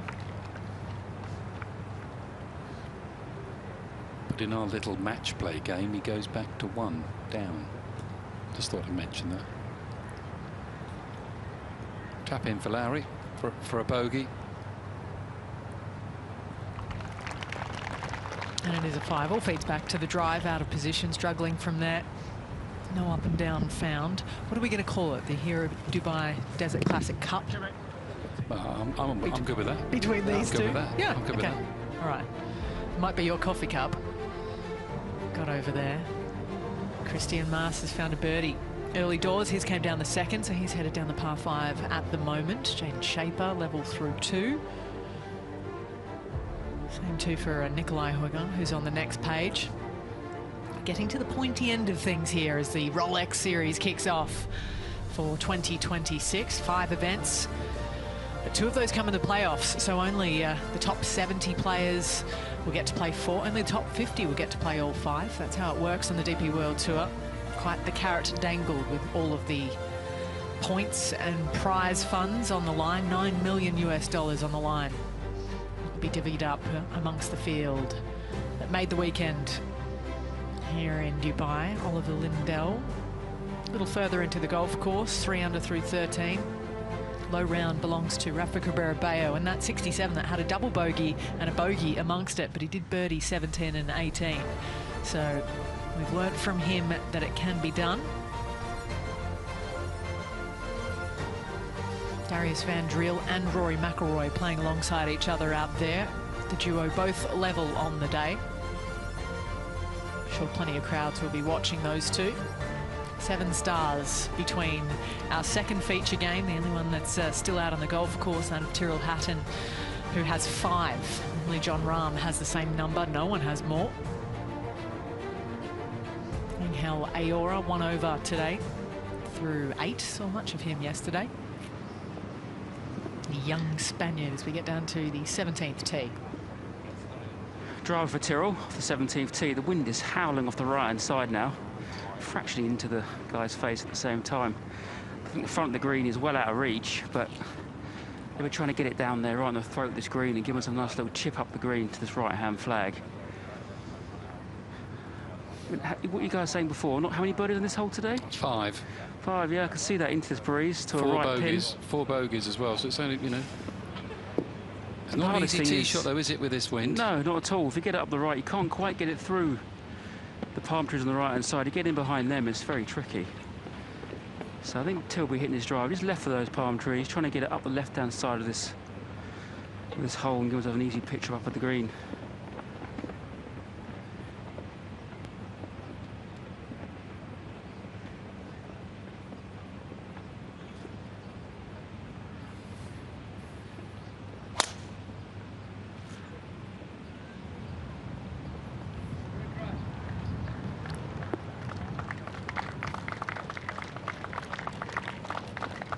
Good there.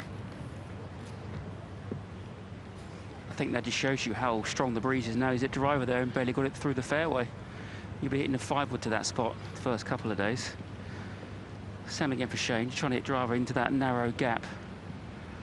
Just left for those palm trees. Give himself a nice pitch up the green. Yeah, the pin's on the right-hand side, so they're trying to get it down the left-hand side a little bit, so it just opens up the next shot. That hasn't gone very far at all with the driver today on 70. Just shows where the wind is. It's going to be tricky later. Yes, Shane's just hit about 275, which is 30 yards or so of wind into the face. So the trees in the background, it is blustery. I should have done a walk-off, shouldn't I? Does have some nice memories down the 17th to draw from, though. From Tyrrell Hatton back in the 2nd round.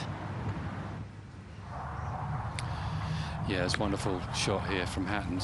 Pitched it just over that first ridge. Got a little bit of grab on it. And from here on in, destiny.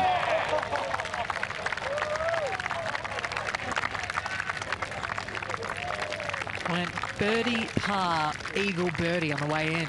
in the second round. What a finish it was. 4 under for the last 4, round of 69 on day 2 for our defending champion.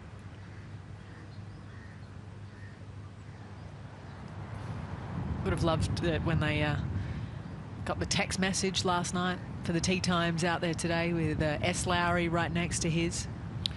Yeah, no doubt about it. Good friends. I get the feeling that a lot of the guys like to play with Tyrrell at the top end. He entertains them on the way round. He's quite relaxed. He's quite happy to have a chat as well. It's always quite nice. Relaxes you as well. Dinner and a show. Yeah, definitely. I can imagine Tony Johnston would have been one of those that would have been very entertaining to watch and play with. Yeah, he was certainly entertaining. Yeah. Played a lot of golf with Tony, fortunately. He was the only guy on the course madder than me. It was a close run thing, though. Devilish duo. Well, you've got to be a bit mad to play this game, to be honest with you, at this level. Just saw on that leaderboard, Julian Guerrier's name has popped up. He's just eagled the second hole. So he's into the top 5.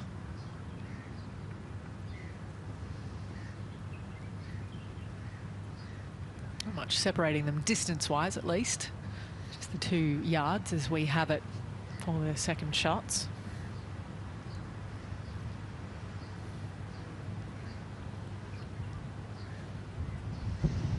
This wind, as it picks up throughout the afternoon, you know, if it was more closely packed, we could even look further down the leaderboard, maybe for someone racing through it. But with Reed 4 clear, we really do need to look at those last 3 or 4 groups, and I think 4 groups might even be a generous statement. What's ahead of Lowry here, James? 90 yards, plumb middle of the fairway. I showed you how strong the wind is, like you said, Ali. He's hit that a full-blow driver, 275. The wind is picking up. It's going to be an interesting afternoon for the leaders. I think anyone can win from shoot 65 from middle of the pack, and it does get bad. You never know. But the tree on his right is not really into play physically, but visually it's a little bit off-putting. But the ball should travel his left and over that palm tree. Into the breeze. It's been a nice flighted lob wedge for Shane.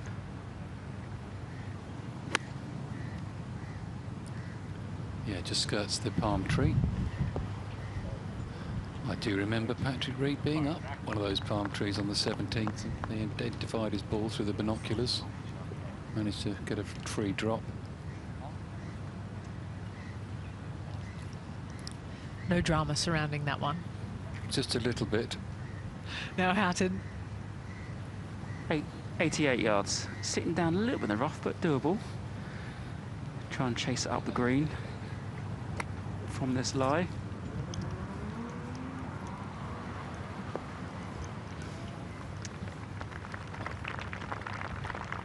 Handy pin high.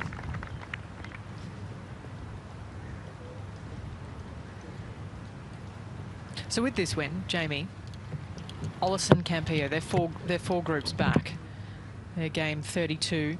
Final group is game 35. They're 7 shots adrift. How many do you think you could pick up? Because if you are trying to pick up shots on Patrick Reed, who we see now a leader by 4, you know, you do want tricky conditions, I'd imagine. Yeah, you certainly do. You don't want an easy day. It's no easy feat breaking par today, whoever you are. With the wind picking up, firmer conditions, the pins.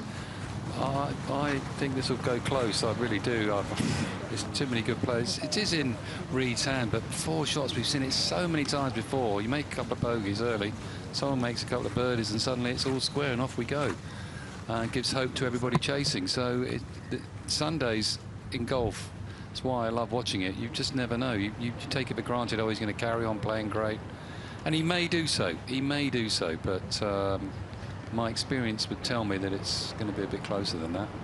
And you've got a lot of experience. Well, yeah, too much, I'm afraid. That's why we keep you around. Is that what it is? One of the reasons. He's got a decent record, I'm not Patrick sure what Reed, it is, really. with what's he won? He's won 6 out of 10 with a 54-hole lead. Well, that plays well into his favour. I don't think he's not someone who's going to panic, is he? But some tough shots out there. Yeah, a couple of those were won with with rounds of 70 or more. Down to Lowry James. Shane, a little bit past his flag. He's coming down the hill, across the green and down the breeze. This will be a pretty swift putt off his right-hand side.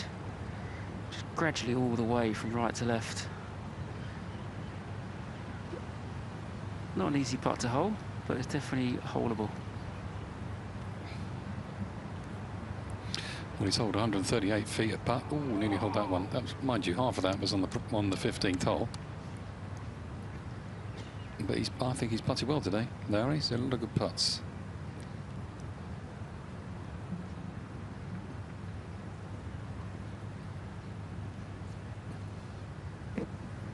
These greens are so hard to hold putts on, Spencer. You can hit some good putts all day long and get not rewarded for it. Shane's done today. We discussed in the car that when his putter gets hot, he's really hard to beat. Shane, but Tyrrell's Pinot, 15 feet, easy putt to hole. Quick shout out, look at the leaderboard. Christian Mars, amateur, on the leaderboard there. Played in the first 2 rounds. What a golfer he's going to be in the next few years, and also what a lovely young man. Tyrrell, across the green. Across the green for Tyrrell. This is definitely very holeable.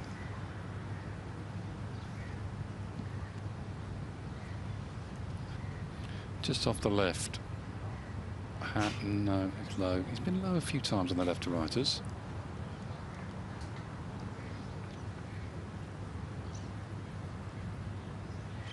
Just the par. Again for Hatton. If you do want to give some hope to the chasing pack, last 2 times Patrick Reed has led in Dubai into the final round. They were both at the DP World Tour Championships, 2018 and 2020. Had the 54-hole lead and didn't win either. So in terms of Dubai itself and desert golf, it's got history of maybe not quite getting across the line. Here he is actually in the field as well in the entry list for next week in Bahrain, Patrick Reed. It goes for par for Shane Lowry. Don't know if a win would change that at all for Patrick. Hope not, he's playing well. I think he wants to play a bit of golf just in this time of year. Be good to see him next week. Aha, Victor. There we are. Those 2 at the back there. Will you be able to come down? How can you refuse that? Victor, would you sign my golf ball, please? Of course I would. He's a lovely guy, Victor Hovland. Another guy that, you know, he looks lovely on screen comparatively to everyone else. He's always quick to smile, but it's not just for the cameras. Lovely guy to be around. Yeah, he'd be my main challenger today, Hovland. Be my pick. Gradually got better as the week's gone on. He's 5 back, he's won here before, got experience. I think he'll fancy it today, Hovland. Needs a start. If he makes a couple under after the first 3 holes, which is on, Reed pars them, suddenly game on. This is the 18th, round the corner. Seen it so many years. What a hole. It's in some drama. You've got to make 4 here to win. You can make 6. We've seen that a few times. More people have made 6 or more than they have birdies down the 18th today. There you go. Because that water's in play today. Off the tee. And then with that flag there down the wind, you don't want to go in that back bunker either. So, yeah, it's a dramatic hole. Gives you chances. It teases you. Could easily see 2 shots, if not more, 3-4 in the final half hour or so on this layout. Looks to be less than driver for Tyrrell Hatton James. 18T for Tyrrell, last hole of the day. Straight down the breeze. If he hits driver here, he's going to get so far left because this water is definitely in play. No, he's coming back, James. Coming back through, a good idea. Get it to the corner. He'll still get there quite easily to this green. 3 wood. The right hand side, leave it just short of that water, give him a shot to the green.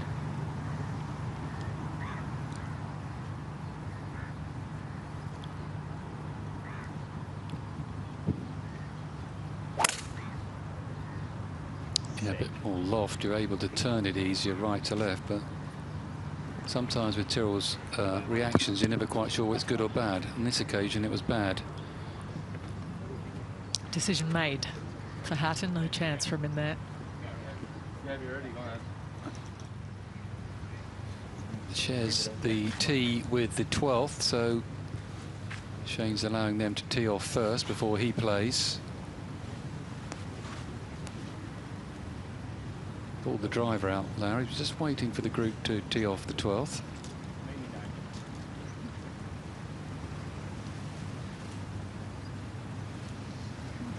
I think that'll be Thomas Dietrich and Alex Fitzpatrick. Maybe back there. That's my best guess.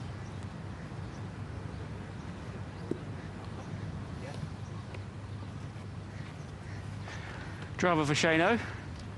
Tyrrell's ball's 5 yards from going out onto the fairway, so far down there. So with driver here, Shano's got it so far left. I mean, he could nearly hit the scoreboard. Not you can see it from the tee, but got to hit this so far left because anything too straight is easily in the agua for Shane. Get it, whip it round the bend, and get a shot on his hand.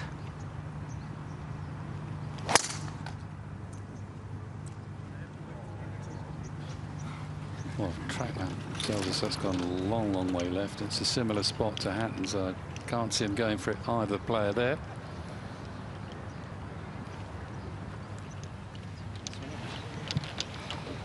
No, nor can I.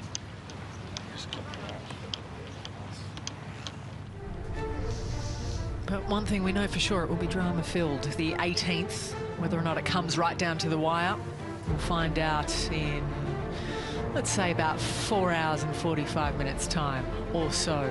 5 minutes away, our leaders from teeing off. So just the one game left to go. I think Victor Hovland and Andy Sullivan probably headed for their second shots at the moment. They teed off about 4 minutes ago.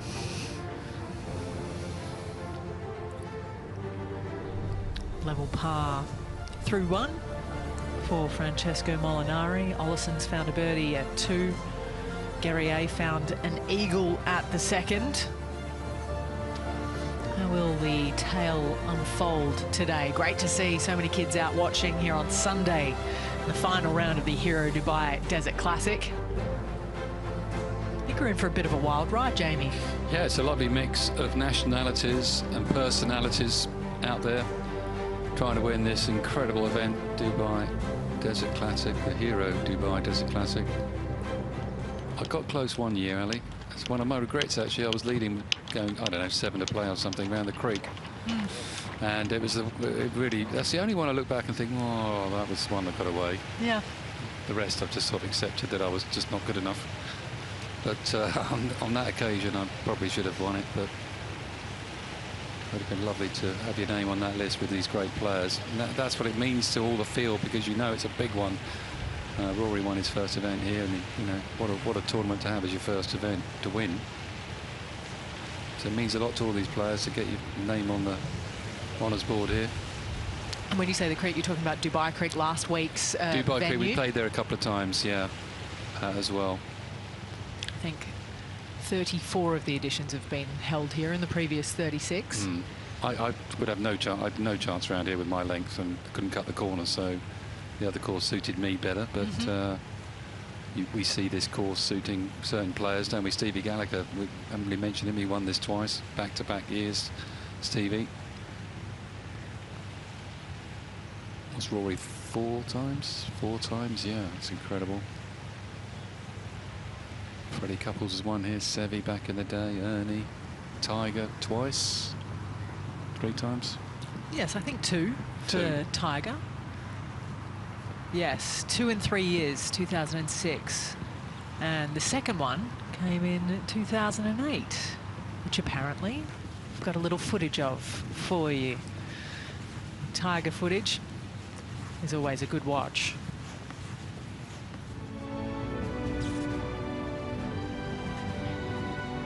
Pars are no good to Woods now. He does not know the meaning of the word defeat.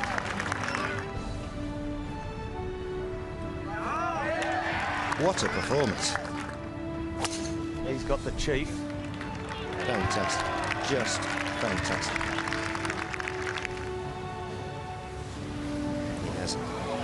He has. Unbelievably, he has. And Woods is home in 31.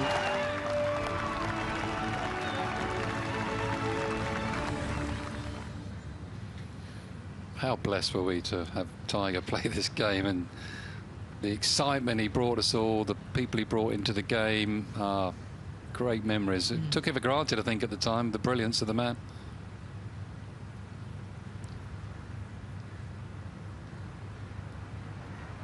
Here.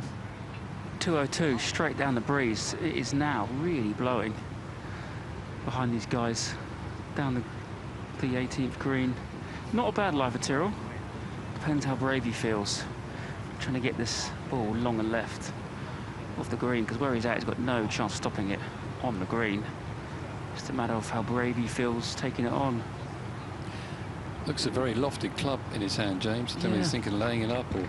Well, I would you go down the left, would you? I would lay up personally myself, because so downwind that coming out the rough, it's hard to get it in the air and staying in the air. He's got not a bad lie. Does look very lofty. He's contemplating it by the looks of it, otherwise he would have laid it up. Yeah, he's tempted. Hugo's smiling. Oh, he's pulled the wood. What's he going to do with that? He's going to smash it into the back of the... I guess the only shot he's got is trying to get it up that left into the back grandstand or somewhere up the left-hand side and try and chip and putt from that way. I don't see it. If he was leading, he wouldn't be doing it, put it that way. I've got... My strange mind is thinking they're trying to hit it into the back boards there and get it back onto the green. Gone back to the lofty club is where it lends up. Sensible idea. Yes. Come on.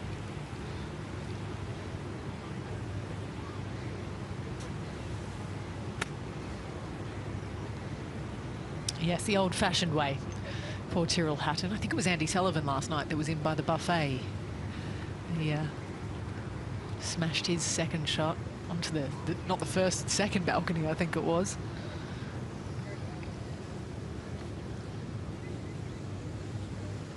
Well, he's going to go left, James. 185, he's aiming way left here. Yeah, he's moving everybody. Him out of the way, he's going to go around the palm tree to get it in that slither of... Hope he doesn't double cross it. Being someone's prawn sandwich if he does. Could be, or in the top golf.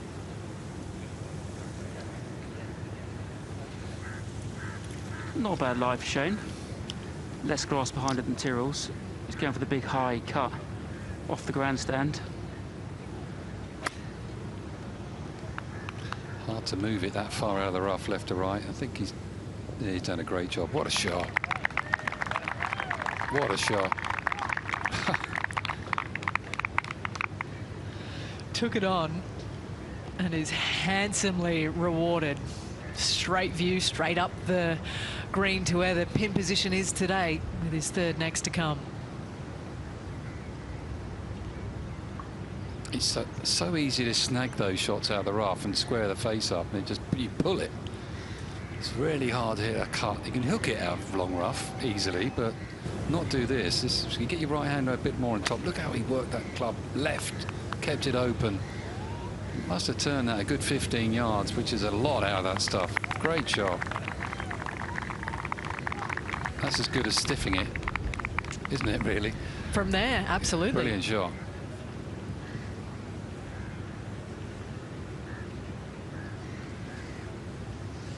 So as these two head down the 18th, their days come to a close. That will go to Hatton quickly. 88 left. Gets the heart pumping, this shot. You know you've got to be spot on. There's very little green to work with here for Hatton. Down the wind.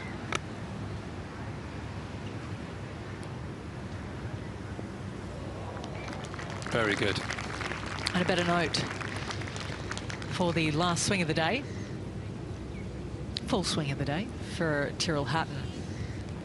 And as I say, I think they're all out on course now. The final game, that of David Puig and Patrick Reed, have just teed off. So one story comes to a close in our feature groups. But the feature group of the afternoon has those two men in it. Puig trailing by Reed. You think, Jamie, they all still have a chance, the chasing pack? No doubt about it. I think Puig is such a good player and confident in form. He's already won. Got nothing to lose out there. He'll be having a right crack, as will all the other players behind him. Guerrier's actually had another birdie on the third. He's gone to 3 under the first 3 holes. It just shows what's capable out there. Be a great afternoon. Always is here. Great golf, great players. That'll always work in a final round, no matter what the conditions. Birdies and eagles still clearly, with the wind up, can be found. It's not as straightforward this year. You've got to use the brain cells a bit and just pick your battles a little. But even so, there is still a score out there, and then more importantly, there's still a big score out there. It's not too difficult to shoot 74 or 5 in these conditions. Okay, Lowry, little chip and run, left to righter.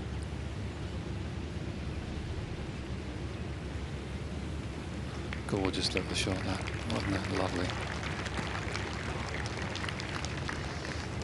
Beautiful.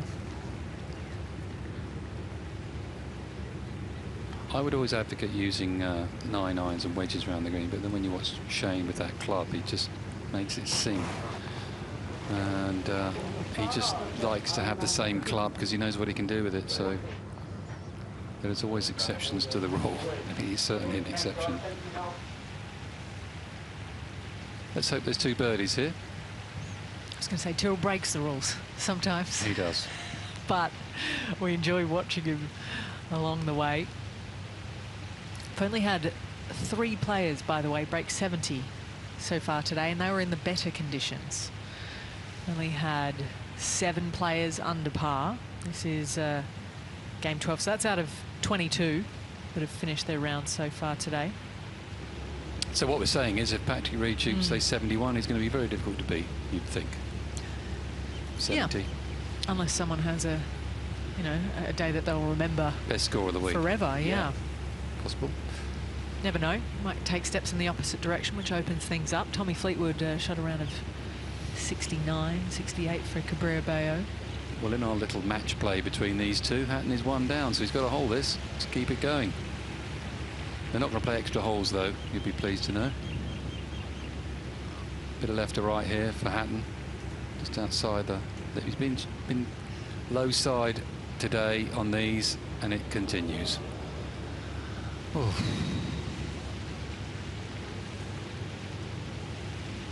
All the left to right putts, he's been low. Still, it's been a fun watch. Yes, all adds up to a round of 71. Still talking. Never stops. 1 under on the back 9.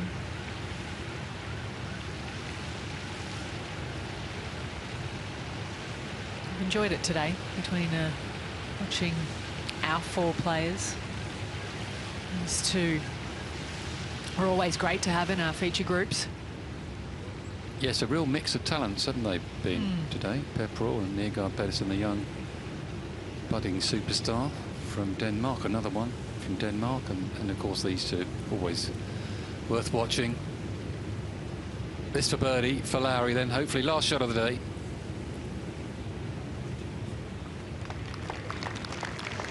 It was always a birdie from that left rough, wasn't it? Serious second shot. And an up and down to boot to follow for Shane Lowry. So a round of 70, he has bragging rights over his playing partner in Hatton. 71 from both he and Neergaard-Petersen. Eddie Pepperell with a level par round of 72 for our 4 guys here in the final round. Thanks for your help today.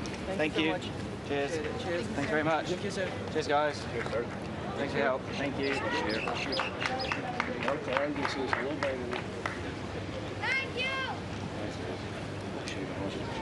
Handshakes go a long way. Class act.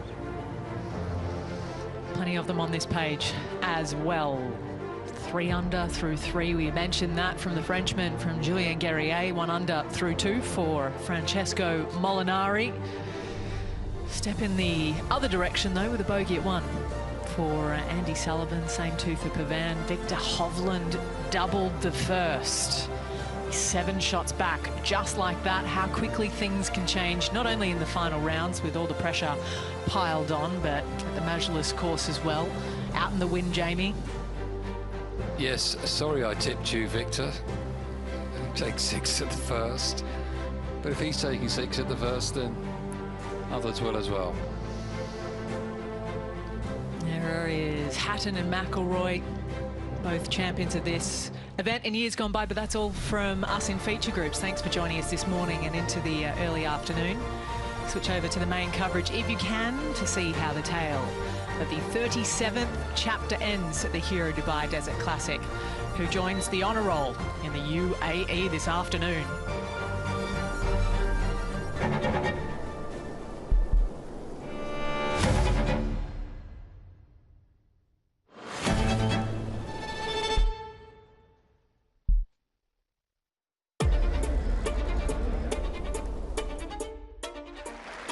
There you are. It's been wonderful golf, played in the most sporting manner. Ballesteros. What a performance. 20 under par, a new record. Congratulations to Ernie Els. Colin Montgomery, and it's victory for him.